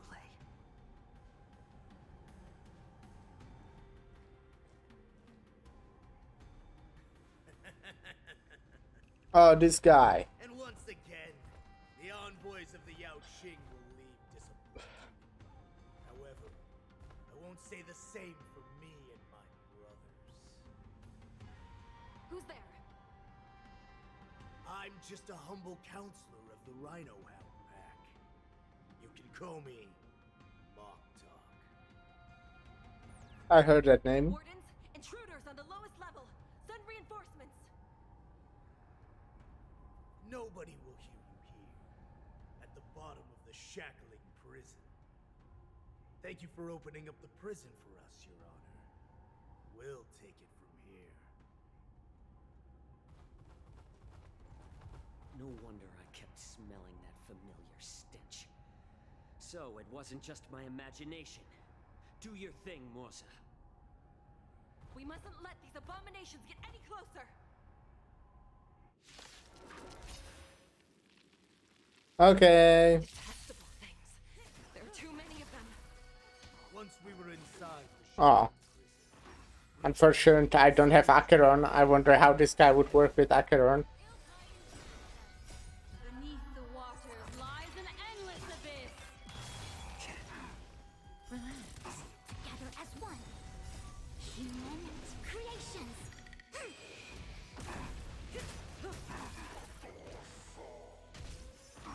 I suggest you surrender now. Nah, I'm good.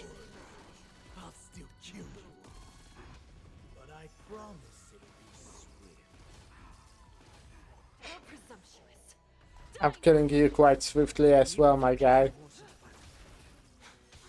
It's not time yet.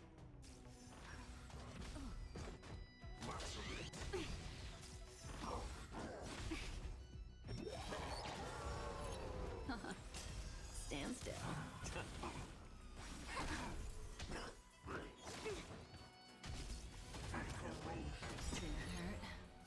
Since you're already here, why not have a meal before you leave?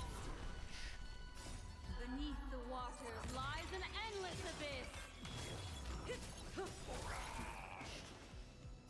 Time to say bye. Boom. Ill fate descends. Relax.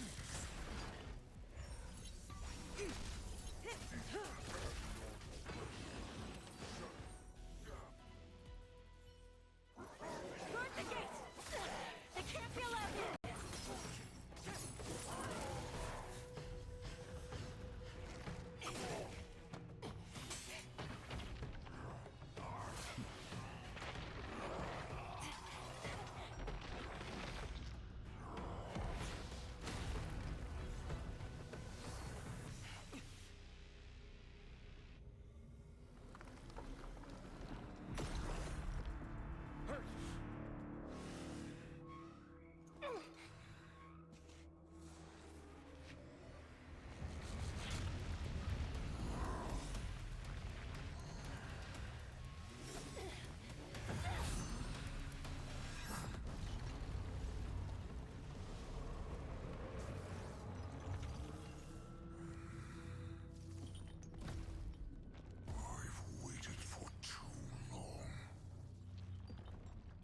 No. First meal after regaining my freedom is the flesh and blood of my fellow kindred.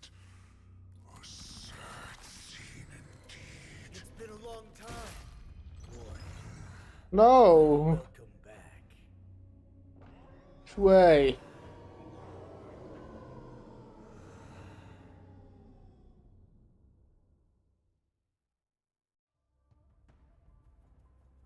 How many times has the old verdant home spun around since our last hunt? Duran's whelp, tell me your name. Oh, great Hule, nemesis of the Foxians and the hunter of all beings. I'm Moktok, a humble counselor of the Rhino Hound Pack. I am only one insignificant heir spawned from your bloodline. It's been at least 7 centuries since you led our pack through the hunting grounds of the stars. I'm thrilled to see that you're as cunning and skillful as ever. 7 centuries. 7 centuries have passed. But why have Duran's whelps grown to look like this? Tell me, Moktok, why have you grown to resemble our most despicable slaves and enemies, the Foxians? I've been commanded to release you from this cursed prison. It is Senjaya's will. That's why I had to take a magic pill, don the skin of a lowly beast, and play along with their hypocrisy. Since you have an escape plan, tell me, what's our next move to get off of this ridiculously large ship? My brothers and I will lock down this prison, trapping the prison guards inside. This will buy us some time. The rest of my crew, who are undercover like me, will secure the vessels for our escape. According to the plan, we only have a tight 2-hour window to get out of here. Originally, I intended to carry out the plan tomorrow, but they're planning to transfer you to the Xianzhou Yaoqing now. So I seized this opportunity to set you free. What a reckless plan, you idiot! Even if we manage to get the ships, our chances of escaping are slimmer than a Foxian slipping through my claws! But we have no other choice. The angel serving under the Master of Immortality sent me with a message. Only your return will end the prolonged divisions among the Borisin. Every one of my crew is ready to lay down their lives if it means setting you free. Wait, Jingle is locked down in this prison as well now, isn't she? Like you is actually showing some reckless bravery with this plan. I don't remember, but I think she might. What you want. And all of Duran's whelps will too. Well then, my lord, we should leave now. Before we go, give me one of those magic pills. My lord, you seriously want to don the skin of a lowly beast? That would be a disgrace to your greatness, my lord. You idiot. Greatness means nothing without freedom. Once I get out, I'll need a disguise that won't raise any suspicion. As you wish, my lord. Is that Foxian slave my meal? No, he's an envoy from the Xianzhou Yaoqing. I plead you to endure him a bit, my lord, as he's more valuable as a hostage. Take him, guys. Time to move out.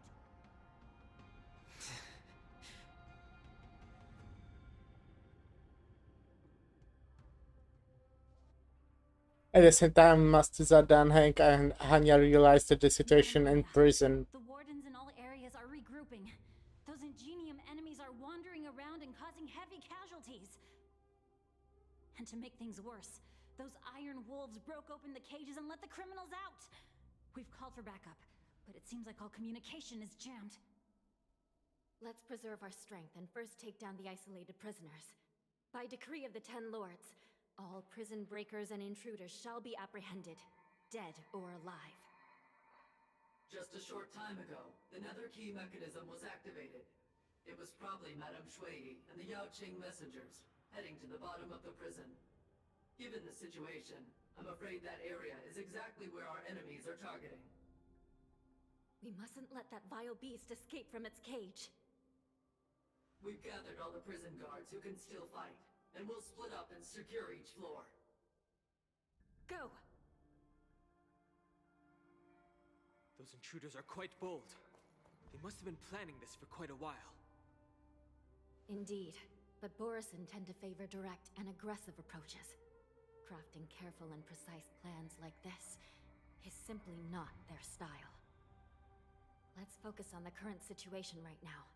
Please help me.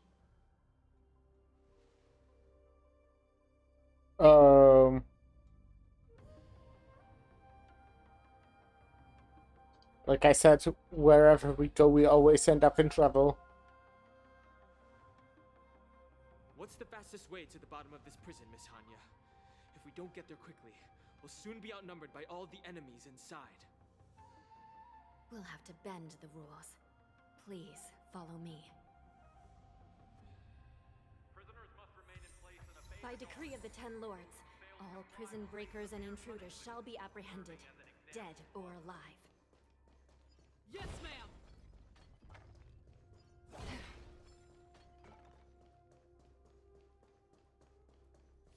Stream forth, the gleam of Hold your position here. Yes, ma'am. Oh, not me, okay. You need a few tools if you want to reach the bottom quickly. Follow me to the next floor. The path is cut off. Someone must have altered the mechanism. No matter. It'll just require a bit more work to get through. Sheesh.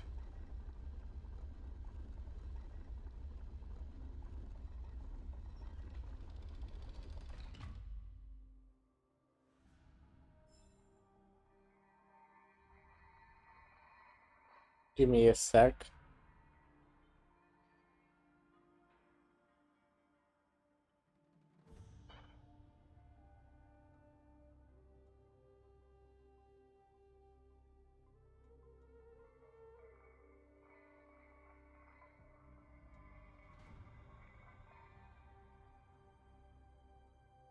Stream forth, the gleam of old blades.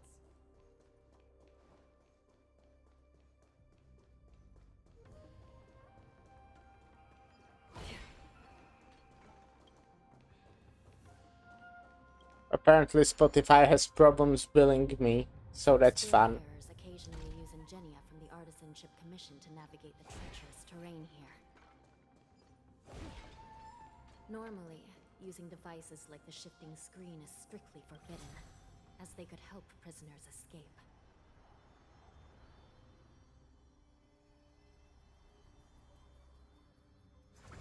But, given the urgency of the situation, let's just ignore the usual. The nether key has been activated.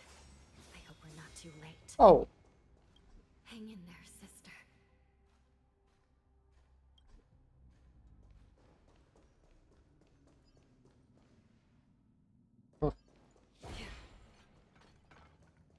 Stream forth, the gleam of old blades. Hello. Fuck you. I like Acheron.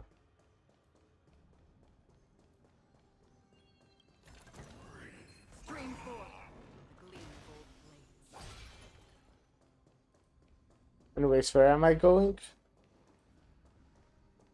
Down, apparently. This is up. Shit. Oh, wait, I remember that. Those stairs on the edge, right?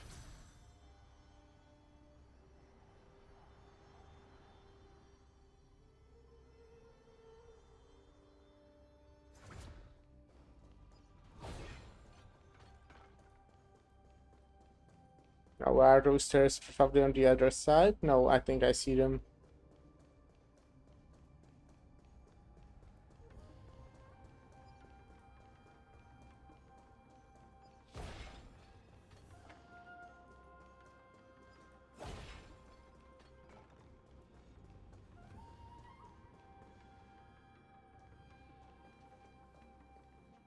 Where's Shui? Looks like there was a fierce battle here not long ago.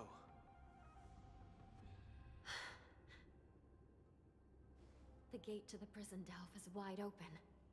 Hule has managed to break free. Where are the Yaoqing messengers? And where's my sister? Are they still alive? Let's look around. Maybe we'll find some clues.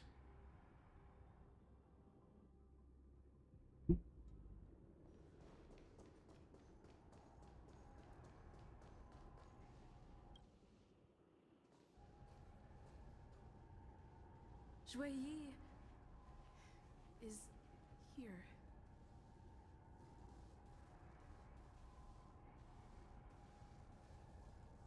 Miss Shui Yi bravely sacrificed herself. My condolences, Miss Hanya. Condolences. Well, that's unnecessary. You misunderstand. Thanks to the Ten Lords' blessing, my sister turned into an Ingenium centuries ago. Dying and returning as just a soul to the Hall of Karma's document office has become a routine for her. Okay, we're Well, chilling. I'm not keen on seeing her throw away her body like it's some replaceable part, but...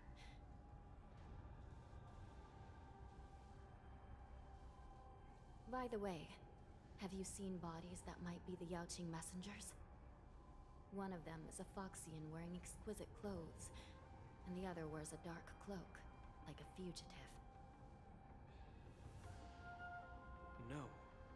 I haven't found any Foxian bodies. Only Borisin ones. So, the intruders and Hule are holding the Yaoqing messengers hostage. This is the worst situation.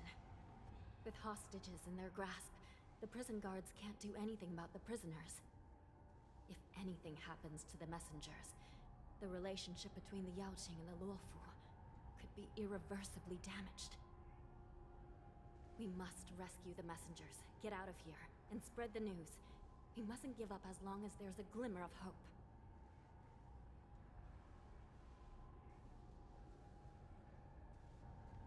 What have you found, Miss Hanya?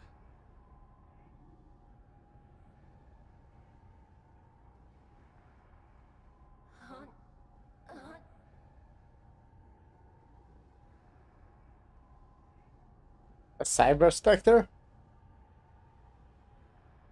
Reconstruct. It's my sister. Looks like her soul hasn't returned to the Hall of Karma yet. At such a critical moment, her death can give us information that we can turn into an advantage. Let's go. Let me see. The damage isn't too bad. If I can fix it up, my sister will have a temporary body.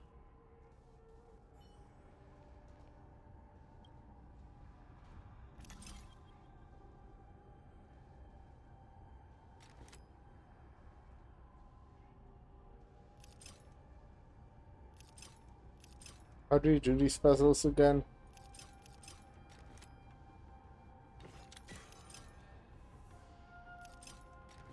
Like this. Hanya, I'm back. Welcome back, sister. I don't know what kind of expression I should have at a time like this. Happy? Tears of joy? Forget it. I'm used to you coming back in all sorts of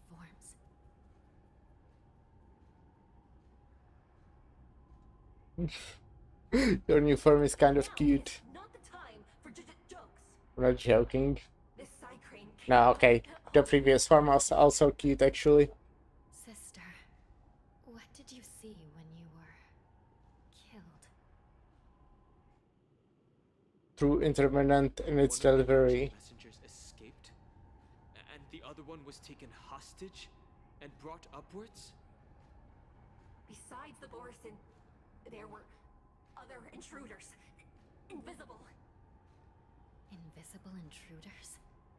What does that even mean? How many conspiracies are tangled up in this mess? Do me a favor, sister. The intruders have cut off all communication between inside and outside the prison. And now you're the only person, the only bird, who can slip out undetected. Make sure you deliver the news to the outside world. I understand. Please be careful, sister. You are different from me. The Cycrane flaps its wings and unsteadily flies out of the lower levels of the shackling prison, charging straight into the depths of the shadowy passage. Time is running out, Miss Hanya. If we keep delaying, those Borisin will escape from the prison. All right. If we happen to come across that Yaoqing messenger who got away... No. Stopping Hule should probably be our top priority.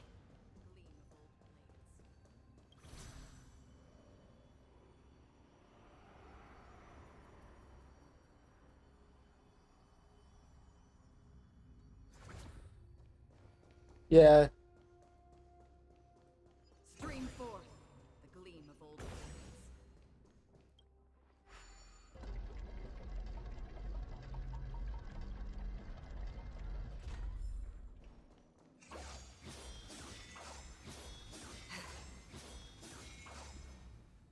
Wait! Something feels off. Something's approaching us. The invisible intruders? Yeah.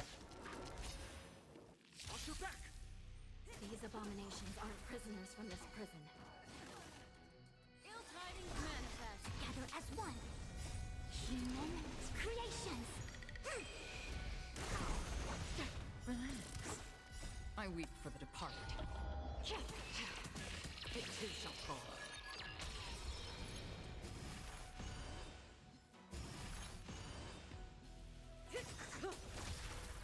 Time to say bye. Boom. The prison management on the Lawfu is truly concerning.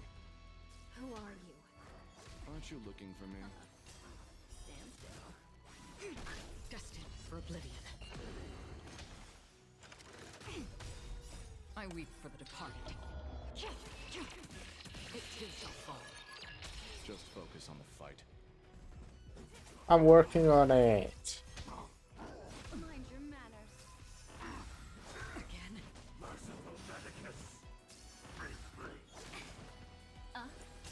Relax. Beneath the waters lies an endless abyss. I'm focusing on a fight. Time to say bye. Boom.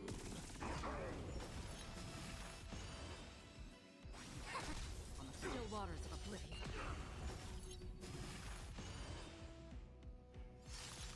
I weep for the departed. It too shall fall.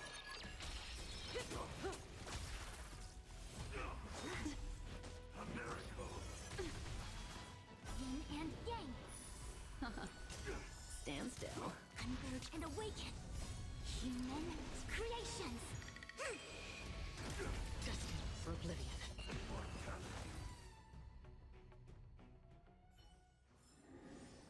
Another blood debt repaid.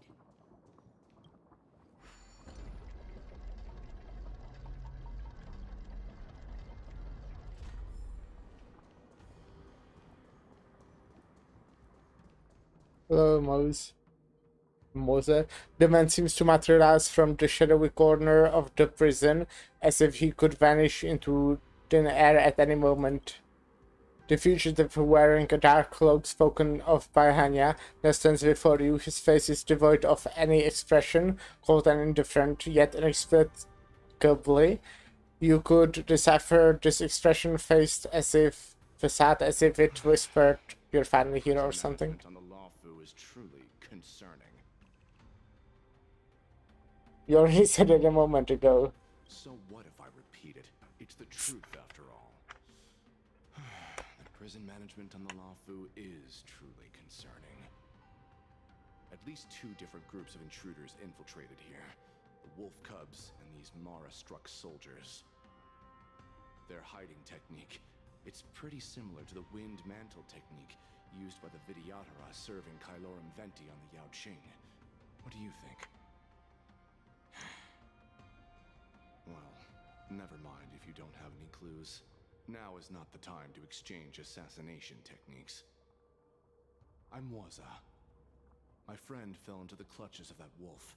I was planning to escape and report back as quickly as possible. But now it seems... the prison on the La Fu is a real maze, I must admit. Thank you for your help, Mr. Moza. We'll do our best to ensure your friend's safety. No. You can do nothing for him now. And you shouldn't be focusing on his safety at the moment.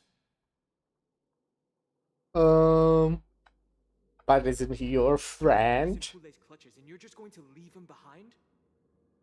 Look, I'm the Yaoqing General's guard, not his. I've seen how that giant wolf fights, and there's no way. Trying to save my friend will only get us killed. I don't know how you think, but I won't throw my life away for a lost cause. Listen up. I've been tracking these fugitives, and I know their next move. They're planning to seal off the entire prison to keep the outside world in the dark. The worst case scenario, we are all killed by that giant wolf, and the shackling prison is sealed off. No one will know about us or about their escape until it's too late. And the best case scenario...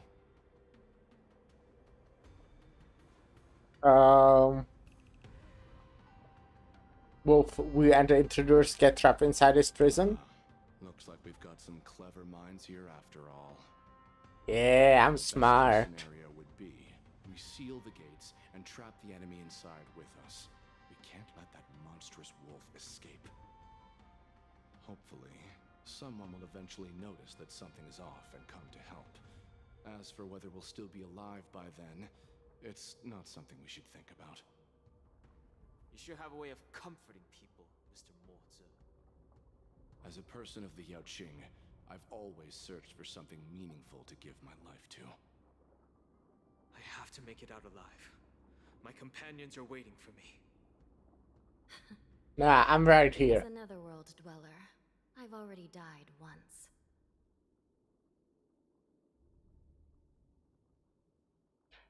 Well, then I'll give it my all. We won't give up. Not until the very last moment. None of you are part of the Ten Lords Commission, so sacrificing yourselves isn't the right move. As a judge, it's my responsibility to guard this prison, and if someone should step up to stop Hule from escaping, it should be me, not you. Once we reach the gate, I hope you'll help me seal it.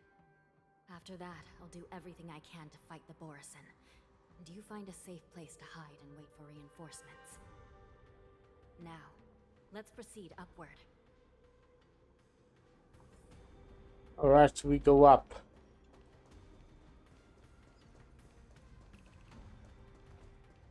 Stream forth, gleamful blades. Don't forget to let your friends in on the action.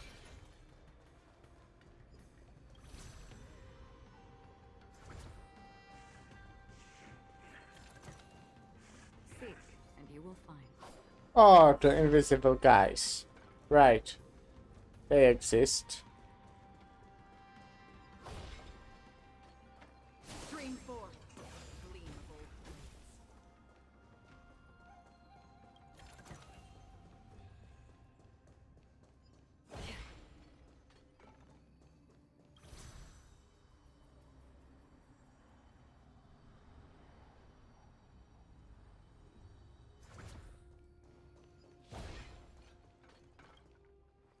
We must seal the entrance before the Borisin fugitives get out.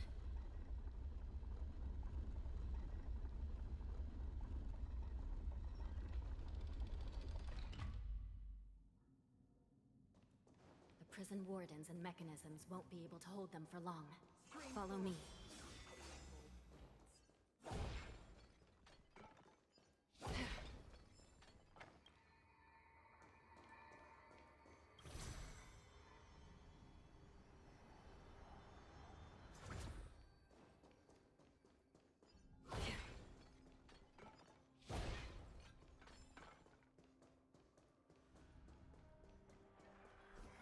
almost there. The gate is just ahead. Stream forth. The fugitives are charging at the gate. Please be careful, Your Honor.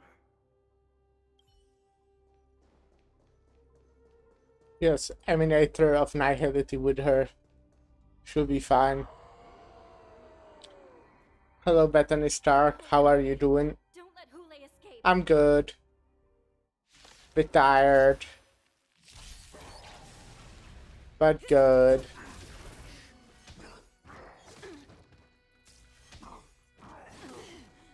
Ill tidings manifest. Beneath the waters lies an endless abyss.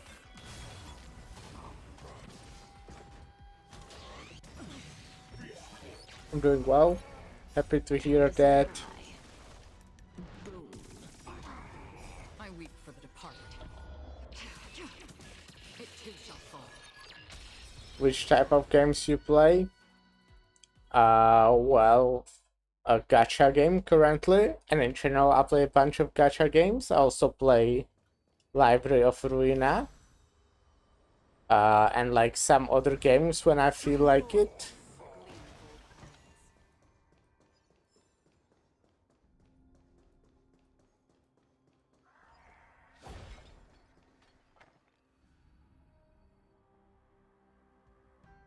The Shackling prison has become a killing field. The prison guard. So what are your thoughts about this game? I like it. Familiar memories. Memories of chasing, gnawing, and tearing. Oh, they're back. They're back. They've all come back. My lord, we're just one step away from freedom. As we pass through the gate, no one will be able to stop us. So this hostage is useless now. Kill him, Moktok. He's getting away. Do something, Jiaoqiu. It's just like the old days, you useless loser. Just do something. What future streaming ideas have you got in mind? I plan to stream more Library of Ruina tomorrow. I think that's pretty exciting.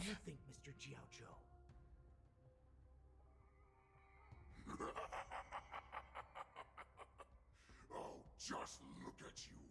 Fallen so low during my absence.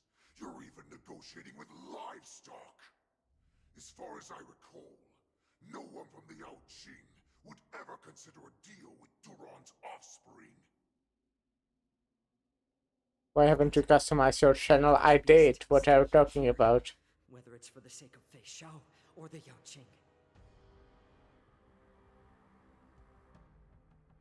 Deal. I certainly have more value alive. My identity, my knowledge of the Xianzhou, and my understanding of many things that your minions have no knowledge of. They'll all be valuable.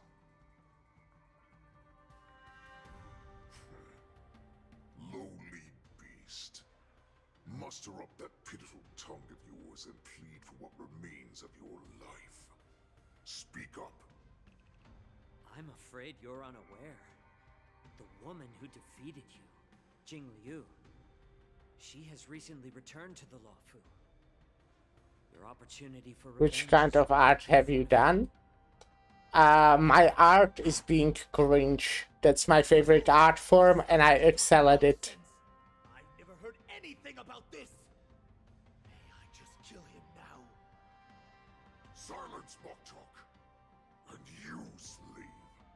From now on, you'll stay by my side. You'll only speak and move when I allow you to. Otherwise, I'll dismember you from head to tail, inch by inch. Got it? But my lord... We must stay here for some time, Moktok. Fear not. By the way, I'm a professional artist. I do custom paid art for streamers. Would you like to see my work? No. No, I wouldn't. Tremble in fear. I'll show them what true calamity means. Now, Duran's whelps, follow me.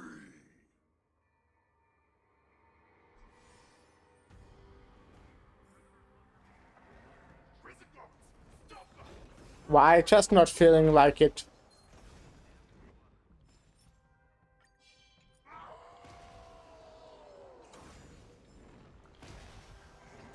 There is any specific reason? Yeah, I'm not really feeling it right now.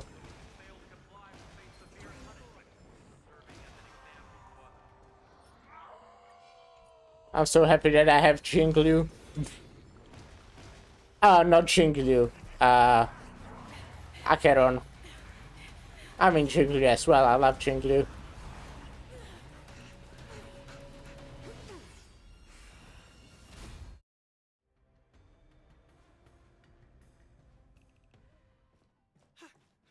Report! After we lost contact with the shackling prison, we received a message from a Psycrane. The prisoners have revolted, and the criminal Hule is nowhere to be found. What about the Yaoqing messengers and the Nameless? No news at the moment. We're trying to restore contact with the shackling prison as soon as possible. I see. You're dismissed.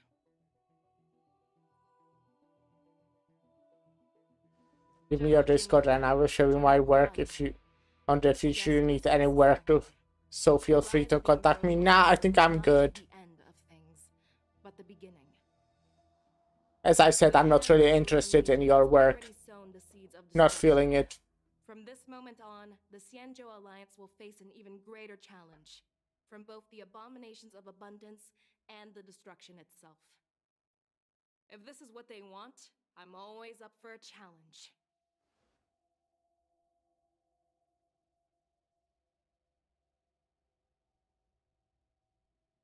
As the Marshal Special Envoy, I'll dispatch the Lawfu Cloud Knights to pursue Hule myself. Looks like the hidden dregs have finally come to the surface.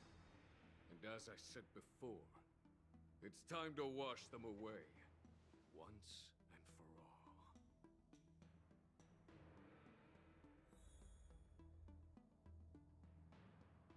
After a brief but devastating loss of communication, the lockdown's shackling prison is once more under control. The Express Nameless may have emerged unharmed.